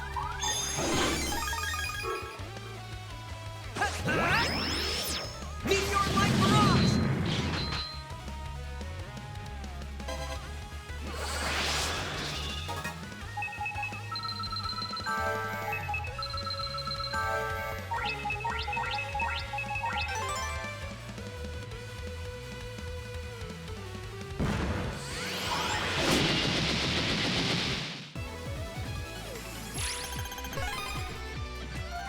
You know what? You know, I could do better. Megaman Starforce 3, Black Ace! I will get an S rank.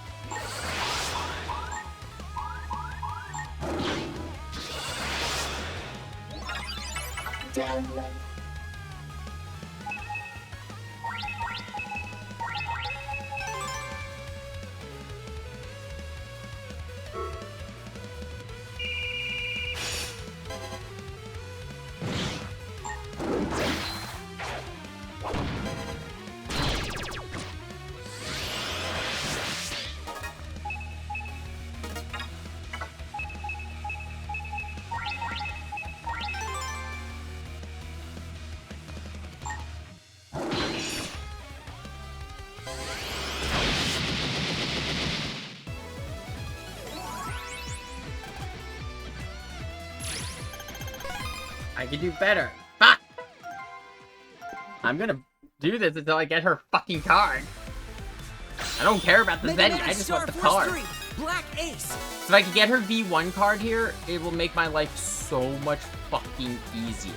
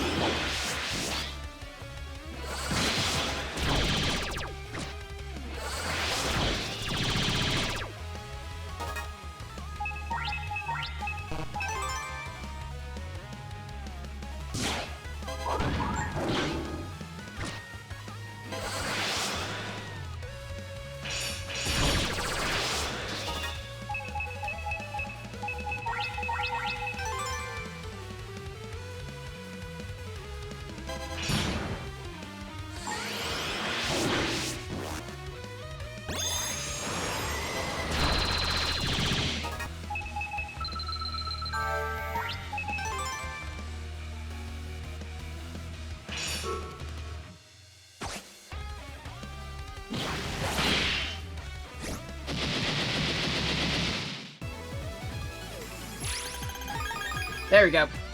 The reason why I want to get the V1 cards from here is because I'm going to do the same thing, save scum a little bit with the ghosts, because I want the V2 cards from them. So that way it makes my life easier when trying to get the V3 cards. What I'm probably going to end up doing for the future ones is I'm going to save, beat them. If I get the card, I get the card, I move on. If I don't, I will reload beforehand, challenge them with the 500% Buster, get the S rank, and then move on. There's some, oh, that's a lot of Crimson.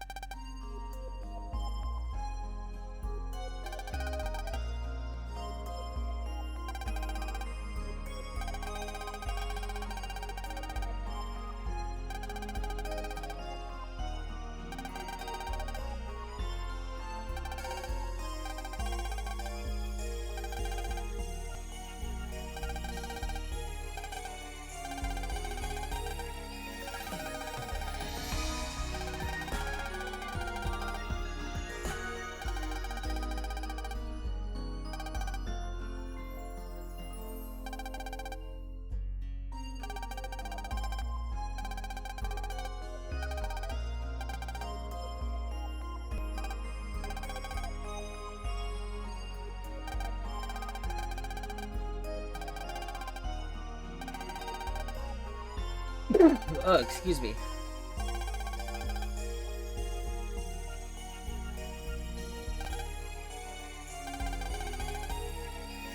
Almost time for the final song of the concert.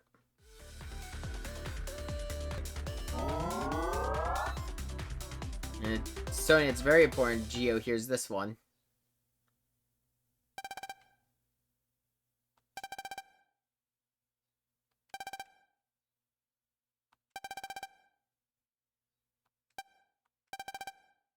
Song is called Shooting Star.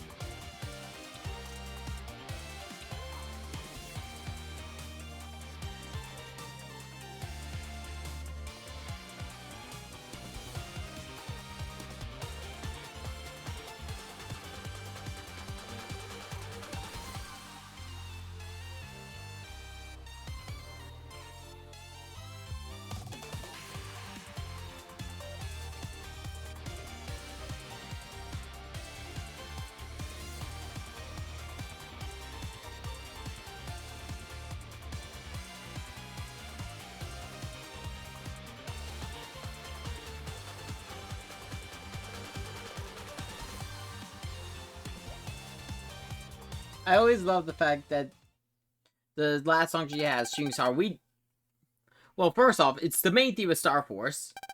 Now it exists canonically in Starforce as a Sonya Strum song, and we all know who it's about. It's actually not just about him, though. It's about their whole story.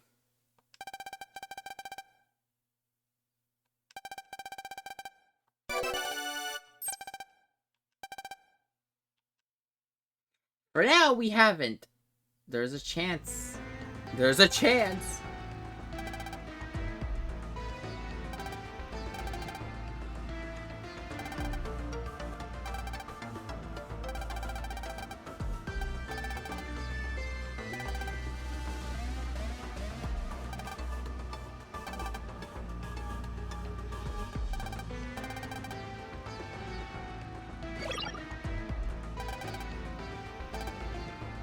Yeah, Corvus is not a wizard. Corvus is from Planet FM.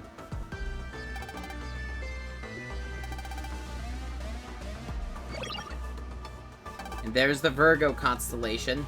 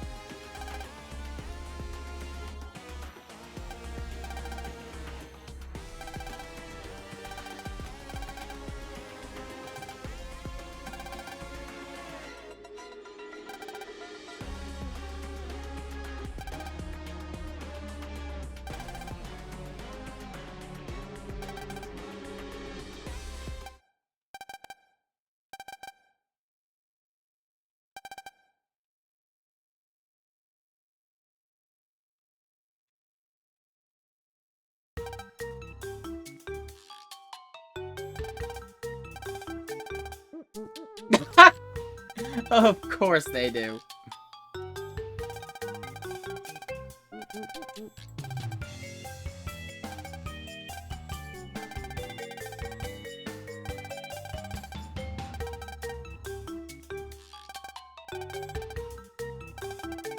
We're lying to the feds.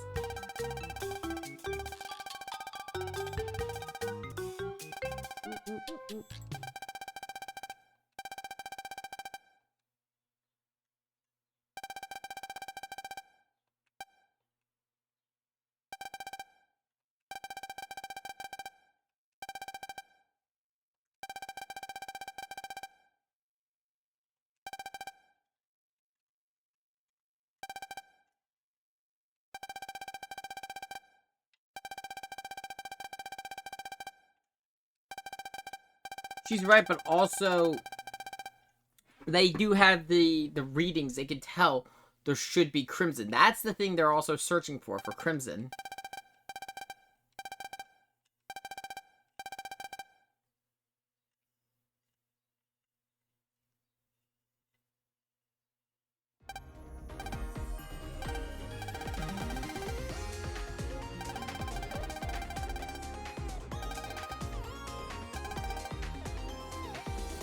As you can tell, if the commander's list, so he's not just a stellar police officer, he's high ranking. And he's eating more of those bars.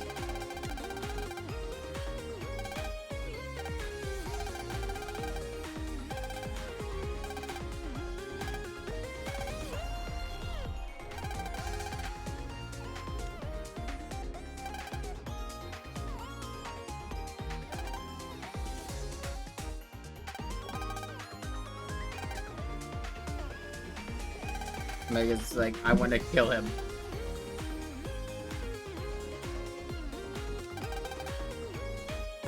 God fucking damn it! Because I will be honest, Starforce 2 kind of, like... Starforce 1 played up her being a celebrity in, like, a very sad and melancholy way. Starforce 2 didn't do anything with it, and Starforce 3 is like, no, we're riding with it. She's a famous celebrity. We're having a whole chapter devoted to it.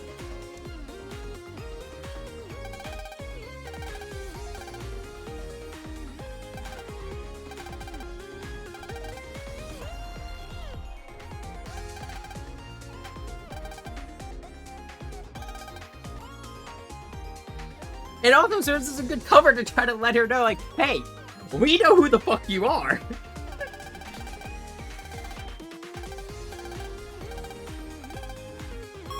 Yeah. Gio already is aware that he knows that he's Mega Man, but Sonia didn't know that he knew she's Harp Note. I said, I love Ace. Like, he gives off, like, this... a little bit of a goofy persona, but then he's competent. My fucking god, he is a Kamen Rider character. So we met Diamond, Spade, Queen, Jack. We haven't met, but we know of King, and now we have Heartless. The only suits we are missing... an Ace. The only suits we are missing are the Joker and Club.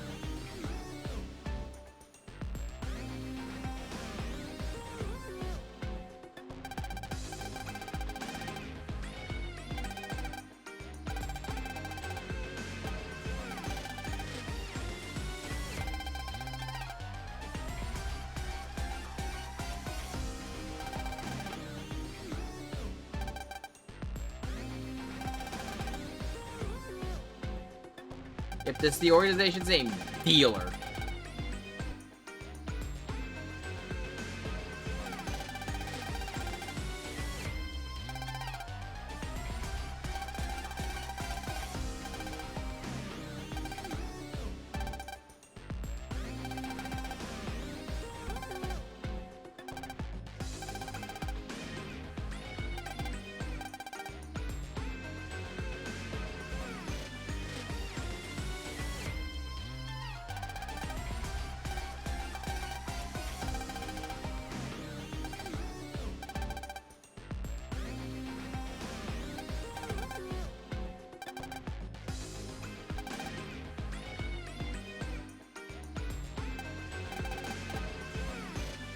He's not wrong.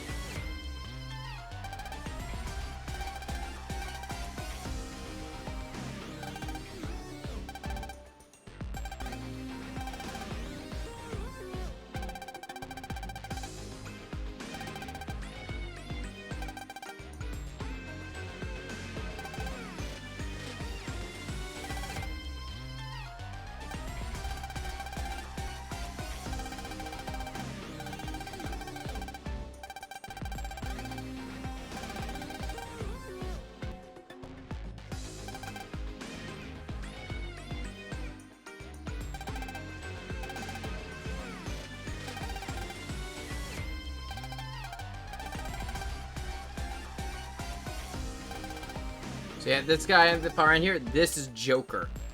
Yeah, he's pretty big.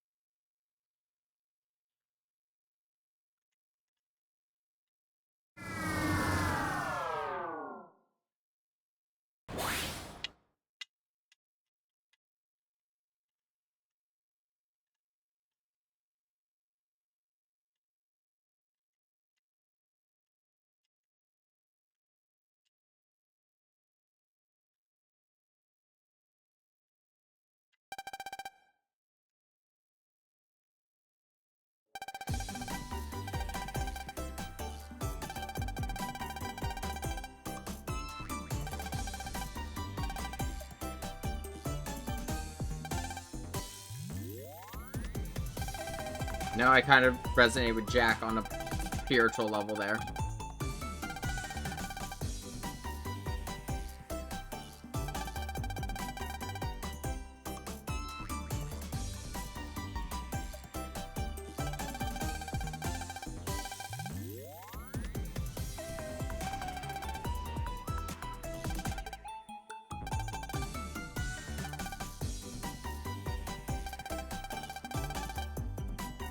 Luna?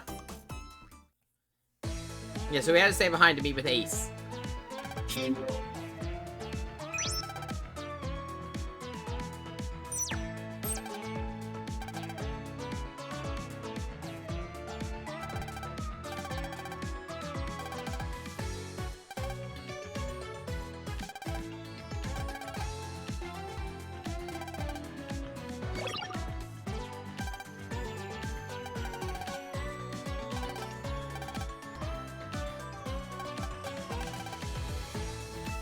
You know, with the image we saw of the original, I say original because I don't know if we do get Starforce 4 if it's going to be based off the original plans. But it looked like Geo was going to be more of like a hacker in it. So I wonder if like Satilla Police was going to go too far or something, or if they were going to be the antagonists.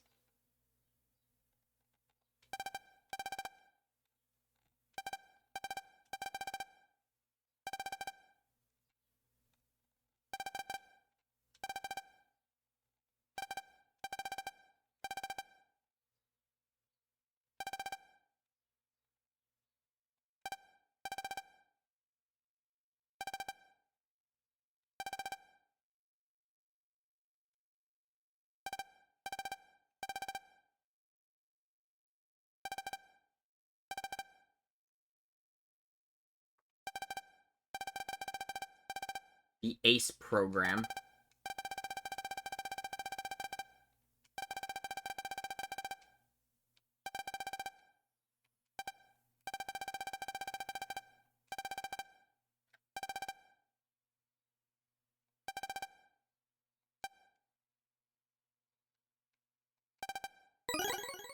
We got the Power Ability ACE program. ACE program is the main gimmick of Starforce 3.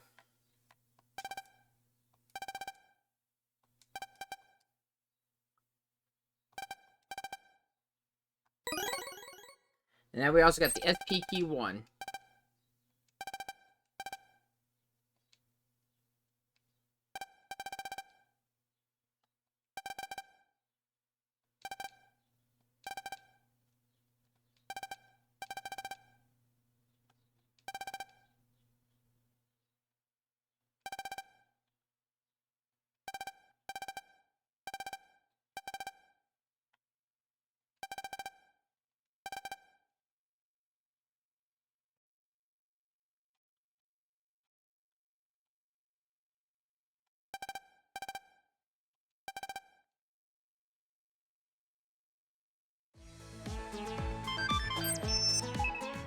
So, before we do anything, the ACE program is automatically equipped. It has a cost of 0.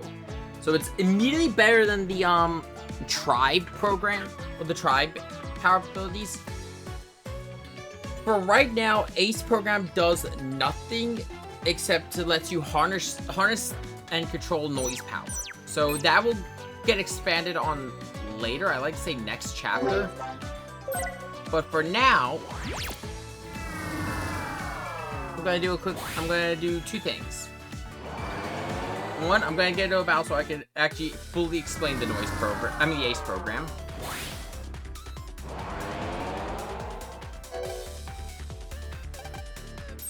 Transcode! Megaman!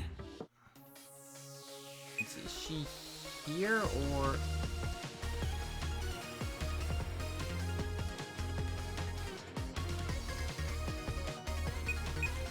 Next area, but I need to get onto the wave road.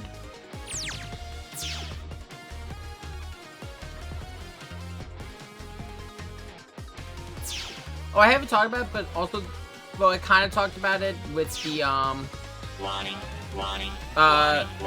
the warning boss signs that have a chance of being rematch fights.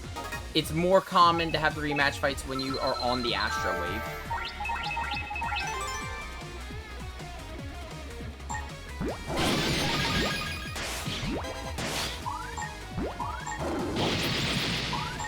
Yeah, so the way that the Ace program works is, if you defeat an enemy with a null elemental weapon, so something like sword, cannon, poison knuckle, that percentage gauge goes up. It goes up by the difference of the overkill amount. So say an enemy has 1 HP left, you hit him with 150, 149%. Once you reach over 100% and you finish the round, your result screen will turn red. When this happens, you will not get normal mystery data. This round we got noise frag, but there's a chance for it to be illegal mystery data. So let me get into another fight before we go against Diamond Ice. I'm gonna be honest, I didn't even know she was there. I thought she was in the other area. Give me a second.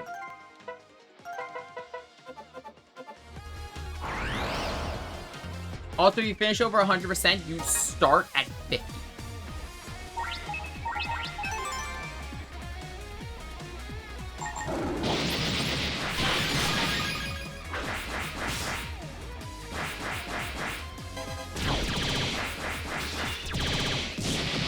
I didn't get over 100. Shit. I was too concerned about saving the Mr. Hertz.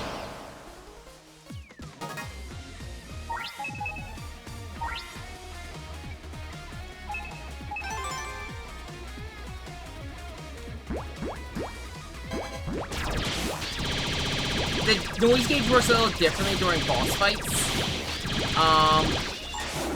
So during boss fights, it's just a flat, it'll be whatever you, hold on a second.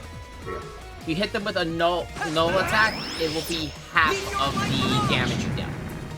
So if you hit them with cannon dealing 40 damage, you get 20%. Also, they have to be non-dimming. I'm just getting noise frags.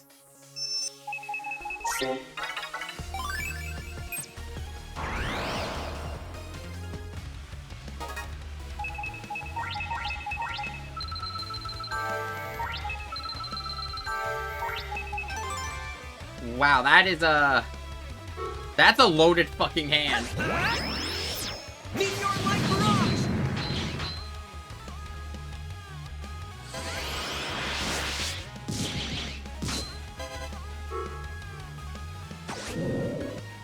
Acid Arrest was actually an event card. It was not available in the US until this release.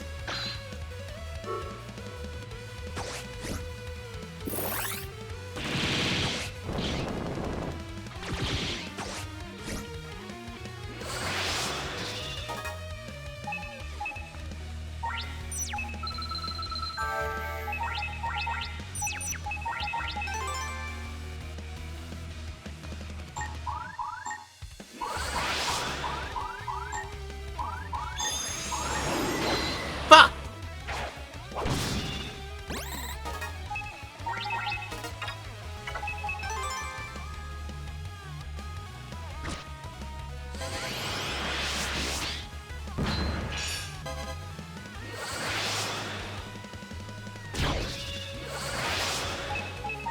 Like, as I was saying, she's just being a bitch. She's hiding behind all, like... Every attack she's used... Fuck. Every attack she was using, she was hiding behind the ice. Nah, okay. I beat her once without it, so it's here, return to title screen. Megaman Starforce 3, Black Ace. Just because this game is one of the easiest, if I'm going to be honest, to get all the V1 and the V1, V2, and V3 cards. Just because of the fact that you can get, unlike Star Wars 2, you get boss drops. That was a decision I very much hate about Star Wars 2.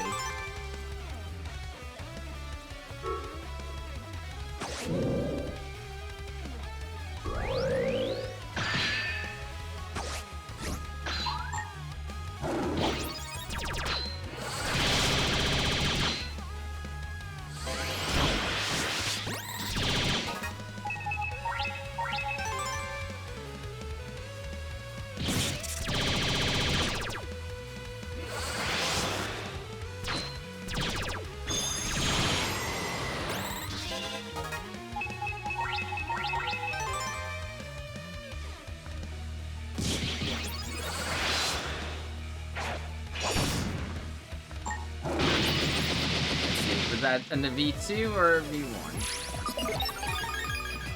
No, that's still V1. Thankfully, certain drops will not be overwritten by illegal card data. Boss drops will always be set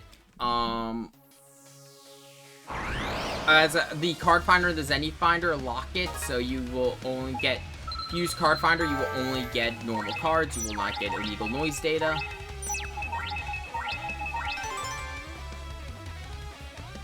And Zenny finder will lock it to always be Zenny.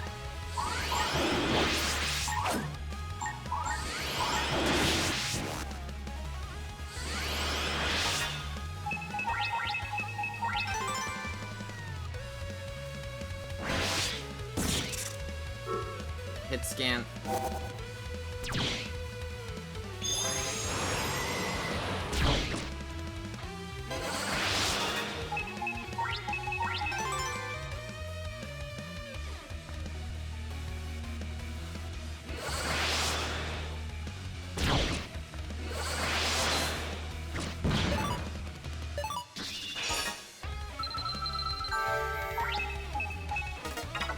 I will get this fucking card.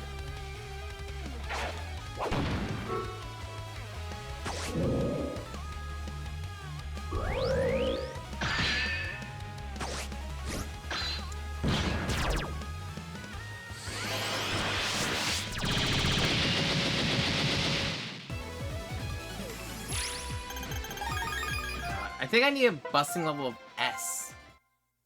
The main issue is that she takes so long just because of the environment. When I have the environment, it's because those fucking ice.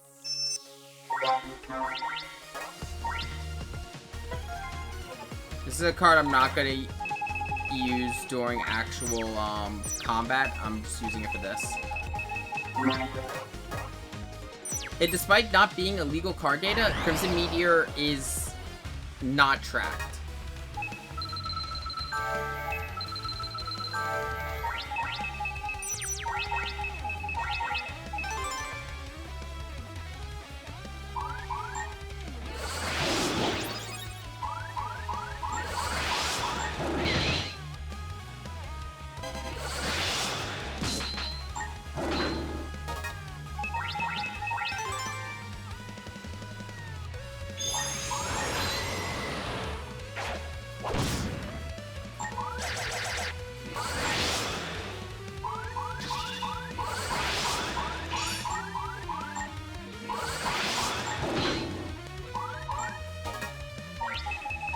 This is definitely not going to be a fucking S rank. Meteor-like barrage!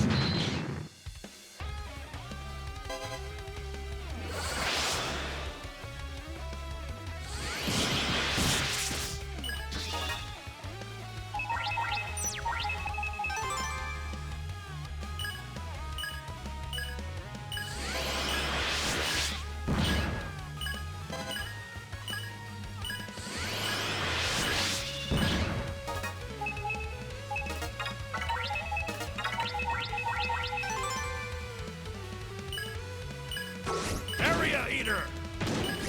Area Eater!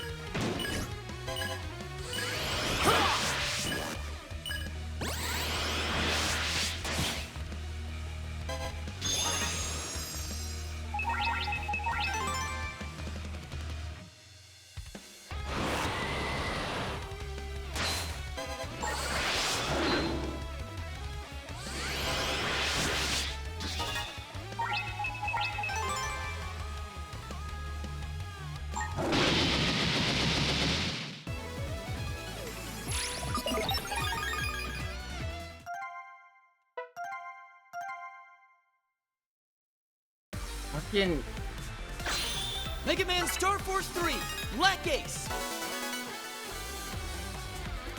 Just realized I can do it in theory. I just need the right cards.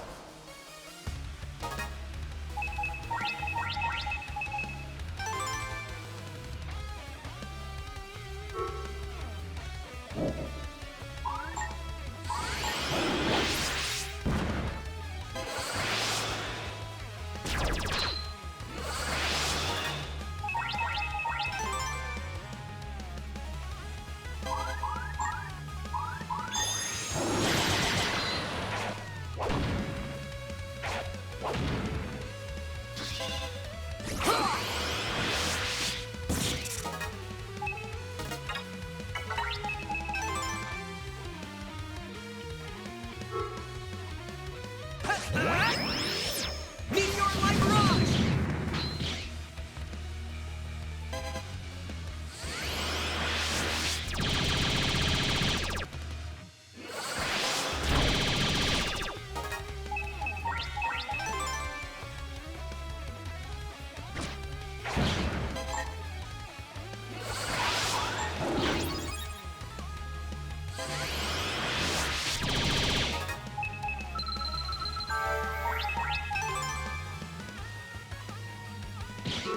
Sometimes I keep getting Pegasus magic from that roulette, but it's not gonna be an S rank. It took too long.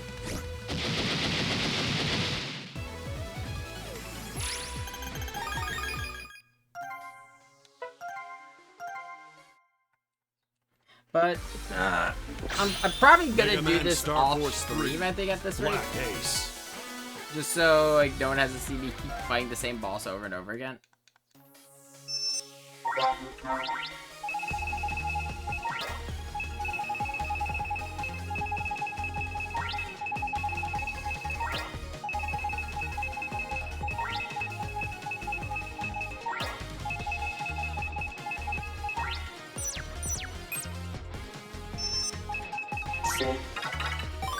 I'll give it one more try. Let's see here.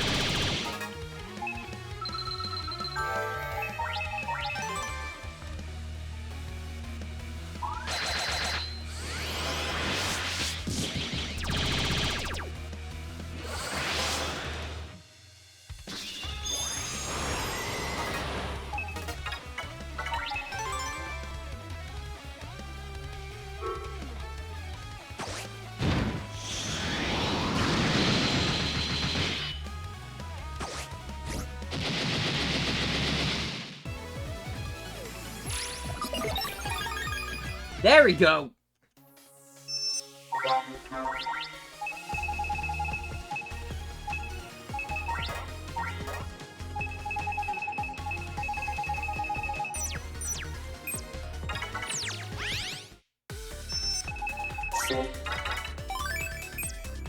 I'd like to show at Megaman! least some illegal data, like what illegal mystery data is. Not mystery data, you know, illegal, illegal rewards are. Before I go. Let's see here.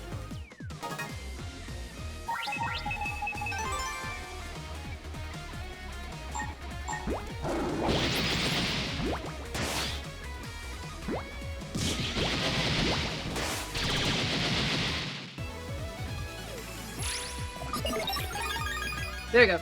So Earth Thunder here. If I remember correctly, I think Earth Thunder is illegal. Yeah.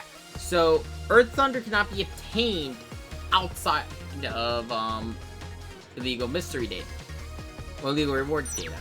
So as you see, it's got blue text. It will not appear in the library at all. It does not count towards the 150. Poison Knuckle is exactly the same. There are some Giga chips, not Giga. There are some. There are a bunch of standard class chips that fall into this category. There are actually a whole bunch of returning Megas that fall into this category. And there's some Gigas that fall into it, but I don't, and they are really hard to obtain. I think they're only obtained from Omega boss fights. And when it comes to the Megas, it's pretty much every card from Starforce 1 and 2, with the exception of Kung Fu Kid, Hollow, and Harp Note. I don't know why they didn't give us Harp Note again. But either way, that's what we're going to call it for the day. I'll see you all later.